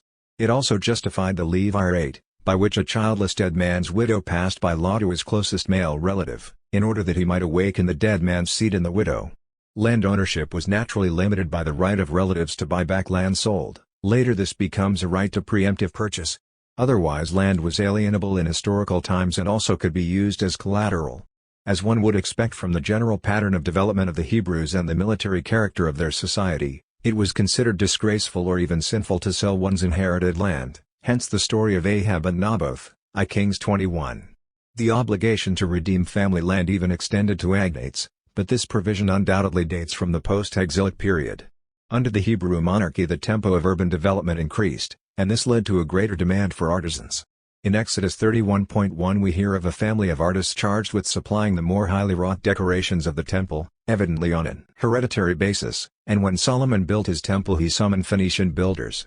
On the other hand, non-economic factors increased in importance. At the time of the destruction of Jerusalem smiths and carpenters, because of their importance for army supply, were counted as warriors. This meant that they were subject to liturgies, like the Fabbri of Rome, and in fact they were deported as captives by the conquerors. The other artisans, bakers, potters, fullers, were evidently quite few in number under the monarchy. Only after the exile did trade increase in importance. Apparently the development of large-scale landholding proceeded apace under the monarchy, and here as elsewhere it was caused by the inevitable indebtedness of the peasants to the great families resident in the cities. It was this feature of society under the monarchy which roused prophets to some of their sternest condemnations. See, for example, Joshua 5.8, Micah 2.1. In the Talmud we find the principle that land and Canaanite slaves shall be the main collateral for business loans, whereas later Jewish business loans were taken out only on movables, and this reflects the conditions of a time when, as in archaic Greece, money was borrowed mainly in the guise of a pledge. Since debt slavery was unprofitable for lenders due to the 6-year limit set by Mosaic law, land was therefore the main object distrained, presumably according to contract. From this developed, we may assume, the legal mortgage described in the Talmud which is discussed later. It is impossible to determine just how the large estates were managed. Perhaps the Canaanite slave of the Talmud was bound to the soil like the Spartan Helot or later client. But in addition to slaves there were also agricultural laborers paid wages. They are mentioned in both the ancient traditions and in the codes. As for slaves, we find that as elsewhere unfree labor was drawn from various groups, reflecting the usual stages of historical development. These groups were, 1. Children sold or hired out, 2. Debt slaves, 3. Prisoners of war and purchased slaves, 4. Small tenants. But note that the stage in which small tenants were enslaved was not reached until Hellenistic times. The fact remains, however, that among the Hebrews there was never much demand for slave labor and therefore the number of slaves was never very great. Thus we are told that Phoenicians accompanied the Hebrew armies in order to buy the prisoners, and this was of course for export. Furthermore, slavery among the Hebrews always remained in fact as well as in law hereditary slavery, the milder form prevalent in the Near East. Experience showed, it was argued, that slaves reared in the household were far more faithful than purchased slaves. Slaves often had families, and indeed may well have been expected to do so. The codes take into account the possibility that slaves offered their freedom in the 7th year might decline the gift. This, it should be added, indicates that probably there was little demand for free wage laborers and also that they did not enjoy a very advantageous position. To sum up, we cannot write an agrarian history of the Hebrews before the exile because we have no evidence regarding ownership and production in that period. The prophets were only occasionally concerned with social questions, for they were religious leaders and were mainly interested in what they considered the theater of action of their universal God, foreign affairs. Nevertheless, we find in their writings the picture of a typical development of ancient urbanism under the influence of a money economy, a development bringing social differentiations which the codes, despite provisions to the contrary, 6-year limit on slavery, prohibition of interest, and so on, could not check. So much is clear. The reform program of Ezekiel was nothing but a vision in the exile. The deportation of the military class, that is, the great families of the cities, meant that there remained only the peasants engaged in agriculture and viticulture. The so-called restoration under Ezra and Nehemiah was really the foundation of a theocratic city-state on the basis of a synoikismos. For further on this, see the section below on the Hellenistic Age. 4. Greece. A. Pre-classical period. The Greeks raised spelt, barley, and wheat, alternating this in each field with grass, hence leases were for an even number of years. This system continued to be followed except in those areas specializing in a particular crop.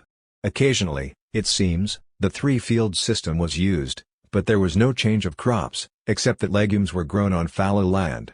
The use of manure is mentioned in Homer, but green manure was not used until later times. In general, however, agricultural techniques were stabilized at a rather primitive level and thereafter did not develop. Thus the main features of Greek agriculture continued to be plowing with a hooked plow, for long entirely of wood, drawn by oxen, sowing seed in furrows, hacking and weeding the grain fields, and harvesting with sickle and threshing board. Hence labor intensity was considerable, and since virgin land was no longer available, it was difficult to shift from subsistence agriculture to market production, even though grain prices were high in later times. Cattle raising does not seem to have been much reduced in extent by farming until the age of the tyrants, who favored the peasantry. The Homeric epics indicate a diet based mainly on cheese, milk, and, among aristocrats, meat. Clothing was made of wool and skins. Noble and royal wealth was measured partly in herds, partly also, of course, in precious metals and objects made from precious metals and bronze, and the herds included goats, sheep, pigs, and cattle. The latter were used mainly as work animals, since milk and cheese were supplied by the sheep and goats. Horses, on the other hand, were mainly used for military purposes. On the large plains of Euboea and Thessaly horses were raised in great number and were also used for travel and for sport. Shepherds were considered the highest class of royal servants. Here too, moreover, irrigation was important from early times, but with this difference, no centralized, bureaucratic control of it was needed. Thus even the continued struggles over water rights, such as that between Tegea and Mantinea, although they led to stoppages, never led to the catastrophes which similar disturbances produced in Egypt and Mesopotamia. In historical times the prevalent form of living unit was the patriarchal nuclear family.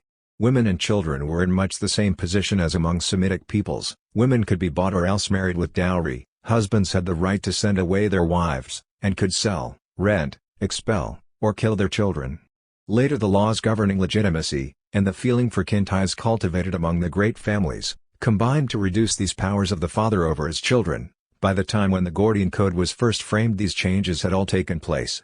But whereas the masses lived in nuclear families, nobles and kings, at first the same, see below, lived as elsewhere in large households including agnates of a clan, genos. The purpose of this was to preserve the unity of inheritable landed estates. Thus both separate and group inheritance are mentioned in the Homeric epics, see the Homosippuoi of Charondas, equivalent to the Homoglax of Atticlaw. The description of the house of Priam is well known.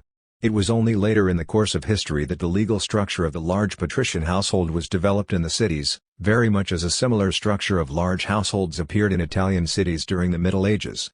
At first complete family communism existed, but as the money economy gained ground this gave way to a new concept. The household came to be regarded as an association for making profit. Gradually separate account was kept of dowries, of children's earnings at their father's disposal, and of women's personal property. This development, already present in the Gordian Code, had its counterpart in the Near East but not in Rome. As in medieval Italo-Sicilian law there is some indication that a son could demand his share even while his father was alive. The Gordian Code implies this in forbidding the use of force in such cases. In short, more and more wealth came to be regarded as the product of family members' work, and thus the basis of the ancient patriarchal household diminished. An individual's personal safety was the responsibility of his agchistais, a group defined more narrowly than the clan, usually extending to the children of one's brothers and sisters, and mentioned as early as the Homeric epics. Its members were bound to revenge each other's injury or death, and in later law they came to be secondary heirs when the nuclear family died out. Probably this group rose out of ancient conditions, and it is certain that close analogies are to be found in the laws actually governing kin relationships among other peoples, actually because in these matters theory and practice are often not the same. Those people who did not belong to a numerous and economically established clan, who were in short without land, found themselves forced to enter the clientele of one or another aristocrat.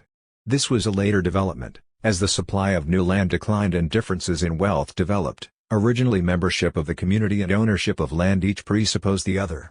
In historical times the Greek tribes, phili, were divided into brotherhoods, phratria, i.e., territorial units with administrative and religious functions. Originally, however, they like the ekchistais were united by kin ties and the obligation to defend and avenge each other. This is clear from survivals in historical times. However, it is uncertain whether the phratry was the oldest social unit, that is, the dominant primary group in the purely peasant stage of the Hellenic peoples. Although there is some evidence to support this hypothesis, analogies from non-urban areas in historical times must be treated with caution. It should be remembered that radical contrasts already existed among what for us are the most ancient Germans, for example between fighting peoples such as Ariovistus Suevi and others. Of course it is perfectly clear that the phratry was very ancient. One cannot, however, assume that the communal features mentioned in historical times are survivals from a primitive stage shaped by the collective economy of a nomadic society. The opposite is probably true. Like the Germanic protection guilds, they indicate rather the artificial formation of the association, for common ownership of food sources. Household in the economic sense was the original basis for mutual obligations, not kinship, and this is evident also among the Arabs. Therefore the stress on kin ties, at least in the symbolic sense, must in fact have been characteristic of later organizations formed by choice. Such associations belong to a stage of development in which landowners organized themselves as a community of warriors and regarded their land as won by the spear. This explains why later the phratry had the function of training its children for war and determining their eligibility to inherit. However, we know very little about the relation between phratries and aristocratic clans and also, much more important, between phratries and the ancient village, Kome. We know that Athenian law imposed the acceptance of both aristocratic and non-aristocratic groups, and we also have the 4th century documents relating to demotion and the lists of phratries from the 4th century published by Castriatus and explained by Corte. But all of this is inadequate, for by the time of these documents the phratries had long been merely artificial groupings shaped from above by state policies. Above all, we need to know what were the ancient relations between the two local units, Kome and Demos. Indeed, it is possible that the phratries too may have been no more than the creation of a period of differentiation, a phase marked by basic political changes in which available land needed constant military protection, and hence the disposition of men and money for defense became of decisive importance. Perhaps phratries arose out of the institutions created by free peasants settled on conquered or threatened land in the period of the Dorian invasion. In all polis we find that the population was divided into tribes or phili. Later they were used by the state as administrative and military units, and were defined as federations of phratries. Originally, however, the tribe was connected with an earlier stage of the polis, and in fact was normally a feature accompanying the union of villages to form a polis, synoikismos, related to military organization. Therefore the use of tribes to blur class divisions or to shift burdens from the warrior class, now organized as a state, was entirely secondary. Santo has argued that the 3 Doric tribes were connected with territorial divisions, but this implies a purposeful agrarian policy for which there is no evidence whatever. Of course there were cases where an area was conquered by an army already divided into tribes and was then apportioned among the tribes, which in turn assumed the task of subdividing the land among its members. An example of this was Rhodes. There were also cases where several rural districts of similar size formed a polis, and then constituted tribes corresponding to the old districts. But neither development was predetermined. The Dorian cities were fundamentally military states, and so everywhere they maintained the same 3 tribes. Elsewhere there was great variety, but everywhere and always the formal division of a community into tribes signified one thing, that a people had constituted itself as a polis ready for war at any time. It should be noted here that the proper word for a tribe in a non-urbanized community was ethnos, as is shown by the documents of the Delphic Camp 51. This is true even though the word file is itself older than ethnos. More precise information is not available for the political and social structures of autonomous communities in early times. If, however, We rely on analogies with other peoples, then we can assume that in each community the position of ruler, onyx, came to be hereditary in a family made prominent by wealth in cattle and marked out as favored by the gods by success in war and equity in judgment. An onyx received a larger share of booty, gifts on special occasions, and presents from parties involved in disputes brought before his court. Since tradition was the only source of legal knowledge, an onyx had to rely upon the aid of a council of elders, and this was recruited, as one would expect, from great families ennobled by wealth and military prowess. The authority of the onyx varied according to circumstances, depending above all on how great was the threat of military attack from abroad. These local families who provided the rulers and elders were regarded as favored by the gods, and were entrusted with the communal cults. Here too they formed the kernel of the aristocracy, and among them arose, as elsewhere, the ideal of the kintai as the source of legitimate authority. Every aristocrat belonged to a large lineage group, the genos, held together by the kintai. This was an extended clan, and its economic aspect was the oikos, property held in common. Indeed, oikos is often used as a synonym for genos, and the two institutions characterize the life of an aristocrat as opposed to that of a commoner. It was once argued that from the first all members of a community were also members of the clans, though with varying rights. But now this is generally regarded as mistaken. In later times, it is true, such was the situation, but this was an artificial arrangement instituted from above for administrative purposes. There remain several knotty problems, whether the clans originally stood in a definite relation with the phratries, and, if so, whether within a phratry members of a clan had certain privileges, and whether these privileges were gained with or without a struggle with the commoners in their phratry. General agreement on these problems has not been reached, and perhaps never will be. In any case, only the specialist trained in archaeology is entitled to an opinion on these matters. Originally the Greeks settled in villages, which were unfortified. Walled citadels were also built, to offer refuge for men and cattle in time of need. Ownership of land was regarded as an aspect of membership in the community of warriors.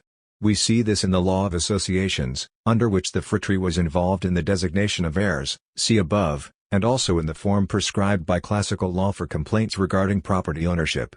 Like early Roman property law, classical Greek law made no provision for a simple petition regarding ownership of a property or inheritance.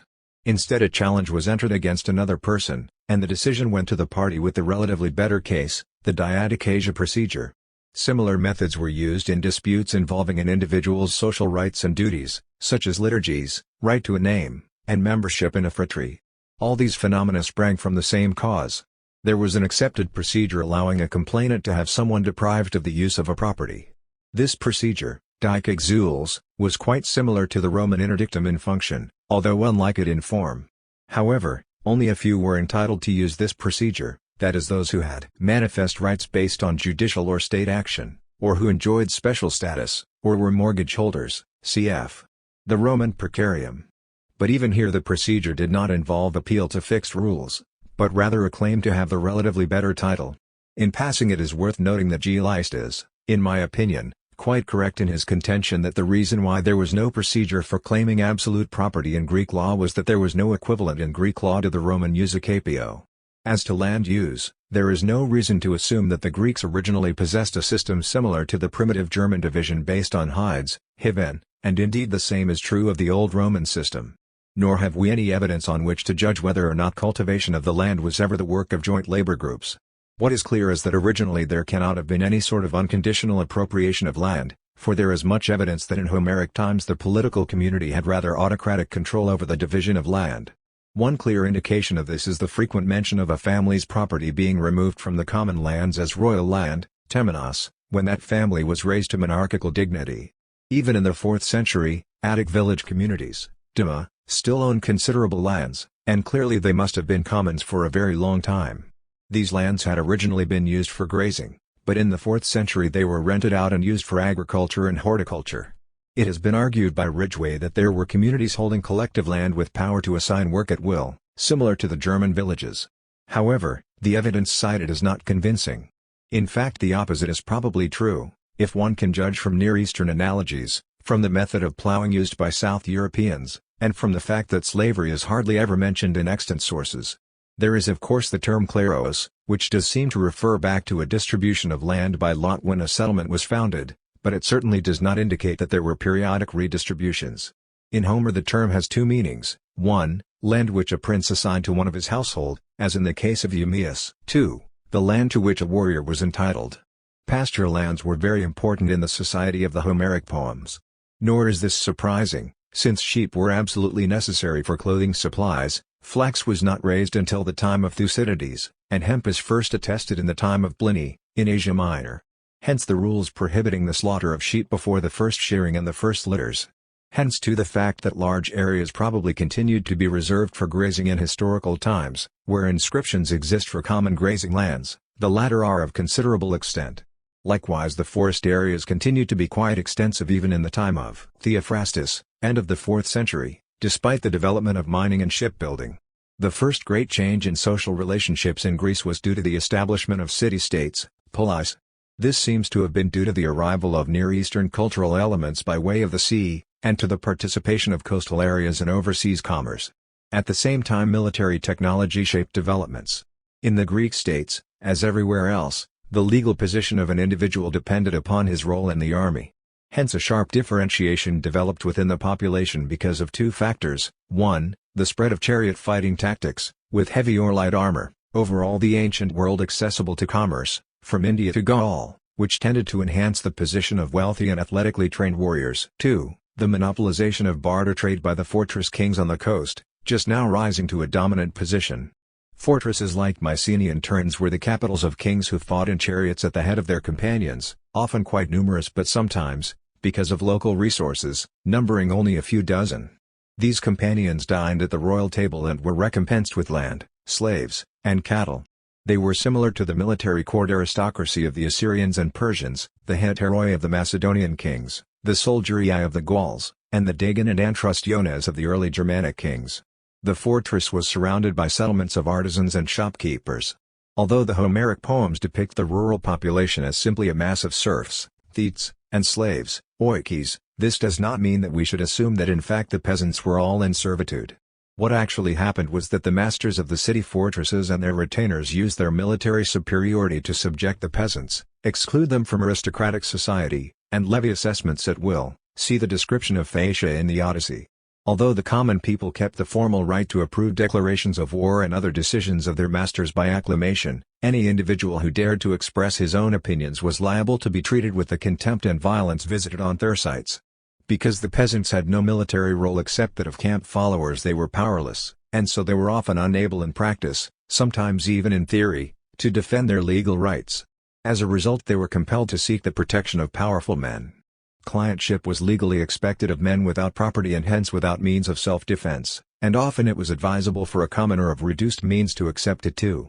But the extent of oppression often must have been greater.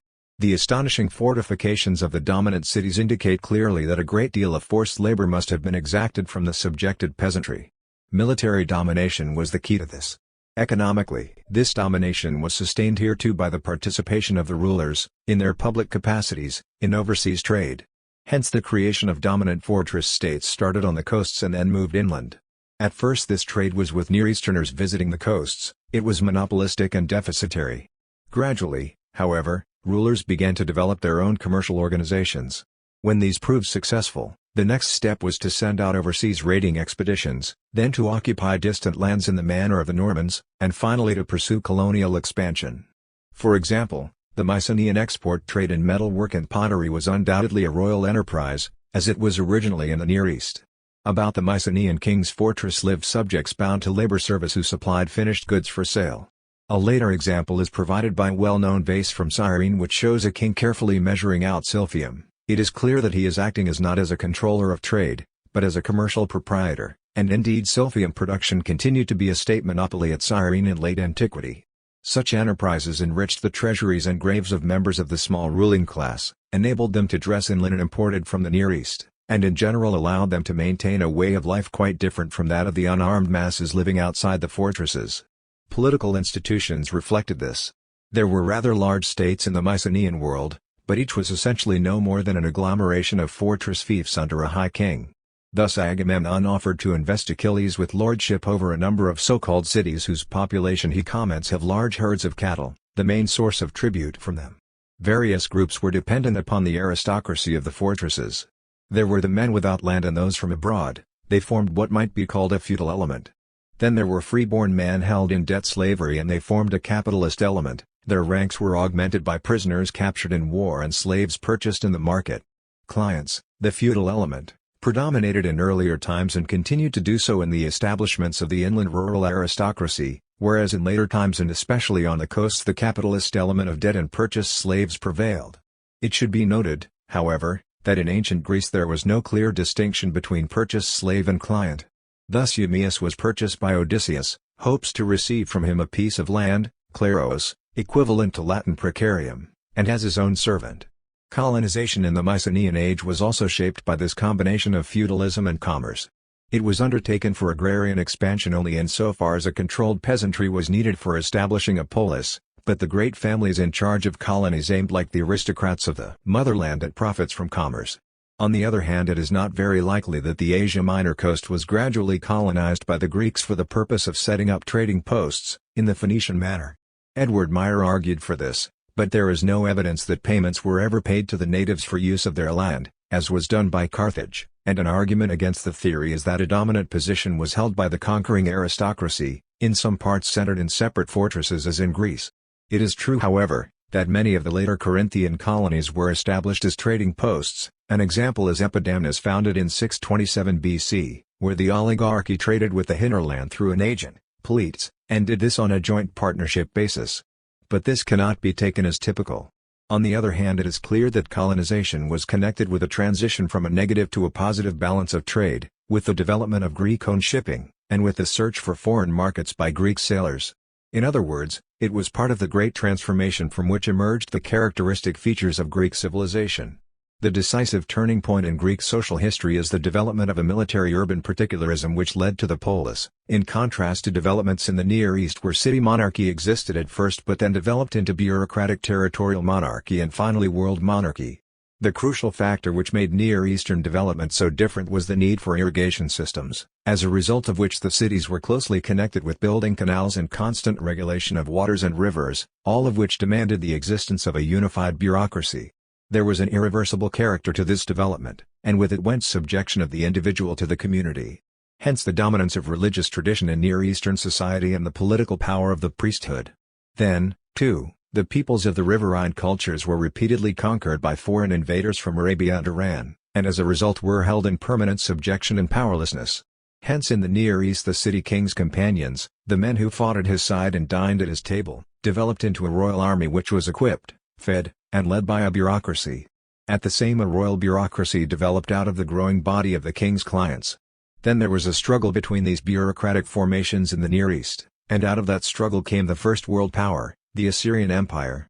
On the other hand, in Greece the retinues of the fortress kings diminished in size. It was only with the table companions of the conquering Macedonian monarchs that they again became an important political element. As the retinues dwindled, the position of the monarchs declined too, and so began a development which ended, at the start of the classical period, with an army recruited from yeoman farmers who provided their own arms.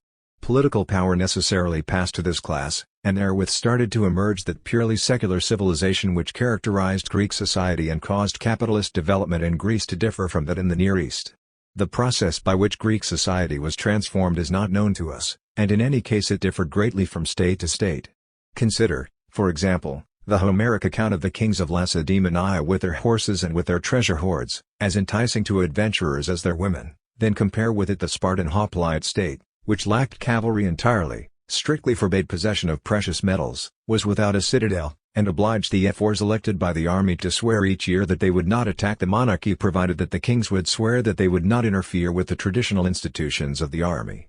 From this comparison one can conclude the following. 1. That Spartan institutions were consciously reformed as part of a compromise between kings and army. 2. That this was in some way connected with the rise of disciplined armies using iron weapons for close combat, replacing warriors using bronze throwing spears and arrows in single combat. 3. That this was also connected with the decline in importance of the royal treasure hoard. In the Near East under all regimes, including the Persian, the royal hoard continued to be as important as it was for the Nibelungs. An accumulation of precious metals allowed monarchs to reward members of their retinues and to hire mercenaries when needed, and so it was always an important factor in the power of Near Eastern rulers. In Greece the kings of fortress states had hoards, one of the results of their close relations with the great states of the Near East.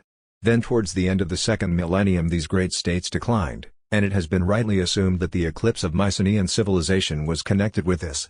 It is of course perhaps also true that Greece's geographical characteristics would have ultimately sufficed to ensure the triumph of particularism. In any case, the economic decline of Greek monarchy was made manifest by the disappearance of Near Eastern magnificence.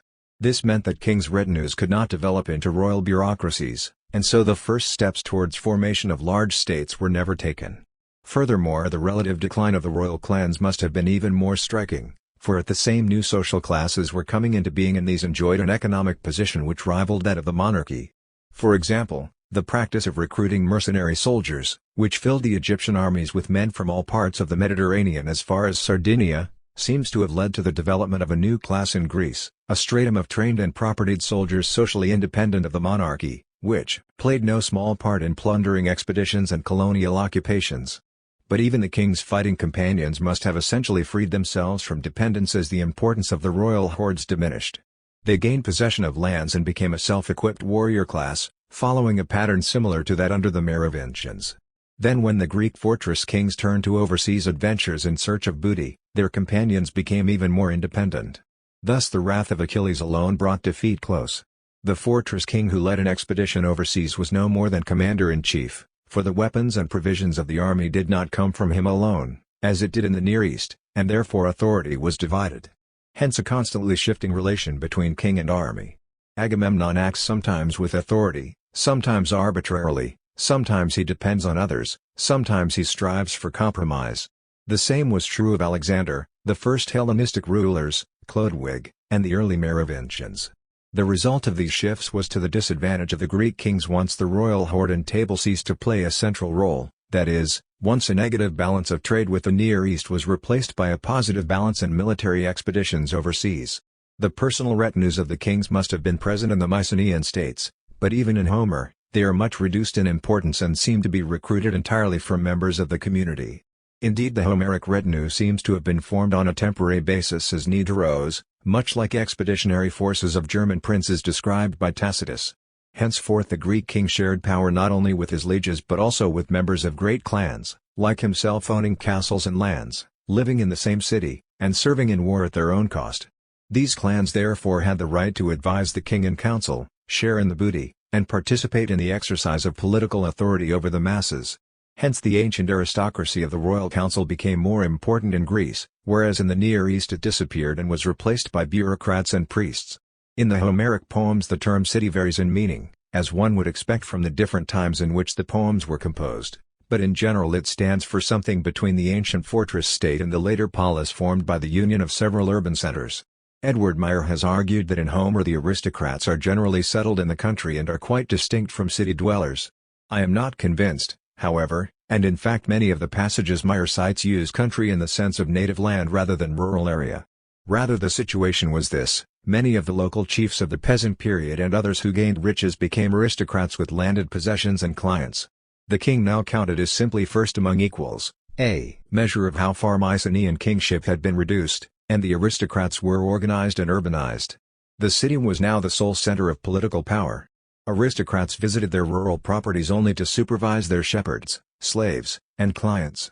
He who, like King Laertes, lived permanently on the landed estates reserved for his old age thereby gave up any claim to political authority. All the aristocratic clans had accumulated treasure hoards from their share of booty and from trading profits, and with this treasure they accumulated land and were able to use their clients as attendants or infantrymen in war. The king, therefore, was now no more than an equal. Thus royal power first declined in areas engaged primarily in sea commerce, and then declined even further in inland areas where the development of royal hordes and retinues had always been slower. This process was substantially hastened by the Doric invasions. For whatever else these caused, they certainly led to the establishment of political communities such as Sparta, in which the warrior order allowed the royal clans only one privilege: leadership in war. Nor did this apply only to their own polis, for each ruling class used its strength to intervene in neighboring states to defend warrior rule, prevent the establishment of monarchy of the Near Eastern type, and so maintain its own position. Thus there rose the states of the Greek Middle Ages, as Edward Meyer called them. Even putting aside Sparta as sui generis, it is clear that they had a very distinct social structure. A common Hellenic feature is the appearance of a knightly society which organizes military sports and national contests, thus providing the material for poetry about heroes and lovers, which is in the European Middle Ages aimed to define the style proper to knightly contests.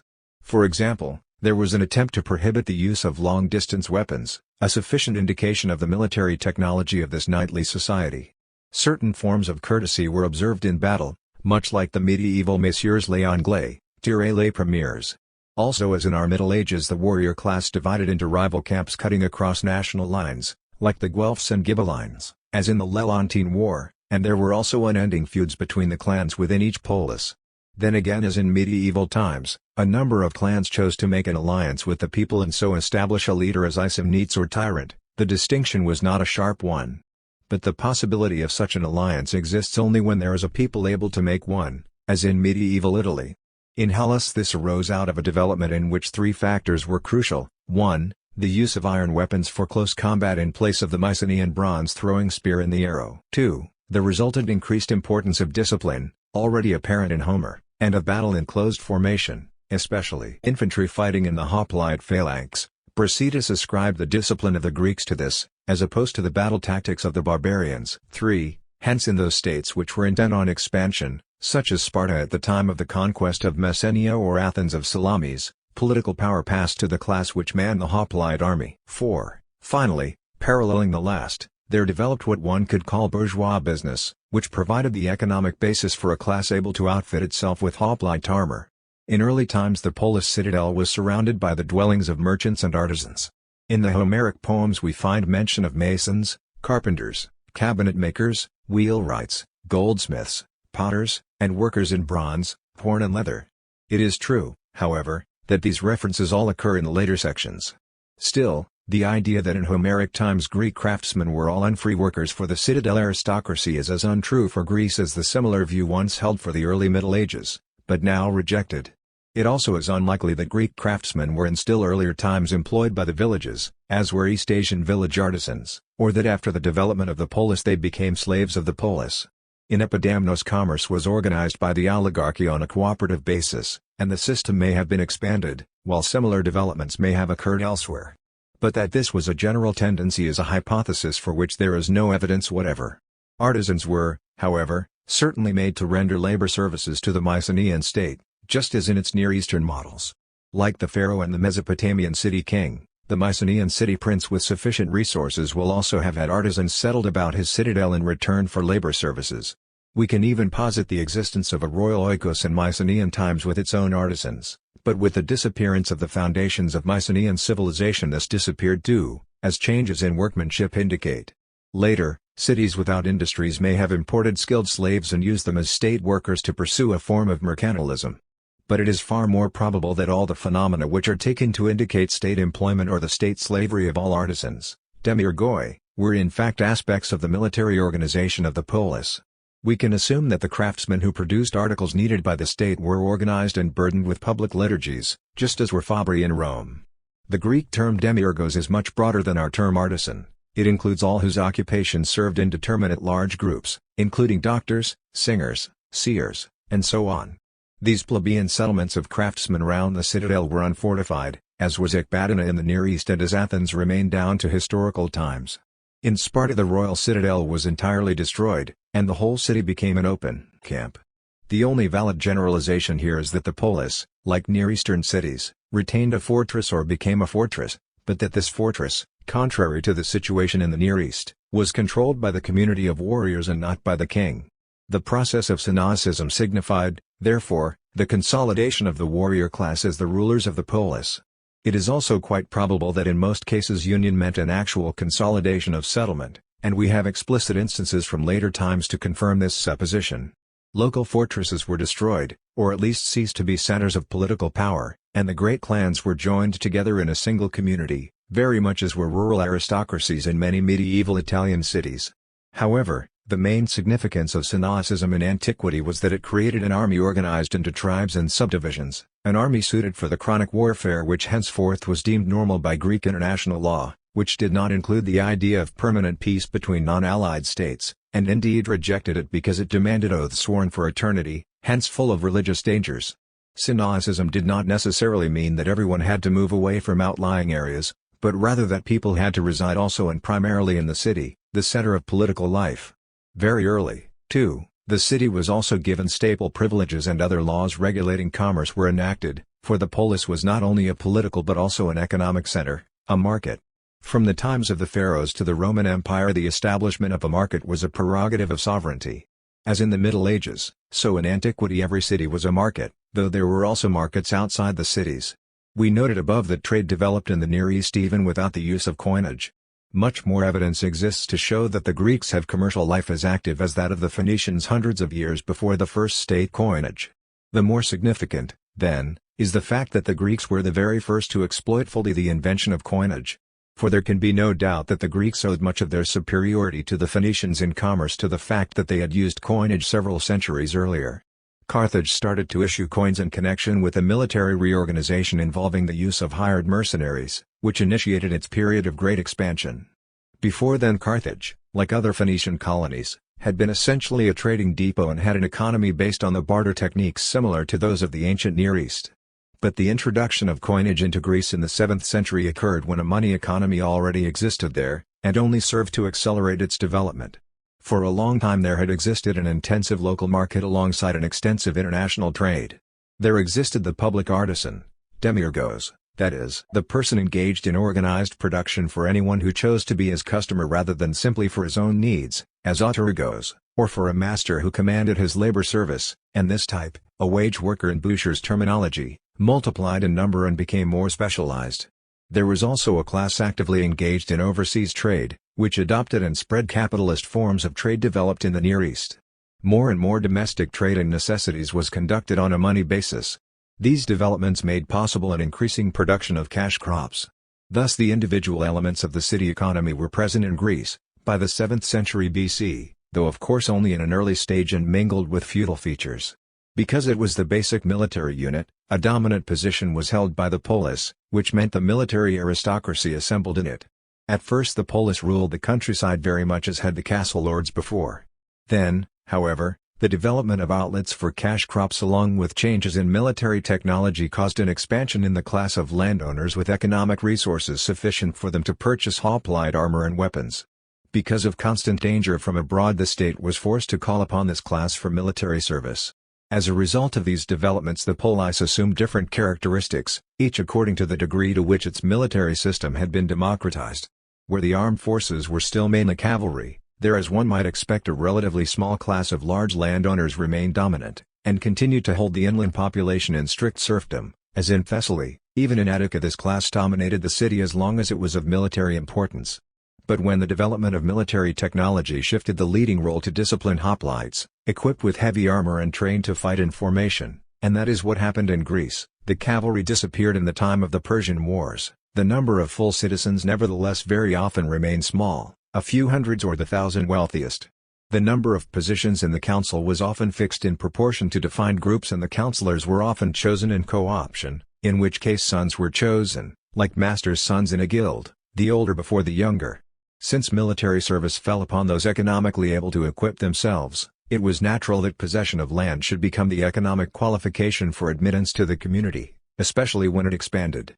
For example, Hesiod's father came from Syme to Boeotia, accumulated a modest sum of money in sea trade, and then moved to Helicon as a yeoman farmer. Here we see an example of freedom of movement, especially with respect to land law, which should be compared with the later guild-like citizenship and land policies of the democracies in order to see the greatly strengthened tie between property and person in the later period. At the same time there disappeared the ancient class of wandering knights, akin to the medieval ministerials, of Homeric times, and their place was taken by the closed and local aristocracies of the polis. In this period, then, restrictions were placed upon those lands possession of which had allowed a warrior class to usurp power. Such lands are mentioned by Aristotle as the first allotments or the old allotments or the ancient portions, and there were many survivals in the historical period. Most important, sons had prior right to ownership of the family lands and sometimes even the herds as well, the only condition being that they had to dower their sisters. According to the Gordian Code sons inherited land in the city because it was they who exercised political rights. If there were no sons then the daughter inherited, and for a daughter in that position, epikleros, the law prescribed, in the manner of inheritance rights, the order in which agnates might ask for her hand. In these cases an agnate might even break an existing marriage, and originally, as with the Jewish Levirate marriage, this was a duty, later in some cities, for example Athens, replaced by the duty to provide a dowry. All this indicates that the marriage of an heiress, because it involved disposition of an allotment, kleros, was of military significance and therefore of public concern. If no relatives had any claim to her hand then the matter was referred to the magistrates, in Sparta to the king. In order to ensure that warriors retain property appropriate to their station, the kleros could not be divided or sold in many states. This was certainly true in the military states of the Dorians, and in many others as well. It was so, for example, in Leucas, which was founded as a colony in the 7th century BC, and this continued in force until late times. This militarist land regulation is entirely opposed to the land law common to the Greeks, for in the age of Homer and Hesiod the rule was that inherited goods were equally divided. No trace of primogeniture is to be found. However, there may be a reminiscence of very ancient conditions, in which the eldest son was house priest in the legend of Iris and Poseidon. When he cited general Hellenic practice against primogeniture to Zeus, Iris replied that the Furies favored the older brother. In any case the legal prohibition on division of the kleros must have had the practical effect of forcing the choice of a principal heir, and it must also have encouraged the maintenance of extended facilities. It led, at least in Sparta, to limitation on the number of children reared and even gave rise to polyandry, that is, shared possession of a woman, hardly a survival of very ancient conditions, as Edward Meyer thinks. Wills could be made in Athens only from the time of Solon, in Sparta not until the Peloponnesian War. In Sparta wills originally served mainly to solemnize adoptions and ensure maintenance of the warrior family and the family cult. We cannot be sure whether the limitations on military allotments were everywhere written into the laws. It is enough to note that these limitations shaped the ethos of the military class, and we see its effect in the general condemnation of the sale of inherited lands. It should be noted, however, that there is mention of limited rights to sell allotments, for example in Elis and in Thebes under Philolaus, circa 728 BC. We also are told that Phidon of Argos made the allotments equal. The economic basis of the warrior class differed greatly in particulars from place to place. The most extensive provisions in the interests of military power were made where the warrior class was supported by a natural economy, for example, on the Lipari Islands, in Crete, and, above all in Sparta. There the conquered population was held in state slavery or serfdom, and their tributes in kind were used to support the warriors. These tributes were distributed partly in a communal manner, partly in such a way that an individual warrior was assigned the produce of a particular piece of land and its slaves. Such lands were in varying degrees appropriated by the warriors and tended to become hereditary. New distributions and redistributions of allotments were not regarded as impracticable in historical times, and instances seem to have occurred. These were of course not allotments of land to be cultivated, but rather assignments of income properties from which rent was collected. Military considerations, especially military population policy, decided specific arrangements. If there was no heir then the law sometimes required adoption, sometimes marriage, or else imposed the duty of finding a third party to provide offspring, as in Israel. The organization of the citizen army found its fullest expression in the common meals of the warriors, meals eaten by groups, syssitia, heterai, similar to modern men's clubs. Another typical institution was the common training given by the state to children to make them into warriors. Under this sort of regime the role of army units, phratries, was enhanced so that they became true brotherhoods, to the detriment of family life. It is to this context that we must refer the power of phratries to decide on the destiny of the newborn and also those sons just coming of age for military service. There is nothing primitive about this, the primitive rule was that the fathers will decided. Sparta developed most the natural economy basis of its city militarism and also the esprit de corps of its warriors based on the comradely equality of privileged members of the Spartan community. From youth on Spartans had to devote themselves exclusively to training for hoplite service. Hence the spirit of solidarity among its warriors. This solidarity, however, also set limits to the Spartan state's development. Again and again down to late antiquity Spartan kings tried to expand the number of those eligible for military service and so increase the state's power, but this was blocked by the institution of the ephorate. Since a money economy tended to destroy social unity it was arrested by artificially maintaining the natural economy and restricting the consumption of the warrior class. Hence the use of money in trade was discouraged, hence the prohibition on the sale of military allotments, hence the maintenance of the club community. This did prevent the number of warrior lots from increasing, but not from diminishing through inheritance by women, and impoverishment. Other Spartans secretly engaged in foreign commerce. At the same time, these artificial policies had the effect of limiting the political options of the state, due to the well-known anxiety to avoid the loss of Spartan lives. Finally, the conservative military policies of Spartan tradition could no longer be maintained after the Peloponnesian War, for the dominant position Sparta had won meant that the state had to meet its increased obligations with the use of money. Then the money economy affected the structure of the military state, for it created private fortunes, revolutionized the consumption of the ruling caste, and so in a very brief time destroyed the economic basis of the entire Spartan system. The democratic restoration established by Cleomenes, on the basis of a redistribution of property, collapsed at the Battle of Sellasia, 222 BC. However, Sparta's militarism was not typical of Greek tradition. It was based on a barter economy, and the form known to contemporaries was the result of a unique legislative program. For us, however, the truth lies deeper. Sparta was in reality only an extreme example of the ancient city-state's drive to rule. What was actually unique in the situation was that the feudal substructure of the state did not serve a ruling class set apart by membership in aristocratic clans, but rather one chosen and shaped by an educational system. This system trained men to be experts in hoplite fighting, and because of the particular demands of such training it instilled a lifestyle which was the very opposite of aristocratic. Whoever belonged to the caste of Spartiates was obliged to keep up his professional military training, just as were medieval knights, and the state made adequate provisions to render this possible. To keep in training was a condition for living in the city, at least for those warriors who formed the core of the army. Daily training was what made Sparta's army invincible, and later the Holy Battalion of Thebes. Any men in these strictly militaristic communities who left the city thereby gave up the practice of arms. He became a rustic, agroikos, perioikos, and his political status was reduced. Participation in the training of the gymnasium and political citizen rights were inextricably connected. However, it is very likely that the system of Sparta and Crete in historical times was by no means a general stage in the development of Greek society. This system was a barter economy militarism, and it involved a democratization of Greek city-state feudalism so extensive that members of the ruling warrior class were obliged to exist entirely on the produce of allotments of some 8 to 12 hectares worked by helots. Now we do not find such equality elsewhere, and in fact the record shows that the characteristic militaristic institutions of Sparta were maintained with more rather than less rigor as time went by. The reason being that as Sparta's subjected territory expanded and the number of Spartiates declined, its military position became ever more perilous. Institutions such as the public meals in the Prytaneum at Athens, which was a substitute for the ancient royal table, certainly do not prove that anything like the Spartan messes, syssitia, with their specifically military character were once found everywhere in Greece. In Hesiod, for example, there is no trace of feudal restrictions on the free peasants, who are pictured there as working the land themselves with the help of a few bondsmen and day laborers.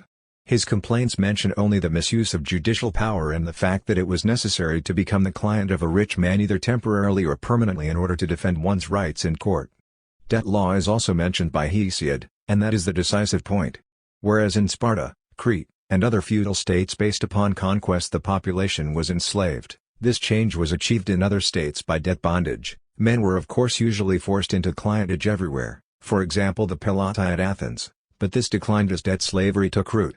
The fact that an urban military class possessed political power did not necessarily lead to the formation of a large rural class of helots, just as the domination of military monarchies in the Near East did not necessarily lead to the establishment of labor service regimes such as we find in Egypt.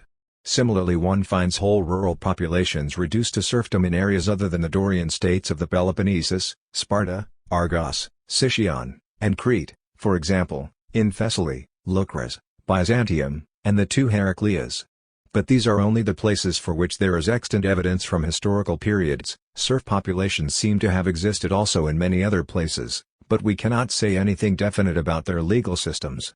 In Sicyon and Argos the origin of serfdom seems to have been conquest, as at Sparta, or else a transformation of clientage owing to the monopoly of armed force in the hands of the city's citizens. The serfs went into battle as light armed infantry. Here and in the colonies based on conquest, such as Crete, Byzantium and the two Heracleias, the serfs were evidently considered as tribute-paying dependents of the state, holding a position guaranteed them by a state treaty at the time of the conquest, as in Pontic Heraclea. Their status was midway between that of helots and of Perioeci. Like the latter, they paid tribute and owed military service but were personally free. In Thessaly a mild form of personal serfdom seems to have existed. Thessalian and Cretan serfs clearly had well-defined rights in family and property law. Therefore it is virtually certain that this reduction of politically subject rural populations to a state of serfdom was not a stage of development found generally in Greek societies. City feudalism led to such institutions only in particular cases, and they were mainly if not entirely in states based on conquest. On the other hand, it is also quite probable that the reduction of elements of the population to a dependent status was much more common than our scanty sources indicate. Certainly it is clear that clientage existed everywhere, and was used by the aristocracy as a source of tribute. On the other hand, we can be sure that during the Greek Middle Ages the city aristocracy procured the manpower it needed for economic purposes in much the same manner as was used in the ancient Near East, in archaic Rome, and in the older city-states before the advent of great numbers of purchased slaves. Men were hired to reap at harvest time, and this type continued to exist in later as in earlier times. But most work was done by permanently employed laborers, part of them paid by the year, part of them working as debt slaves. The latter group was increasingly more numerous on the estates of those aristocrats who farmed the land directly rather than renting it. Debt slaves were free men who had lost status, and as such were distinguished from personal clients and political subjects, what we would call serfs. This distinction is quite clear in Cretan law. As to the controversy among legal historians about such persons, see below. Under Athens, serfs generally appeared in Greece, as elsewhere, as soon as the great clans of the cities established their rule and before purchased slaves were an important factor. Purchased slaves seem to have been rarely used for field labor in Greek lands, and their use on larger estates was evidently not common. Of course, it is unlikely that there were many large estates at this time. Ancient representations of the harvest show a landowner standing by, staff in hand, but this merely indicates that country squires existed in Greece as elsewhere and that they did not join in the actual field labor. On one occasion the Delphic oracle characterized the Corinthians as slaveholders, choinokometrai, because of their many slaves, but it is doubtful whether the existence of large enterprises is implied. See further discussion below regarding Athens. In any case, it is clear that during the Greek Middle Ages the land was worked mainly not by slaves but by tenants, some unfree and some half-free, by debt bondsmen, and by holders of mortgaged land. There were two classes of landowners, the peasants on the one hand, on the other those who had large holdings in land, cattle, and money. The indebtedness of the first to the second group is the characteristic feature of all of early antiquity, and distinguishes the social conflicts of that age from those of our own. To describe the situation in modern terms, one must imagine the Prussian landowners as urbanized moneylenders and the peasantry as their debtors. Hence the mortgage stones placed on peasant properties and the debt bondsmen on large estates were parallel phenomena. Similarly, we find that later in Babylonia individual capitalists disposed of an astonishing number of city lots. It is probable that they did not actually own them but instead held them from debtors in lieu of interest, and rented them back to the debtors. The sharecroppers, hectomorioi, of ancient Athens were probably in a similar situation. They paid 1/6 of their crop to the landowner, not much less, in fact, than the 1/3 paid by Egyptian colony, considering how extraordinarily fruitful Egypt's land was. For further discussion see the section on Athens. The aristocratic clans of the Greek cities, especially coastal cities, were always involved in shipping. Some aristocrats, such as Solon, engaged directly in maritime trade. They also owned large grain-producing estates, and as such were the ones who advanced loans to peasants in lean years. This situation was further affected by the effects of money, after coinage had been invented. Trade was a somewhat minor factor in the society of early antiquity, looking at it in terms of its absolute extent. However, we should not underestimate the relative importance of commercial profits in a society still dominated by a barter economy. Furthermore, the fact that the aristocracy lived in the cities, the Atticupatrids were in fact called the city dwellers, astoi, was a source of economic as well as political power. Two developments in the cities involved in sea trade led to a crisis of the clan state: 1. The increase of wealth in money and land, 2. The growing indebtedness of the peasantry. The commoners of Homeric times, insofar as they served in the infantry, were led by the aristocratic clansmen, who fought from chariots and dominated them much as Segestes said the aristocrats of the Cherusci dominated their own people, Tacitus, Annals 1.55. However, this situation became untenable as hoplite troops became more and more important. The most important factor was that the debt bondage of the peasantry now posed a threat to the military force and political power of the state. At the same time, the money economy led to a differentiation in income and the creation of new classes: rich parvenus, poor free men without property, and impoverished aristocrats. From this sprang bitter class conflicts within the polis. Everywhere in Greece the most fertile land, especially valley land as opposed to mountain land, came into possession of the aristocracy by purchase and foreclosure. This of course followed the laws of rent, for only the fertile valley land could support both the men who cultivated it and the rentiers who owned it, and so the aristocrats bought valley land with their surplus cash, just as in Germany aristocrats prefer to entail only the best land. This explains why the aristocratic polis was rarely found in mountainous areas, whereas the characteristic centers of aristocratic society were the plains, Lacedaemonian, and the Messenian, Aleian, Thessalian, Boeotian, and Attic plains. The mountain slopes, on the other hand, were left to the peasants, agroikoi. So there was even a territorial distinction between peasant democracy and aristocratic oligarchy. We see this especially clearly in Attica. There was another factor, the development of a new class in the port cities of the coast where there were export industries, for example pottery production in Athens, and shipping business. This new class stood outside the traditional circles of those who lived on the land and whose interests were bound up with agriculture, and they were ready to give political support to anyone who promised to further their economic interests. There was also the class of freeborn men who had lost their land and been reduced to debt slavery. These two groups, sometimes in alliance and sometimes acting alone, formed the basis for movements aiming to overthrow the aristocratic possession of the aristocracy by purchase and foreclosure. This of course followed the laws of rent, for only the fertile valley land could support both the men who cultivated it and the rentiers who owned it, and so the aristocrats bought valley land with their surplus cash, just as in Germany aristocrats prefer to entail only the best land. This explains why the aristocratic polis was rarely found in mountainous areas, whereas the characteristic centers of aristocratic society were the plains, Lacedaemonian, and the Messenian, Aleian, Thessalian, Boeotian, and Attic plains. The mountain slopes, on the other hand, were left to the peasants, agroikoi. So there was even a territorial distinction between peasant democracy and aristocratic oligarchy. We see this especially clearly in Attica. There was another factor, the development of a new class in the port cities of the coast where there were export industries, for example pottery production in Athens, and shipping business. This new class stood outside the traditional circles of those who lived on the land and whose interests were bound up with agriculture, and they were ready to give political support to anyone who promised to further their economic interests. There was also the class of freeborn men who had lost their land and been reduced to debt slavery. These two groups, sometimes in alliance and sometimes acting alone, formed the basis for movements aiming to overthrow the aristocratic. On the other hand, there also emerged a new group which took its place beside the ancient landowning clans, commoners who rose out of the lower middle classes and gained wealth. It was possible even in the days before capitalism developed for an artisan, demiurgos, to become rich. So we must at least assume, since the well-known Solonian Compromise of 581 BC provided that two artisans should be archons, and these two would necessarily have been possessors of an income of at least 500 drachmae, a high income in those days, although at the poverty line in Demosthenes' time. One must remember that among the artisans of early times were those from families with inherited secret skills which, as in myth, were highly prized for their rarity. These artisans undoubtedly lived in large extended families like the aristocracy and so could accumulate wealth. It was capitalism and slave labor, along with the decline of the ancient family communities, which destroyed this basis of their position. Furthermore, one should also remember that about 581 BC the artisans' party also included the merchants, who stood outside the aristocracy and all those who owned rural property.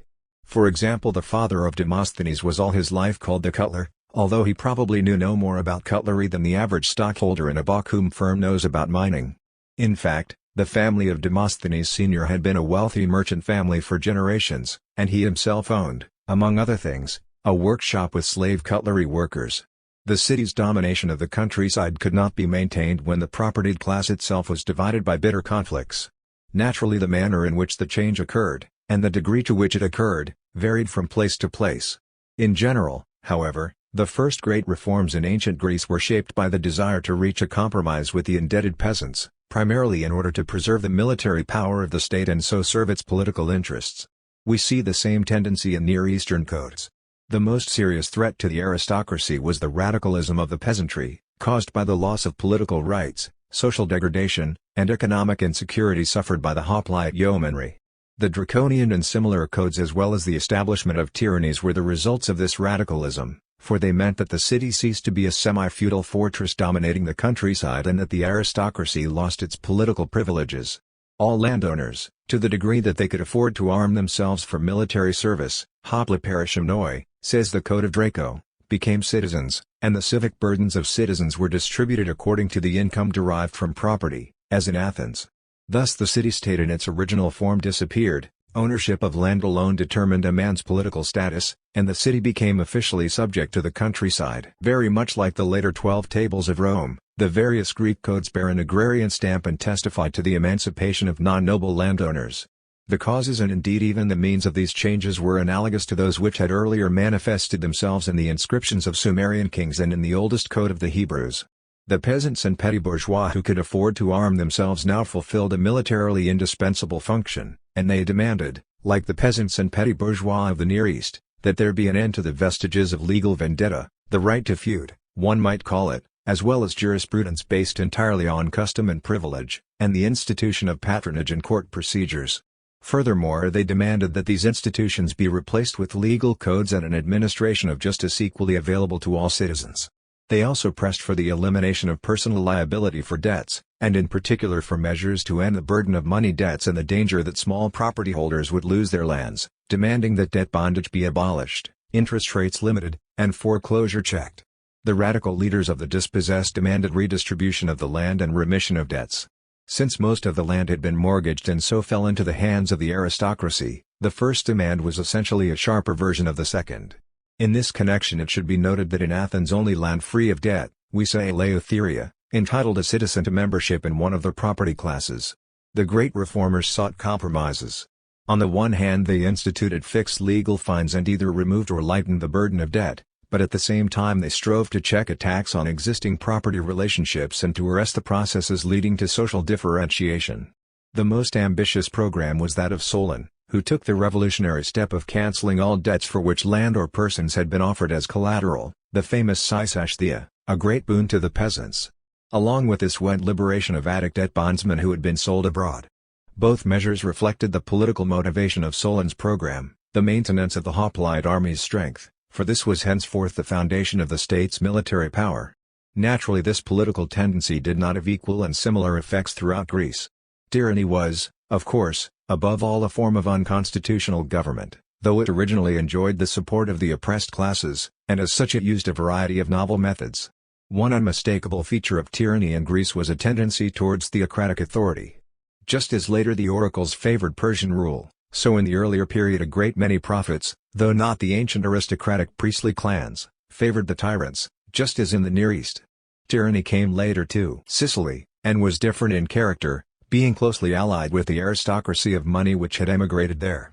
Also the political methods used by the first generations of tyrants in Sicily differed from those used in Greece. The incorporation of entire city communities and even of foreign mercenaries in the tyrants' cities were measures of a Near Eastern character which were possible in Greek colonies but not in Greece itself. Nevertheless it is clear that the important innovations of the tyrants share certain characteristics with those of the great lawgivers. Both represented the city economy and its interests as against the monopoly of political power by the ancient aristocratic clans, and also as against the monopoly of economic power by the old and new classes which controlled men and money. Both were allied with the peasants. One expression of this alliance was the principle that all Attica is one city. Both aimed to secure guaranteed legal rights and the independence of the law from the traditions and class interest of the patrimonial sacral courts of the aristocracy, and legal codification was carried out to that end. A related aim was to make sure that justice in the villages remained in official hands, thus Pisistratus personally visited the villages of Attica to hold court, and later minor matters at least were handled in the Attic countryside by traveling courts, dikastai katademus. This, incidentally, has a close parallel in provisions of the Code in Deuteronomy. The same tendency is manifest in many of the measures of the tyrants, Periander, Theagenes, Cleisthenes, Pisistratus, and the lawgivers, Zaleucus, Solon, on matters where economics and politics intersect. For example, the strict limitations on luxury, often extended to include sweeping prohibitions, sprang partly from class feelings and partly from petty bourgeois values, and was directed against differentiation in lifestyles because it represented a threat to the equality of citizens. Attempts were made to arrest concentration of wealth by measures such as Periander's law prohibiting the purchase of slaves. Similar laws in Phocis and Locris lasted into classical times, and Solon's law limiting the accumulation of land. One particular aspect, however, was this: the abolition of imprisonment for debt and the removal of legal distinctions between all landowning citizens, equivalent to a liberation of the peasants, were correlative with laws aimed at preventing peasants from emigrating to the cities. Often attempts were made to maintain the peasantry by using state authority to limit transfers of land. Thus laws were passed prohibiting the sale of land to the city, pros to asti, which meant in effect to aristocrats. The many laws to prevent the purchase of land for speculation or for resale, for example zalukas, or to prevent the export of grain, all belong in the same category. Analogous measures were taken by medieval cities, among them laws to fine people for being idle or for begging. All these efforts have in common the aim of preserving the typical bourgeois forms of earning a livelihood. In the final analysis, the measures of both lawgivers and tyrants in at least the major coastal cities had the effect of bringing together the ancient clans with the new classes which had gained wealth from commerce and money operations, wealth of a distinctly urban character. Thus Solon's legislation seems to have based property class divisions on income as expressed in terms of money, as Bruno Kyle argues, but this is not certain, and if so he had already moved away from the basic principles of the peasant hoplite polis. Similarly, the privileges extended for mercantilist reasons to metics in industry in Attica, making it easier for them to become citizens or to buy land, just the opposite of the policies of the democratic regime later, testify to the alliance between the classes which controlled money and therefore men. Another instance was the permission given to export olive oil from Attica, while the export of other products of the land was prohibited. This too was a product of ancient agrarian mercantilism, which was essentially plantation in character. Therefore one can say that the laws passed to favor the peasants were merely means to secure political aims. The same basic motivation was present in the law enacted by Periander which prohibited peasants from wearing city dress, namely, the desire to keep them from settling in the city. It was also evident in the prohibitions on peasant emigration mentioned above. At the same time efforts were made, similar to those later at Rome, to send abroad the rural masses driven into the city by debts and dispossession. Thus the Athenian colonists settled on Salamis were assigned lands which could not be mortgaged. Such regulations were later made also for some, not all, of the colonies sent out for political purposes, and they served both immediate military needs as well as the desire to alleviate the social problem at home. Similarly, the colonies sent out by the tyrants were aimed at putting the unemployed to work just as much as were their domestic public works programs. Another feature of the age belongs in this context, the constant efforts to stabilize the food supply and so avoid the creation of depressed classes among the citizenry, hence policies aimed at regulating commerce without unduly reducing opportunities for profit. Because of these factors, the conflict between classes did not everywhere result in the creation of states with relatively clear characteristics such as Thessaly, Sparta, and Athens. Instead, as one would expect, a great variety of compromises and alliances took place. Unfortunately, there is little evidence for these developments. Democratic movements aimed above all at destroying the close association of great clans, founded on ownership of land by extended households, and so ending their preponderance in the local and tribal associations, namely the village and the phratry. The village, Kome, later demos, had of course always existed as an economic community, but the clan state ignored it in politics, and the clans undoubtedly stood outside the village communities with their landed possessions, very much as did the Junkers in Prussia. They formed their own Kome out of their clients, debt bondsmen, or tenants. Their lands, however, were largely acquired through mortgages, and were therefore in great part scattered. Hence the aim of peasant movements was to incorporate clan estates into the villages and to put obstacles in the way of owning lands in many villages. The phratry was the smallest unit of the military community and as such controlled bestowal of citizenship and the right to own land in military states. Phratries were entirely controlled by the great clans, although they included all able-bodied men, not just clan members. Wilbrand is certainly correct on this point. This explains why peasant movements aimed at democratizing the phratries or else abolishing their functions. Concessions of various extent were made to the hoplite classes. For example, in Elis there was no polis until the Sinoikismos of 471. The upper class of fertile hollow Elis was an exclusive, horse-breeding council aristocracy. Its members lived scattered in their castles as in ancient times and acted together only for the purpose of administering the Olympic sanctuary and games, the latter being, incidentally, a source of profit. At no time was there any significant degree of commercial activity. As a result, relations between the social orders, were quite amiable. Thus the aristocracy of Elis joined with their hoplite army to conquer the Pisans in the Peloponnese, and just as the Roman patricians made concessions to the plebs, so the Elean aristocracy granted each village, demos, a share of the subjugated territory. The Pisans remained tributaries of the Elean state. Aristotle mentions a prohibition against debt, designed to protect the peasants from loss of their land, and it belonged undoubtedly to this period of compromise. The villages, dema, komai, Aviles remained the constituent elements of the community. They, not the state or the phratries, were the agencies which controlled the right to own land. On the other hand, the hoplites allowed themselves, evidently without protest, to be led as in ancient times by the aristocrats until 471. In short, no synoikismos had taken place at Elis, as a result of the low level of commercial activity, and this meant that for a long time there did not appear the phenomena typical of the aristocratic polis, namely, 1. Indebtedness of the peasants, 2. Concentration of land ownership, 3. Disappearance of the domain administrative law, 4. Rise of a new aristocracy. What happened after the synoikismos of 471 is discussed below. Things were very different in two neighboring commercial cities, Megara and Athens. In both, as in other harbor cities, the peasants fell into debt, and at the same time an important political problem appeared, the role of the new clans which gained wealth through the development of commerce. In Megara these new families became rich from the export of wool and goods made from wool supplied by the herds of the aristocracy and worked in their workshops, ergasteria. Their pretensions aroused the scorn of Theonis, although in fact the old aristocracy had made its money in much the same way. In Athens a new class arose out of the export trade in olive oil and pottery. There, as in Megara, this new class for a time joined with the rural masses against the aristocracy in order to gain equal status. In Megara warnings against this were issued by Theonis, and he seems to have supported oligarchy because of such an alliance. However, the real revolutionaries everywhere were the debt-ridden peasants. In Megara, as in Athens, a political revolution enabled the peasants to gain a typical and limited reduction of debts, sysasthia, that is, the interest paid to lenders was returned. Whether at the same time the Megarian aristocrats were degraded and forcibly incorporated into the demos as in Athens we do not know. In any case, Athens destroyed Megarian commerce, and this prevented further development towards full democracy. In Athens too, democracy was achieved only by fundamental changes. The basis of the development was provided by the creation of new clans by Cleisthenes.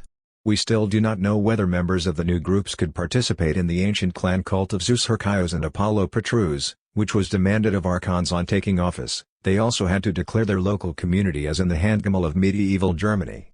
However, this may be of no more significance than the rule that only a Native American can be president, for the hereditary incorporation of all aristocrats and all new citizens into particular demos by Cleisthenes must have ended the importance of this matter. Cleisthenes made all Athenians noble, that is, everyone henceforth had his home community. The necessity of stating one's community indicates, however, that before Cleisthenes the great clans admitted to the royal council selected the archons from their own ranks. Once the clans were drawn from their fortresses, Thessalia, for example, was one of these clan centers. By a synoicism, they functioned within the framework of the clan state until it was reformed by Cleisthenes. The so-called Solonian classes undoubtedly existed before Solon. They served to rank citizens according to their fiscal, military, and labor service obligations, just as in the early period of Rome. Draco admitted to active citizenship all men able to arm themselves. Solon then admitted those below the yeoman census, and at the same time extended eligibility for office to all yeomen, zeugatai. But nevertheless it must have been necessary for citizens belonging to the commons, astoi, not of the old city aristocracy, eupatridai, to be formed into new artificial clans, like the Roman gentes minors, in order to become archons. That is the deduction to which one is led by the semi-revolutionary compromise made after Solon, by which the archontate was exercised by two demiurgoi, a compromise reached with regard to participation in the cult of Zeus Hercaios. It is clear that before Cleisthenes clan membership presupposed land ownership as a qualification for office, for one cannot imagine a clan without landed possessions. But, unlike the situation in Elis, the dema were not yet the lowest political unit. The phratry, dominated by the aristocracy, continued in Athens to have the important function of preparing the citizen list, rather than the demos as in Elis. Furthermore, the village was still absent. The nokraries were not real communities, but rather geographical units for apportioning state burdens.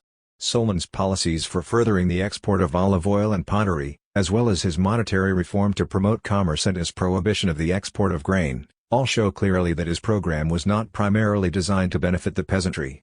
Therefore it is not surprising that the ancient aristocracy continued to dominate the phratries even after Solon's reforms.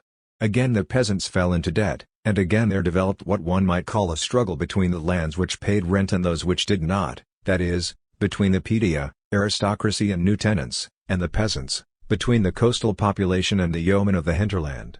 Pisistratus followed policies hostile to the ancient clans and based his power on the support of the peasants. We do not, however, know what measures he took against the aristocracy. Besides his confiscations, Carr's account is not supported by firm evidence.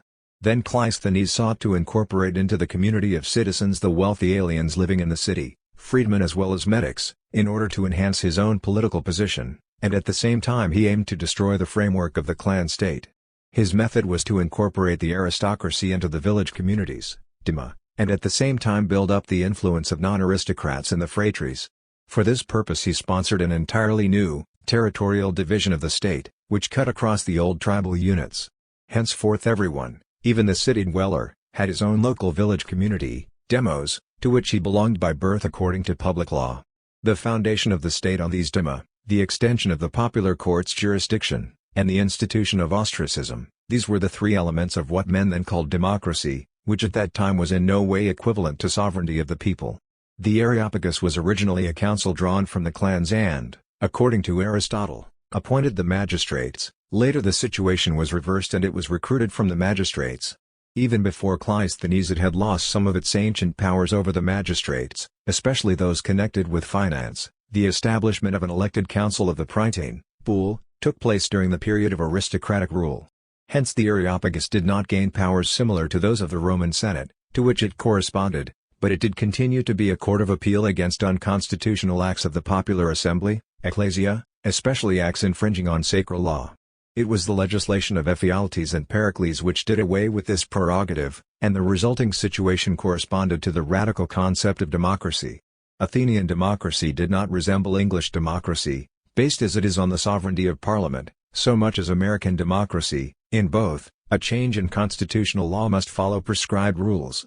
In Athens every citizen had the right of appeal against an unconstitutional action of the People's Assembly. It was heard by the People's Court. Even so the sovereignty of the Athenian ecclesia was significantly more complete than that of the Roman assemblies, comitia, for according to Roman constitutional law an Assemblies Act might be voided not only if it violated sacral law but also if it was directed against an individual and did not establish a general norm. This characteristic of Roman law is seen in the 12 Tables, which clearly exclude adoption of the Greek institution of ostracism. The sovereignty of the Greek polis was also expressed in its power over the property of its citizens. This was taken by von Wilamowitz as an indication that private property was a recent institution in Greece. It should be emphasized, therefore, that the polis had control of its citizens' landed property in Homeric times, that in historical times this power did not diminish but in fact increased, and that this tendency continued into Hellenistic times, as is shown by the debtor's document from Arsine, discussed below. The ultimate origin of this power over citizens' property must be sought in the military character of the polis, for the polis was essentially a camp and the ecclesia was essentially an assembled army. This is the explanation of the phenomena just discussed. They have as little to do with survivals of primitive communism as does the Prussian bill for the acquisition of Polish-owned farmlands. Democracy in the form of the Attic Deme organization spread to other cities under Athenian influence and came to dominate most of the maritime cities of Ionian speech as well as some, such as Rhodes, of Dorian character. However, a further analysis of the Athenian constitution would be out of place here. The sharp divergences between distinguished scholars such as von Wilamowitz and Edward Meyer, the frequent changes of opinion by the same scholars, and the studies of Bruno Keil, Friedrich Carr, and Martin Wilbrand, all indicate that much is still unclear to philologists and, of course, still more so to us outsiders. Even the recent discovery of Aristotle's Constitution of the Athenians has left many problems still unsolved. All classical Greek history was characterized by the social contrasts between aristocracy and commons, and this itself was inextricably connected with the economic opposition which separated oligarchs from democrats. Changes in domestic policies meant changes in foreign policy, and the reverse was also true. Naturally there was no question of a conflict between an industrial proletariat and industrial employers such as exists today. It was, rather, an opposition based upon differences in wealth, whatever the economic structure of this wealth, and upon conflicts between debtors and creditors. Another factor was the contrast in lifestyle between those groups which were shaped by ancient chivalry and those which were not. Here it should be noted that the property of the ancient clans was mainly in lands bringing in rents, and that these lands, as has been emphasized, were accumulated partly with profits from commerce. The latter is a general conclusion, and of course not all clans engaged in commerce. Originally, indeed, the aristocracy was recruited from descendants of local chiefs, but those who subsequently gained riches generally did so through owning ships in whole or in part and through investing in joint ventures. We can see this economic process in action in the so-called Levantine War, which was conducted at sea by merchant patriciates of the large commercial cities, but was in fact fought for possession of the fruitful, rent-paying, Levantine plain. As one would expect, the ancient clans tried to prevent incorporation of the new clans into their midst, and so they tried to discredit the accumulation of money. In later antiquity, even in their ports, only the emporia and firms doing an overseas wholesale trade were considered respectable. The landed aristocracy in theory condemned any sort of profit, and of course it also reproved any personal participation in buying or selling for profit and indeed personal labor in general. Thus in Sparta, as a consequence of its military organization, artisans and merchants, both retail and wholesale, were ineligible for office, and indeed did not have the status of full citizens, for these groups were periachi. Furthermore, the Spartiates themselves were explicitly forbidden to use their labor for profits, which would conflict with their social rank. This is comparable to the rules which govern the conduct of officers in the army of the German Empire. At the same time, Spartan law, in complete opposition to the law of democratic Athens, allowed the admission of illegitimate children and even helot children into the community of full citizens, for military training, not blood, was the basic characteristic which distinguished the order of Spartiates. In Thebes, where chariot fighting was long maintained, debtors as such were regarded as declasses, as in ancient times, because they had either pledged their persons or had alienated their property to redeem a mortgage. To be eligible for office in Thebes, a man had to have been absent from the market, agora, for 10 years. In Athens, on the other hand, all offices were filled by lot, with the exception, perhaps, of the commanding general, and the demos was freed of burdens by liturgies levied on the rich. Nevertheless, there remained a clear distinction between the gentleman living off his rents and the man who earned his income. This was not abolished by Athenian democracy. Indeed, it is evident, for example, in Demosthenes on the Crown, even though this speech was delivered as a plea before representatives of the demos. The upper class of the hoplite polis was a community of warriors supported by rents from their lands. It was of decisive importance for the development of the characteristic features of Hellenic civilization, including its art, that members of this order did not lead the life of grand seigneurs. Rather, they were compelled to live in a simple, unpretentious manner, and this precisely in the period when they were developing self-consciousness as a class. Thus there rose the national games, and the gymnasia under Spartan influence gained acceptance of nudity, with its significant implications.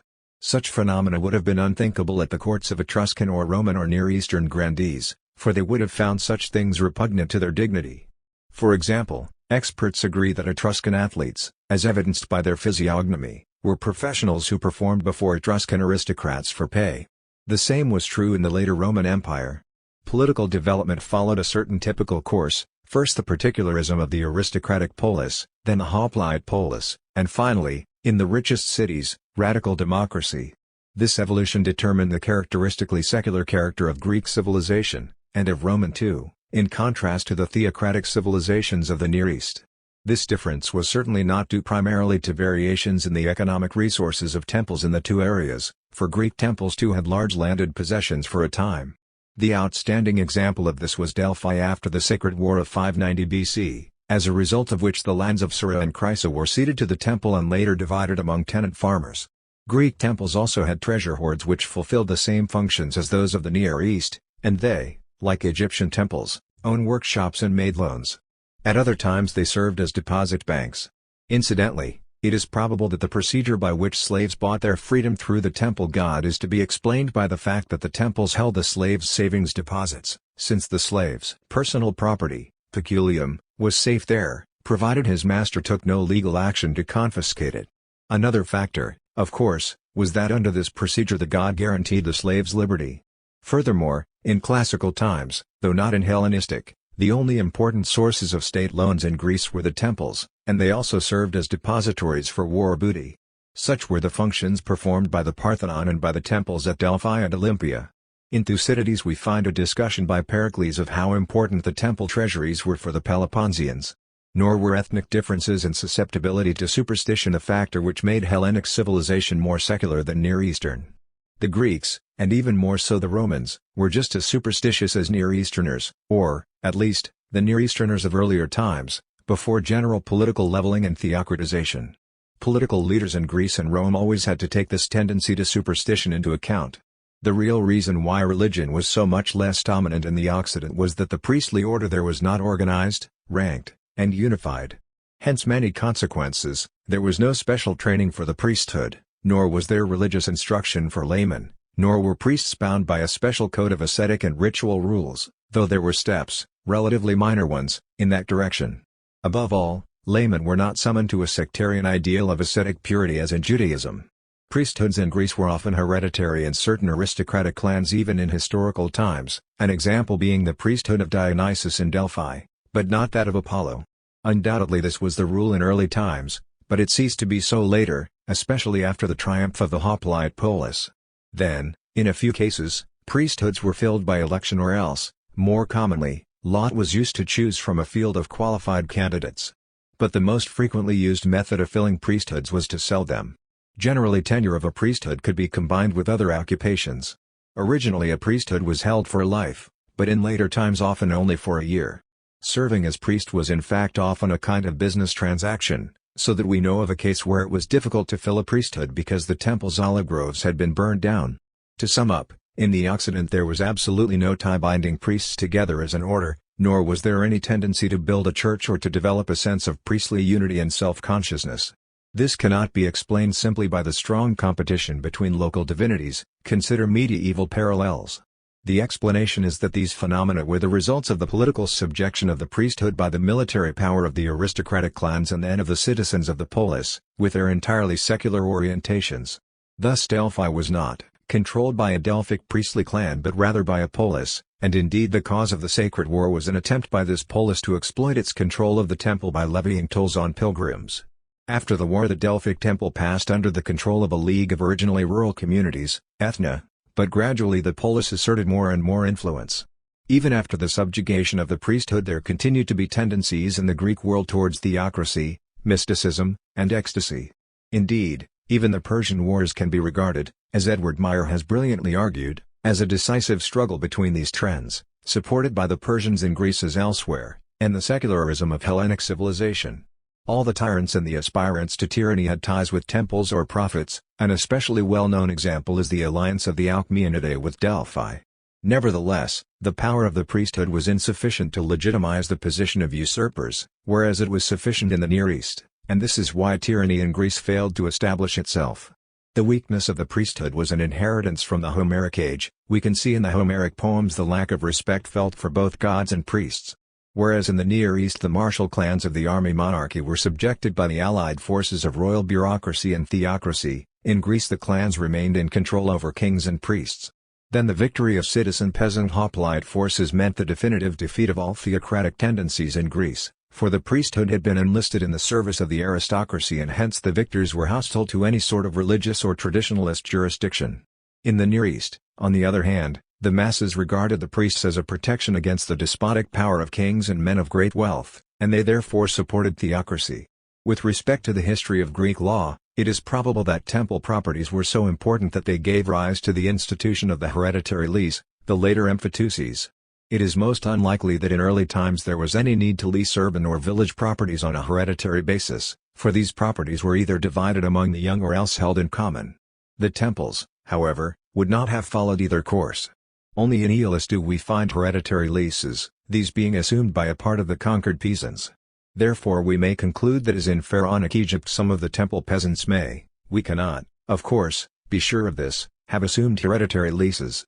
Certainly it is not a coincidence that in Greece, where a hereditary lease is first documented by an inscription from Olympia of the 5th century, the temples were to such an extent the landlords of hereditary tenants. Common lands were also let on a hereditary basis in the classical epoch. But private owners did not engage in the practice. The only alleged instance is not clearly documented and is unlikely. As Metis first saw clearly, hereditary leases were used for two economic reasons. The first was to rent wasteland on the specific condition that it be developed by planting either olive trees or grapevines, at the cost of the tenant. Here a hereditary lease was simply an extension of a form of agreement found often in Greece and in the Near East, under which a tenant was given a long or even permanent lease on condition that the land must be cultivated and that otherwise the lease could be revoked. Under this agreement a lease would not lapse unless the leasee died without heir. Incidentally, it was shown above how the ancient Babylonian law handled values added by such improvements in a much more primitive fashion. A second reason operated where hereditary leasing was used as a way of buying revenue, as Metis calls it, on the basis of a justified analogy with Germanic institutions. This refers to the type of transaction in which developed land was bought by, or for, a temple and then leased back to the seller for rent. This was advantageous to the temple, for it was a secure investment, while for the former owner it meant that he had increased his investment capital and also had the legal security conferred by the temple's ownership of his land. Whether or not the lease could be sold was determined by the contract, and at times it was forbidden. In a very late contract from Thisbe sale was permitted, but only to citizens of the local community. This corresponds to ancient Hellenic principles. Thus land was let on hereditary lease only by juristic, public entities, not by private landowners. Indeed, Greek law, like Roman, denied this power to private persons. In Athens during the classical period, hereditary lease was the only form of limited land ownership, and the same is true in other communities of similarly radical democratic structure. For as a rule the development of the citizen polis meant the development of full freedom of trade in land. This was true in Athens and in the cities of the Athenian alliance. Indeed, one of the chief advantages which the alliance brought Athenian citizens was that it gave them the right to buy and let land in the allied cities. Elsewhere too, outside Sparta and seigneurial states like Thessaly, the laws giving clan members a preemptive claim were repealed in the classical period. Furthermore, the limitations on land transfer imposed by hoplite states at the time of their establishment were abolished. These limitations included an absolute prohibition on the sale of an allotment, prohibition on accumulating properties, limitation on dividing and mortgaging property, and so on. They had been instituted in order to maintain the economic basis of a citizen army, and of course they disappeared entirely when defense was later entrusted to mercenaries. Thus in Elis, which had been constituted in 471 BC by a Cenozoism, a political compromise made in 350 BC provided that exiled aristocrats might return and that sale of their properties was forbidden. The latter provision indicates that in fact such sales had undoubtedly been hitherto permitted and, indeed, for a long time. Free trade in land necessarily meant that once again there existed in the free polis a tendency to differentiation in agrarian wealth, something which not even Sparta avoided. This tendency was made stronger by the fact that the prohibitions and limitations on slave ownership made by the old hoplite polis were not maintained anywhere. As a result, commercial slavery penetrated steadily into an ever larger area down to the Hellenistic period and became a normal feature of the age. We find this, for example, in Phocis after the Peloponnesian War. Indeed, a single shipment received of 1,000 slaves is recorded, since the number aroused surprise at the time.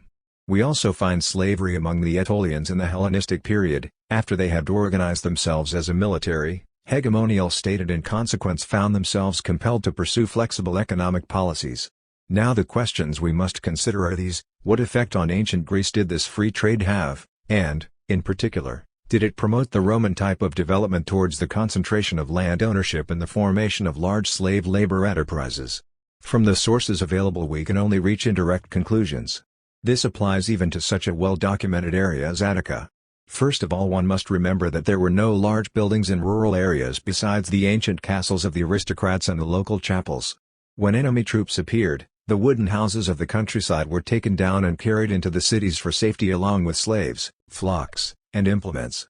Furthermore, participation in politics made it necessary to leave the countryside and live in the city, so that bailiffs were used not only by landowners with more than a certain number of field slaves but also by men who were simply full-time politicians. The same sort of consideration applied to hoplites. To keep in training they either had to live in the city or else visit the city frequently, and this became necessary as soon as a city started to pursue an ambitious foreign policy. For example, Argos took this course and the first measure adopted was to recruit 1,000 hoplites for an elite force destined to challenge the Spartiates. For similar reasons Thebes established the famous Holy Company. We do, however, have evidence from the speeches of the Athenian orators that the capitalists of coastal cities had landed properties, but that these properties were regarded as investments and very often were in separate parcels, not manors. Capitalists of the classical period, for example Timarchus, bought and sold properties readily, whereas aristocrats held onto their land. Hence the development of free trade in land was precisely what capitalists wanted. During the 5th century and after, land in Attica could be sold and mortgaged at will. Free disposition by testament existed if there were no legitimate sons, otherwise property could be left to anyone under guise of a legacy, and in such cases Athenian law, unlike the Code of Gordian, did not prescribe that a fixed part of the estate had to be left to heirs. A passage in Lysias has been taken to indicate that there survived a distinction between inherited and acquired property, but this is unjustified. In the Athens of Lysias' day it was a matter of good form, no more, not to sell inherited property. Elsewhere, however, such a legal distinction may have persisted even in the 4th century, for example in Thera. It is, however, true that when an Athenian divided his property personally he normally gave his sons the land he had inherited, in contrast to the land acquired. This is analogous to the institution of inkyo in Japan and the inheritance customs of the primitive Germans known to us from Tacitus. All may have had a similar origin in the conditions of a community of warriors. In the hoplite polis the citizen too old to fight had to turn his allotment, kleros, over to his son and retire to that part of his property reserved for his old age. At this point, in early times, the old warrior lost his vote in the army assembly and henceforth participated in the council of elders. It was because of the military character of the polis that sons retained a privileged position in Greek inheritance law, which favored relatives and in particular those in the male line. No secondary rights were accorded other members of the clan or phratry so that the laws governing inheritance and vendetta were at variance. Furthermore, all non-citizens were denied the right to own land. In Athens from the time of Pericles this applied to anyone whose two parents were not full citizens, that is, neither could be a metic or a freed slave. An important economic consequence of this was that all aliens and metics were thereby excluded from dealing in mortgages, since this business sometimes involved purchase of mortgaged land until the mortgage was retired and of course it was also necessary at times to take possession of a lender's property. As a result this basic form of capital investment was reserved for wealthy full citizens. In Athens foreigners were not granted the privilege of lending on mortgages until the time of the Decelean War. This concession was then granted from necessity. Indeed, we can judge the significance of the exclusion or admission of foreign creditors from the fact that when the Second Athenian League was formed Athens had to assure her allies specifically that no Athenian would be allowed to own land or write mortgages in their territories. Mortgages and state loans were in fact the two major forms of capitalist investment, and it is fair to say that the Confederacy of Delos had in effect given wealthy Athenians a kind of financial hegemony over the allied cities. To understand this fully one must remember the terms under which loans on land were made. The most common type of mortgage was the praeses epilusae, sale upon repayment. This provided for sale of the land offered as collateral to the creditor, who then sold it back upon repayment of the loan. This was in fact closer to the corresponding German legal form than to the Roman fiducia. There also existed a simple mortgage loan similar to our own, and the two forms continued to coexist in the classical period. A third type of mortgage also existed, the apotomimata, applied to loans on dowry property and property held by a ward. This differed from the second type merely in the terms used. It was only in later times that the simple mortgage loan became the more common. It is possible that at first only public or semi-public obligations could be secured by collateral without actual transfer of ownership, and so the origin of the simple mortgage loan may be connected with the liturgy system. Inscriptions on the Attic boundary stones, horoi, indicate that even in the 4th century, the praeses epilusae was the normal type of loan, not the simple mortgage. Santo has argued that the simple mortgage developed out of the institution of debt bondage, after the laws against it excluded the person of the debtor from liability, basing his analysis on a well-known inscription from Halicarnassus, published by B. Halsuyer, Bulletin de Correspondance Hellenique 4, 1880, pages 295 to 320. He also believes that the praeses epilusae, like the Roman fiducia, arose out of the actual sale of land for a price held on credit. However, I do not find this theory convincing, despite Santo's clever arguments. Short-term debt bondage, with limitations and transfers for cause and with other forms of agreements in return for money, have played an important role in many legal systems, indeed in legal systems which are quite different otherwise and include the most ancient known to us. Furthermore, the use of lands as collateral for loans is important even in rather primitive societies. Finally, personal debt bondage continued to exist alongside the simple mortgage in several Greek states. These facts thus disprove Santo's theory and also the variation of it developed by Swoboda in his otherwise valuable studies. Instead, I would argue, it seems more likely that the praeses epilusae is a very ancient legal form, as ancient as the pledging of wives and children as collateral. Indeed, it is probably the oldest form of mortgage, as it was in medieval times. The debtor usually, as so often in other connections, held his land as a precarium or on lease, especially as a sharecropper, hectomorios, from his creditor, and his right to redeem his property was recorded by a mortgage inscription, horos. Extant mortgage inscriptions, it is true, are no older than the 4th century, but Solon mentions them by name. Solon prohibited the enslavement of debtors, even those found in default, and in general ended the practice of borrowing on one's own person. Elsewhere, however, these practices continued in use. Therefore, the development of the simple mortgage was merely the natural result of this softening of debt law in Athens and elsewhere. This explains two features of Athenian debt law: a creditor could on his own authority take possession of a defaulting debtor's property, and there was a legal procedure, dikexouls, providing for ejection of a debtor who had not vacated land adjudged to a creditor. These can be regarded as survivals connected with the old precarial tenure of debtors. The theory that the simple mortgage developed out of the Praesisepilusae also explains why originally a mortgaged property could not be alienated without the creditor's consent. Later it gradually became possible to use that part of one's property not mortgaged as collateral for another loans, and here too consent of the first creditor was initially needed, as it was for a second mortgage. Buying and selling land and mortgages was very simple. There were very few land registries, despite the statements of Aristotle and Theophrastus. There was one in Tanos and also, as in Chios, a register of mortgages. Elsewhere, as in Athens, a simple contract sufficed for the conveyance of property. In Athens, contrary to Egypt and the later Roman Empire, there were no legal mortgages, but the tax lists and land cadastres of the demarchs, after the reform of Nausionicus in 377, gave information on the proceeds of each property, and public announcements had to be posted before a sale with a declaration that anyone with a prior claim to the property should state this publicly.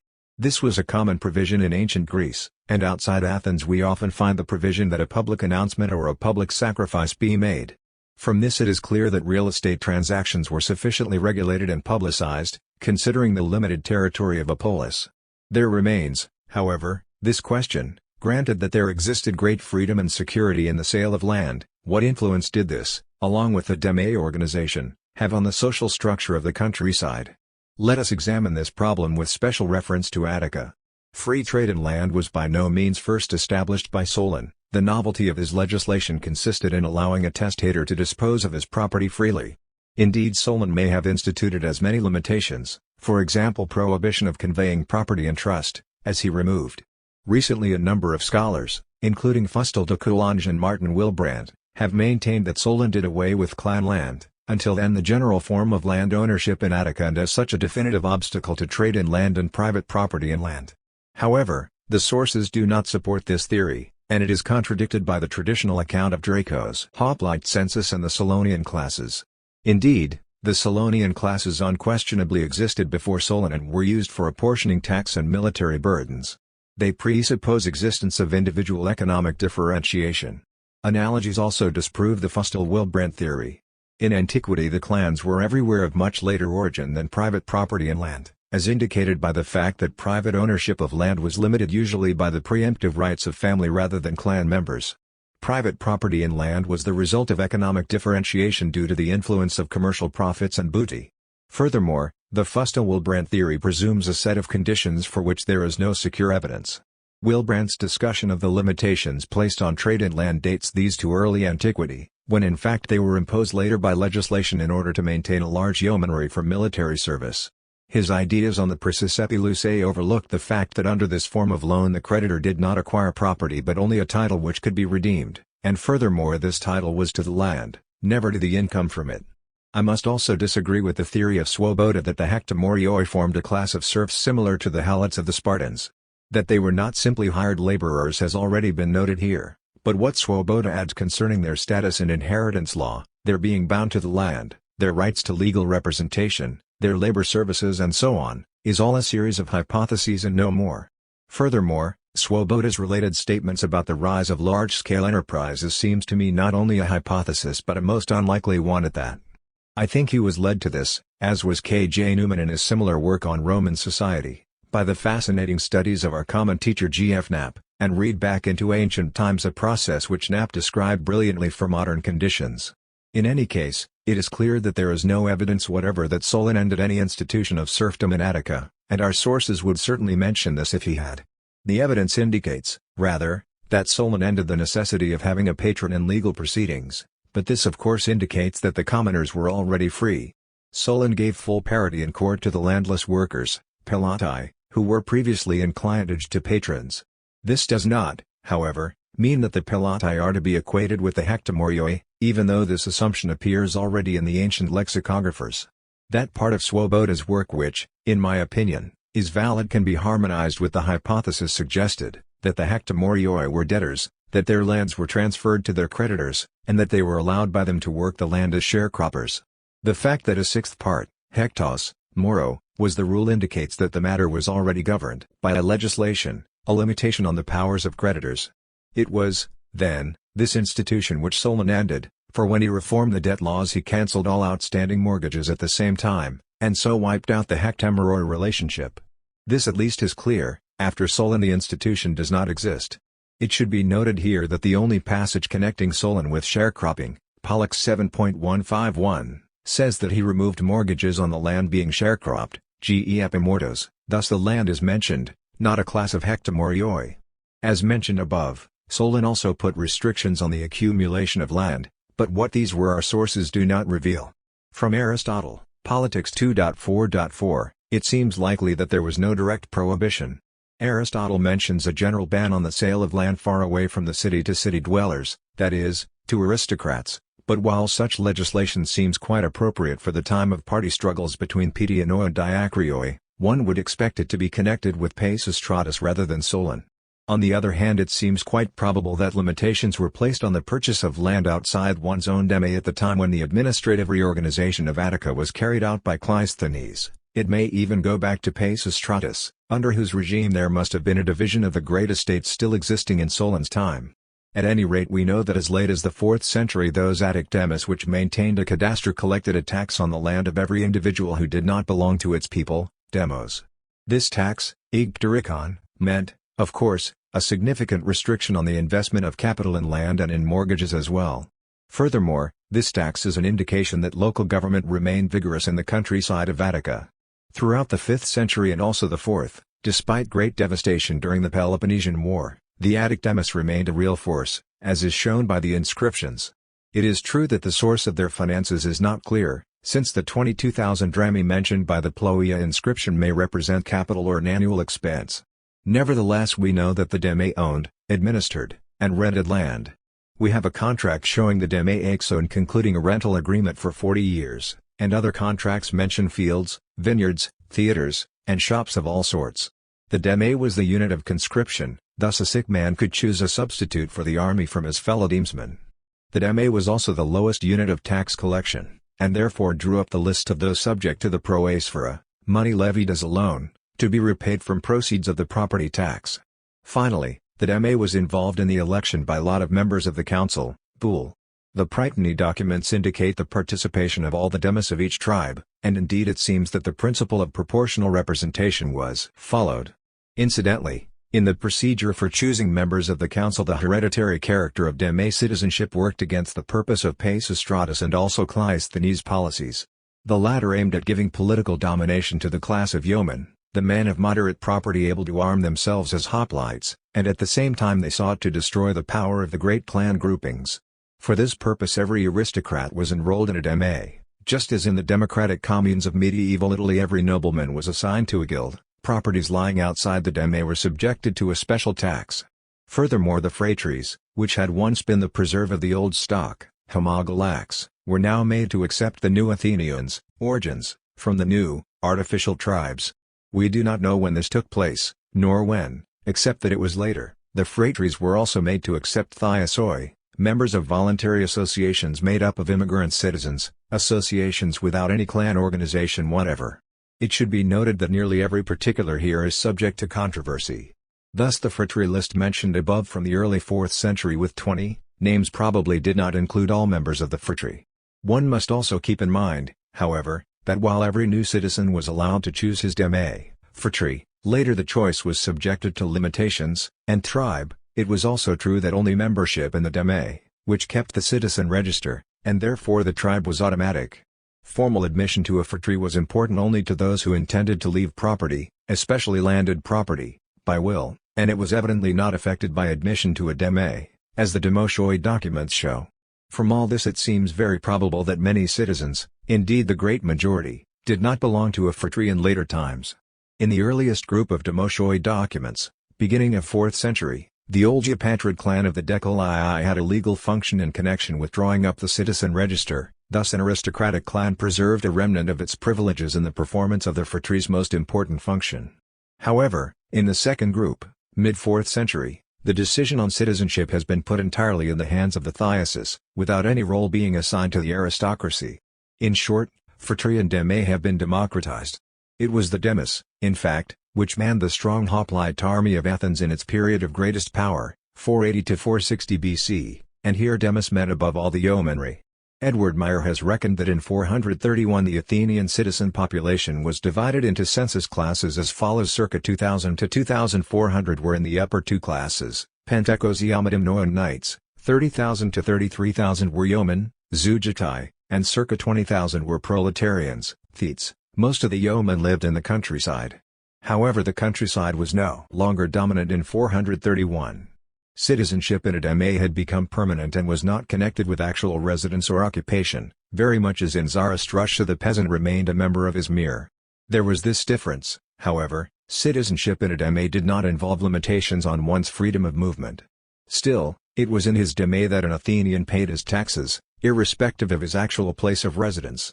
But most important of all was the fact that it was only those members of the demos living in the city who could regularly attend meetings of the assembly. As a result, the propertyless masses who supplied the sailors, hence called nautikos, could exert decisive influence in the assembly on the policies of the democracy.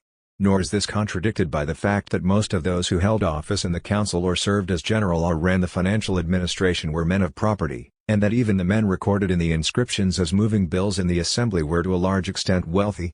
The professional politician in antiquity generally had to be a man of means. Indeed, even in modern times the first leaders of the socialist movement were wealthy men, even though paid positions as editor and party secretary are today available. On the other hand, it is significant and indicative that the propertied classes played an increasingly important role in the local administration of many demos, and naturally even more significant is the question of how the land was divided within the demos.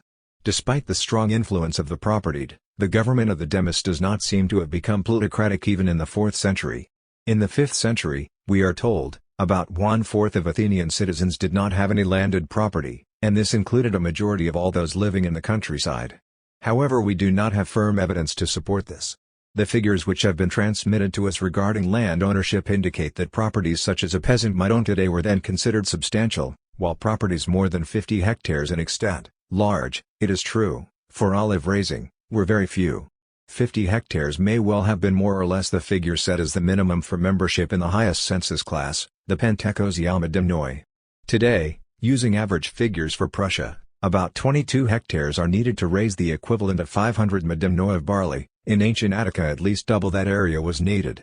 However, extraordinary as well as ordinary yields were reckoned together in Attica, and when conversion to money was made the census based on the equation 1 medimnos equals 1 drachma. Using these figures, it is noteworthy that an aristocrat such as Alcibiades inherited only about 30 hectares. As early as the time of Simon we find that when he had to pay the fine of 50 talents levied on his father Miltiades he did this, as one might expect, not from his rents but from the proceeds of his investments in international trade. Leading figures in the Peloponnesian War, both conservatives like Nicias and radicals like Cleon, were not landowners but slave owners, and later the same was true of Demosthenes. But this does not mean that they owned factories. As explained below, the properties let on hereditary lease were generally only medium-sized farms. Larger properties are found only in areas where new lands were divided and in such cases are really examples of leases conceded in return for undertaking development, emphyteuses. To sum up, one should remember that in Greece, as opposed to the Near East and Rome, the prevailing lifestyle was marked by great simplicity, and this was true of the creative figures of Hellenic culture in the period of its greatest achievements. Greek art in particular was not stimulated in any way by a demand for material luxuries. There is the problem of explaining why the hoplite forces of Athens declined, that is, why the great losses of men during the war could not be replaced. These factors were essentially responsible: 1. Decline in the number of those economically able to purchase hoplite armor because of division or concentration of landed properties. 2. Decline in time spent in training by those able to buy the armor because of their growing economic connection with business. These two factors seem to have worked together, though one cannot tell which had more effect on developments in Athens. Sundwall has demonstrated that there was a movement of population within the demos. The distribution of prytanes among the trites indicates that during the 4th century the inland demos remained stable in population while the coastal demos increased and the urban demos declined. This is interesting, though it can lead to different conclusions regarding residence, occupation, and, most important, the question of the density of population in the countryside. It does indicate that families from the cities and suburbs died out more quickly. The increased population of the coastal demes, where radicalism was strongest, was perhaps the result of a higher rate of marriage due to the employment opportunities offered by maritime commerce. One thing, however, is clear: there was no increase in the number of peasants. The stability of the inland demes population does not mean that their citizens remain peasants or even that they continue to live in the country. The decline of the urban demes population, moreover, was probably not caused by any emigration of particularly large numbers of their citizens to the colonies. What was involved here was, rather, the narrowing of occupational opportunities for free labor by slavery. But of this we can be sure, that during this period many country demes were in fact dominated by hereditary groups of landed clans, and also that after the end of the 4th century the political life of the demes began to lose importance. Thus we find that deme offices were sold, and that monopoly of these offices by the landed classes went hand in hand with this phenomenon. The most convincing evidence of the decline in political and social importance of the rural middle classes is the disappearance of deme inscriptions in the 3rd century. This must have been the result of a shift in the distribution of property during the Hellenistic period, see below. On the other hand, we cannot say to what extent slave labor in the countryside increased during the classical period, nor do we know how much importance to ascribe to tenant farming. As to the latter, the extant sources indicate a great contrast with the Near East. We have only a single private lease, in mutilated condition, from Athens, otherwise we have only lease contracts with public corporations. It is quite clear that throughout all of ancient Greece there was a strong preference for leases at fixed rent as opposed to sharecropping agreements, which seem to have been a minor factor for a long time, also that money leases, especially, of course, in Attica, were quite common as compared to rentals paid entirely or partly in kind. Furthermore, the relation between the capital value of land and its rental was rather low by our standards, due no doubt to the high interest rates paid in antiquity. Thus the rental of a farm property in Thracia amounted to 8% of its estimated value. In other cases the relation between rental and value cannot be determined because non-agricultural objects were involved. In hereditary leases the relation between rental and value was always much lower, 4% or somewhat more, but these are naturally not comparable. Compared with Near Eastern and Roman conditions, the situation of the Greek tenant seems to have been relatively favorable. This however may be because the extant leases mainly concern public lands. When rental periods are stated they are longer than those known to us from the Near East, 5 years, often 10 years. But many agreements do not state a period, in which case they are either for life or else terminable at will. Public land leases undoubtedly oblige the tenant to put the land under cultivation, and his use of the land was not only supervised but also sometimes regularly inspected. How much of this also applied to private leases cannot be determined. Finally we must, for better or for worse, take up the question of the character and significance of slave labor in the classical period, that is, in the 5th and 4th centuries BC. Earlier scholars overestimated its importance greatly. Now, under the influence of Edward Meyer, a strong reaction has set in which is essentially correct so far as the quantitative aspect is concerned.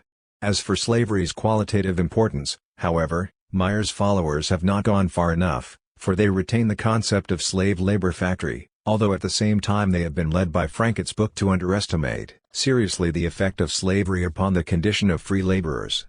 Something has been said above on these subjects, and now some further aspects must be examined. Slavery, it is clear, increased greatly in ancient Greece. This did not lead to autarky of the oikos and weakening of consumer demand to the degree which I once assumed, but that effect was certainly present and was of great importance. For example, 1. We are told of Pericles that for political reasons he satisfied his needs as far as possible outside, in other words, he purchased goods from free artisans. This is a clear indication of the reduced opportunities for employment caused by seigneurial slave households. For the larger they were, the more specialized workers they had to produce the goods and services which would otherwise have been purchased from free wage earners. 2. Clothing and, in the cities, food for the slaves were to a large extent purchased in the market, as they were in the slave states of the U.S. It was the competition of slaves which had an effect upon the living standard and buying power of landless free workers and thereby limited the development of the market for consumer goods, for slaves could be kept to a living standard reduced to the essential minimum for subsistence. The demand for industrial products was necessarily very precarious in antiquity because of the poverty of the masses. We can see this from the fact that Athens had to allow its allies to postpone payment of tribute because of a bad harvest in the Pontus area. Everything, We can see, depended upon the current price of bread. The great building inscription of the Agrarian indicates that the hired free workers were paid the same wage as the slaves, 1 drachma a day. In the 4th century we hear of wage rates up to 2 drachmae a day, but this was for skilled workers, whereas in Eleusis during the 4th century the temple paid its own slaves a food allowance of only 3 oboloi a day, which was the same sum allowed a contractor in Delphi in 338 as a food allowance for each worker. Later in the century it was reckoned at Delos that a worker could feed himself for 2 oboloi a day. At this point it should be noted that it was the democratic regime of Athens which paid such high wages for its public works, though of course these wages meant substantial profits for the owners of slaves hired, whether the slave owner received a sum of money from his slave, apaora, or rented him directly to the state. In any case the wages which Athens paid may well have just barely sufficed for the needs of free laborers with families. Furthermore, the figures cited above, further analysis is impossible here, fail to support Frankett's conclusion that the competition of slave labor did not depress the wages paid free labor. There are even examples of free laborers being paid in kind or in food, and this was not in the country, just sufficient for bare subsistence. This was familiar in Egypt and the Near East, and occurred in Greece too, for example in 282 BC in Delos, at a time of fully developed money economy. Such cases indicate a tendency to reduce wages to the subsistence level, though this did not operate where skilled labor was concerned, or where there was an acute labor shortage or political factors intervened. In particular there was a need for quality work, thus skilled workers were receiving 2 drachmae at virtually the same time when unskilled workers were receiving only food for subsistence. In fact, the social degradation of free workers was inevitable when slaves worked side by side with free men, as was the case with the Agrarian, where citizens, medics, and slaves worked together, just as even contractors worked along with their employees. These facts indicate the full significance of a passage in Xenophon's Memorabilia. Socrates having remarked on the prosperity of Athens' citizens, Aristarchus comments that they use their wealth to buy barbarian slaves to do their work. It is clear, therefore, that domestic slaves as well as working slaves reduced the opportunities for employment available to free workers.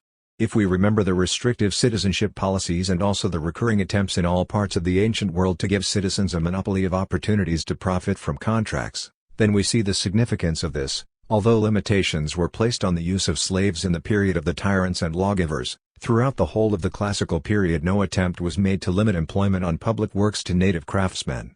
This alone shows that by the classical period free laborers were already powerless, a situation undoubtedly caused by the expansion of slavery.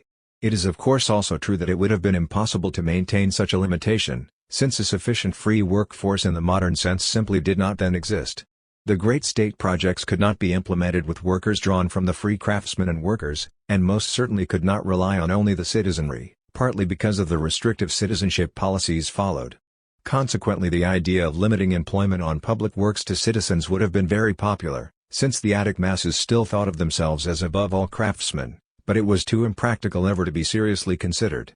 Slave owners were naturally unwilling to shoulder the costs of long training, and so slaves tended to do mainly unskilled labor.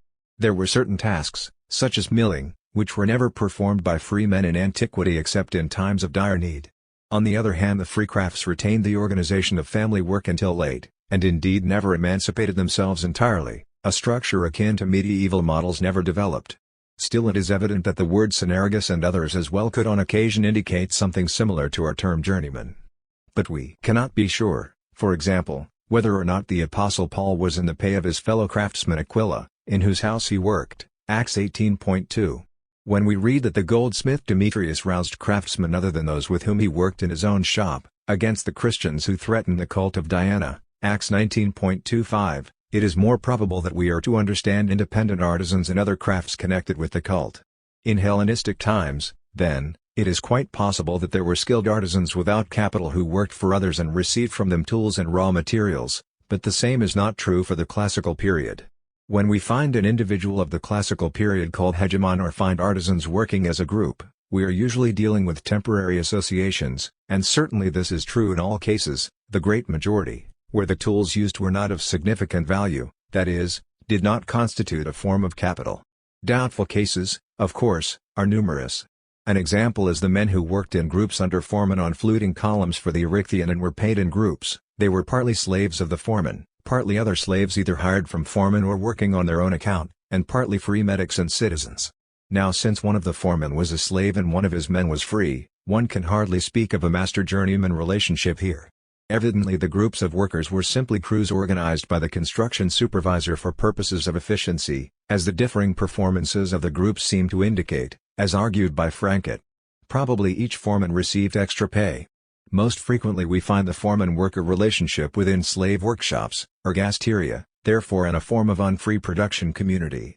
An example is the ergasterian of Timarchos. The hegemon paid the master a higher apora than the others, therefore evidently was an especially skilled craftsman. He was either slave or freedman, ran the workshop, and dealt with others as a manager and as such made extra profits. These phenomena represent the beginnings of an internal structuration of craft industries, and deserve further study. This, however, can be said with confidence, whereas medieval crafts were articulated, the free crafts of antiquity were amorphous. Ergasteria were briefly discussed above in the introduction. Here let it be added that there were of course permanent ergasteria, buildings made of stone. One is mentioned, for example, in a contract as a property held on hereditary lease.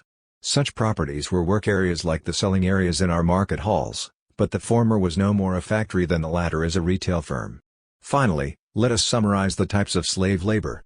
An owner could exploit his slaves in these ways: a. By renting them out, b. By employing them himself, at the same time feeding them and providing them with raw materials, tools, and work area, insofar as they were used to produce articles for sale. C. By employing them, but giving them a lump sum for sustenance. D. By letting them find employment on their own, receiving in return a fixed payment, apora, from their earnings. E. By putting them to work producing goods for sale but letting them find their own work area, raw materials, and tools, and receiving from them a payment from their earnings. F. Finally, by a mixture of A and E, under which the owner received an apora but also provided work area, raw material, and tools.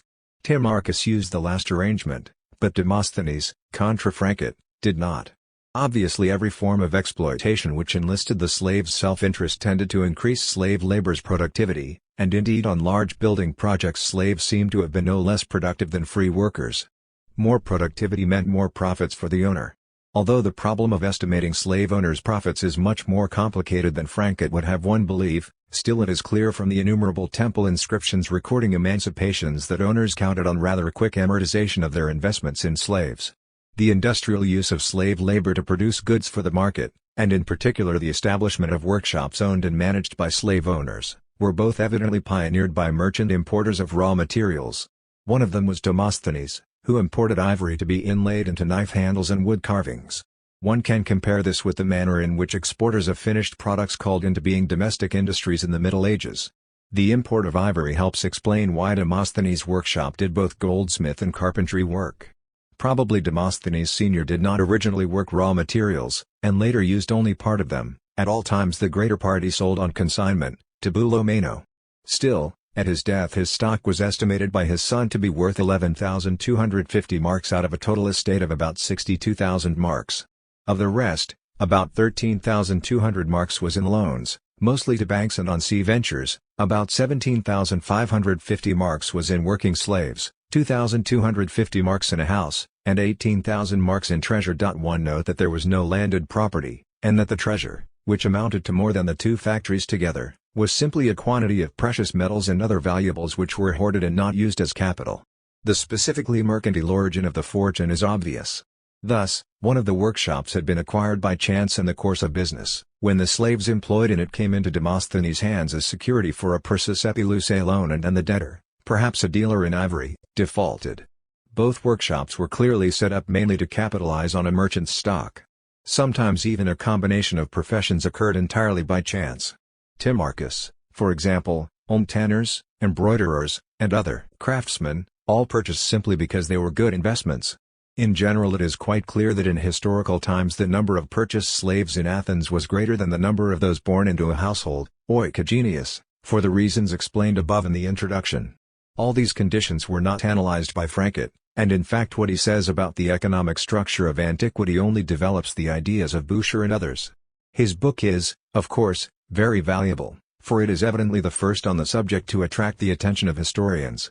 Still, the matters just discussed have as yet been examined only in a few good monographs and should now be given systematic analysis, for it was as a result of the individual character of its development that the industrial capitalism of antiquity led to virtually no improvement, as compared to craftwork, in the technology and organization of production. Naturally there existed from earliest times division of labor and coordination of production, as noted above. Should anyone doubt this, let him look at the numerous Egyptian and Pompeian frescoes which show groups of workers cooperating in organized production within workshops. The number of distinct functions coordinated in a single workshop was not large, and, what is much more important, this number did not tend to increase in the period when capitalism took over industries. Industrial progress takes place when large production units are developed in which technological innovations can be introduced to differentiate production tasks and so rationalize the use of labor. Such innovations were few in antiquity, and were connected with agriculture and the secondary enterprises of the countryside in the West, where first in Carthage and then elsewhere capital created the plantation. Nothing similar is known for private industries, that is, for those not connected with military and building technologies. Building was partly connected with military and political interests, partly state-directed. Slave owners were affected by the extraordinary variations in the market situation and in the cost of maintaining slaves, and also by the insecure position of property. Because of these factors, a slave owner always wanted to have the option of dividing his slave property or converting it into money in other ways. In short, the slave owner of antiquity was interested in rents from his property, not profits from business. He was a rentier, not an entrepreneur. Another factor, even more important, was the low level of consumer demand in antiquity. This was caused by the manner in which wealth was distributed, political in origin and conditioned by slavery, which was an obstacle to the organization even of domestic industries, let alone factories. Today capital has enlisted science in its service and uses it to develop large units of production with internal division of labor and concomitant technology. One cannot, however, assume that this relationship existed in the past or that it will continue to exist in the future. It is entirely the result of historical development and is certainly not to be ascribed to the essential character of capital. For the essence of capital is that it seeks profits in the place and manner in which they can be obtained most easily, and the easiest way to achieve profits in antiquity was not the creation of new methods to divide the production process in order to have larger, more disciplined, and better organized units of production. Slave labor was not suited for such a development either technically or ethically. Nor did there exist a growing market for industrially produced consumption goods, because of the manner in which wealth was divided in antiquity and the low level of consumer demand. During the course of capitalist development in antiquity there was, it is clear, an increase in the exchange of agricultural, horticultural, in private, non-state controlled trade, and mining products. It is, however, extremely doubtful whether trade and industrial products kept pace with this, and it is certain that the development of capitalism did not raise the economic and social position of industry as a whole, but instead destroyed its ancient foundations. The commoner of the archaic polis may have been considered the social inferior of an aristocrat, but nevertheless he was militarily indispensable in so far as he provided his own weapons or served in a ship, and as a craftsman he was highly valued by the community. For example, the smith is assigned a role in the village by Hesiod, and Solon mentions this craft as one of the ways to gain wealth. For a time craftsmen, benefiting by membership in extended families and from the mastery of a secret art, could become rich enough to strive for the offices reserved for the wealthiest, but this ended when a money economy was established, followed by the development of the nuclear family. Capital's search for profit led to the formation of a class of unfree skilled craftsmen as well as landless coloni. The capitalist, not the craftsman, became the model of respectability. In the capitalist period the skilled industrial slave was simply a form of capital investment, and was in every respect except legal status very much equivalent to the free craftsman. Industrial slaves passed from master to master through purchase, mortgage, and rent. When convenient they were grouped together in large units of production. Free craftsmen and shopkeepers, banausoi, inevitably tended to be assimilated towards the level of slaves. The formal private and public law of the democracies did not succeed in protecting them from this tendency. The only escape for a banausos was to become a capitalist himself, but because of the competition of slave labor this was rarely possible. The property drew their income from land rents, slave rents, and interest. Foreigners, medics, and freedmen were prohibited by law from owning land, unless a personal exception was granted, and so the ownership of both rural and urban property was a monopoly of full citizens. The development of land rents, so far as this was shaped by economics, was primarily dependent on commerce, and the same was true of slave rents and interest.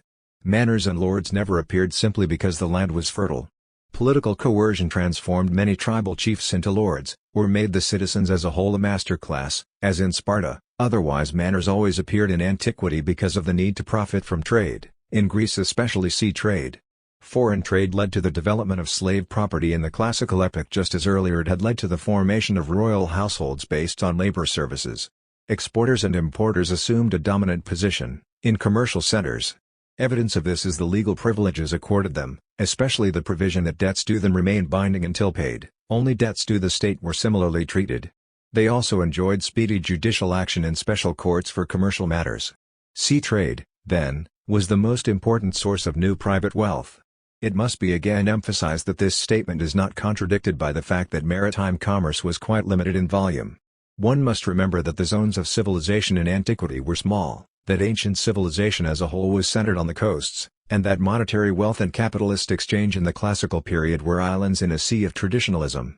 Capitalism and the exchange mechanisms dependent upon capitalism were surrounded by the residues of a distant past, not just in neighboring communities but coexisting in the same polis. For example, there were groups, aranoi, which collected money by subscription to be loaned to fellow citizens in need. These groups played a very important role throughout the entire Hellenistic age and down to the end of antiquity, compare the Roman mutuum. They may have shaped Christian ideas, and in any case were a real link with the primitive times when all peasants regularly helped their neighbors. It is clear that the aranoi were not originally associations for mutual aid. The mutuality, clearly expressed in mutuum, did not spring from the legal norms of a particular type of association, but rather from the primeval ethic of the peasantry and the citizen workers and small craftsmen of the cities, which justified loans among brothers without recompense on condition that help received should be repaid in kind. In Attica this ethic was so expressed in the ancient curses of Buzages, Buzagaioi. Throughout antiquity this very old economic morality was never forgotten by the lower classes of citizens, for whom interest was always part of foreign and aristocratic law. Similarly in the Near East the lower classes always so regarded the bureaucracy, the servants of the pharaoh. Today the Russian peasant is closest to these ancient attitudes. We now come to the problem of whether there was in the classical period a capitalist invasion of the countryside in Attica and in other Greek states outside of Sparta, though even their concentration of wealth occurred, and whether this took place in the 5th century or, as is most often argued, in the 4th. No sure answer can be given, but most students agree for good reason that in fact this did occur. Conditions were not the same in the Hellenistic age, when great private fortunes arose so that at times rich men made loans to cities on harsh terms and then held them in a form of debt bondage. This may be contrasted with the classical period, when the temples were the normal source of state loans. Furthermore, the cities of Greece, especially Athens, more and more came to be dominated, in post-classical times, by rentiers. They had the amenities of Weimar and Heidelberg, and also that civic freedom which set Greece apart from the Near East and later Rome. Along with this went a tendency for wealthy and successful men to return to Greece, acquire citizenship, and then invest their capital in land. This was a safe investment, safer certainly than in the past, as we can see from the fact that in the late classical period interest rates fell to about 8%. For long Athens port, the Piraeus, was a sort of staple and monopolized reshipment trade, first because of political privilege and then because of superior facilities. However, when this leading role passed to Rhodes the result was that at Athens there was a great decrease of opportunities to invest in overseas trade, banks, and other forms of capitalist enterprise. After Athens finally lost its domination of the seas in the League Wars, there was a rapid decline in the number of metics, to whose financial resources Athens had owed so much of its prosperity. Since commerce now ceased to be profitable, investments tended to be made in land, and this tendency was strengthened by the great numbers who emigrated to the colonial areas of the Hellenistic pharaoh. Today the Russian peasant is closest to these ancient attitudes. We now come to the problem of whether there was in the classical period a capitalist invasion of the countryside in Attica and in other Greek states outside of Sparta, though even their concentration of wealth occurred, and whether this took place in the 5th century or, as is most often argued, in the 4th. No sure answer can be given, but most students agree for good reason that in fact this did occur. Conditions were not the same in the Hellenistic age, when great private fortunes arose so that at times rich men made loans to cities on harsh terms and then held them in a form of debt bondage. This may be contrasted with the classical period, when the temples were the normal source of state loans. Furthermore, the cities of Greece, especially Athens, more and more came to be dominated, in post-classical times, by rentiers. They had the amenities of Weimar and Heidelberg, and also that civic freedom which set Greece apart from the Near East and later Rome. Along with this went a tendency for wealthy and successful men to return to Greece, acquire citizenship, and then invest their capital in land. This was a safe investment, safer certainly than in the past, as we can see from the fact that in the late classical period interest rates fell to about 8%. For long Athens port, the Piraeus, was a sort of staple and monopolized reshipment trade, first because of political privilege and then because of superior facilities. However, when this leading role passed to Rhodes, the result was that at Athens there was a great decrease of opportunities to invest in overseas trade, banks, and other forms of capitalist enterprise. After Athens finally lost its domination of the seas in the League Wars, there was a rapid decline in the number of metics, to whose financial resources Athens had owed so much of its prosperity. Since commerce now ceased to be profitable, investments tended to be made in land, and this tendency was strengthened by the great numbers who emigrated to the colonial areas of the Hellenistic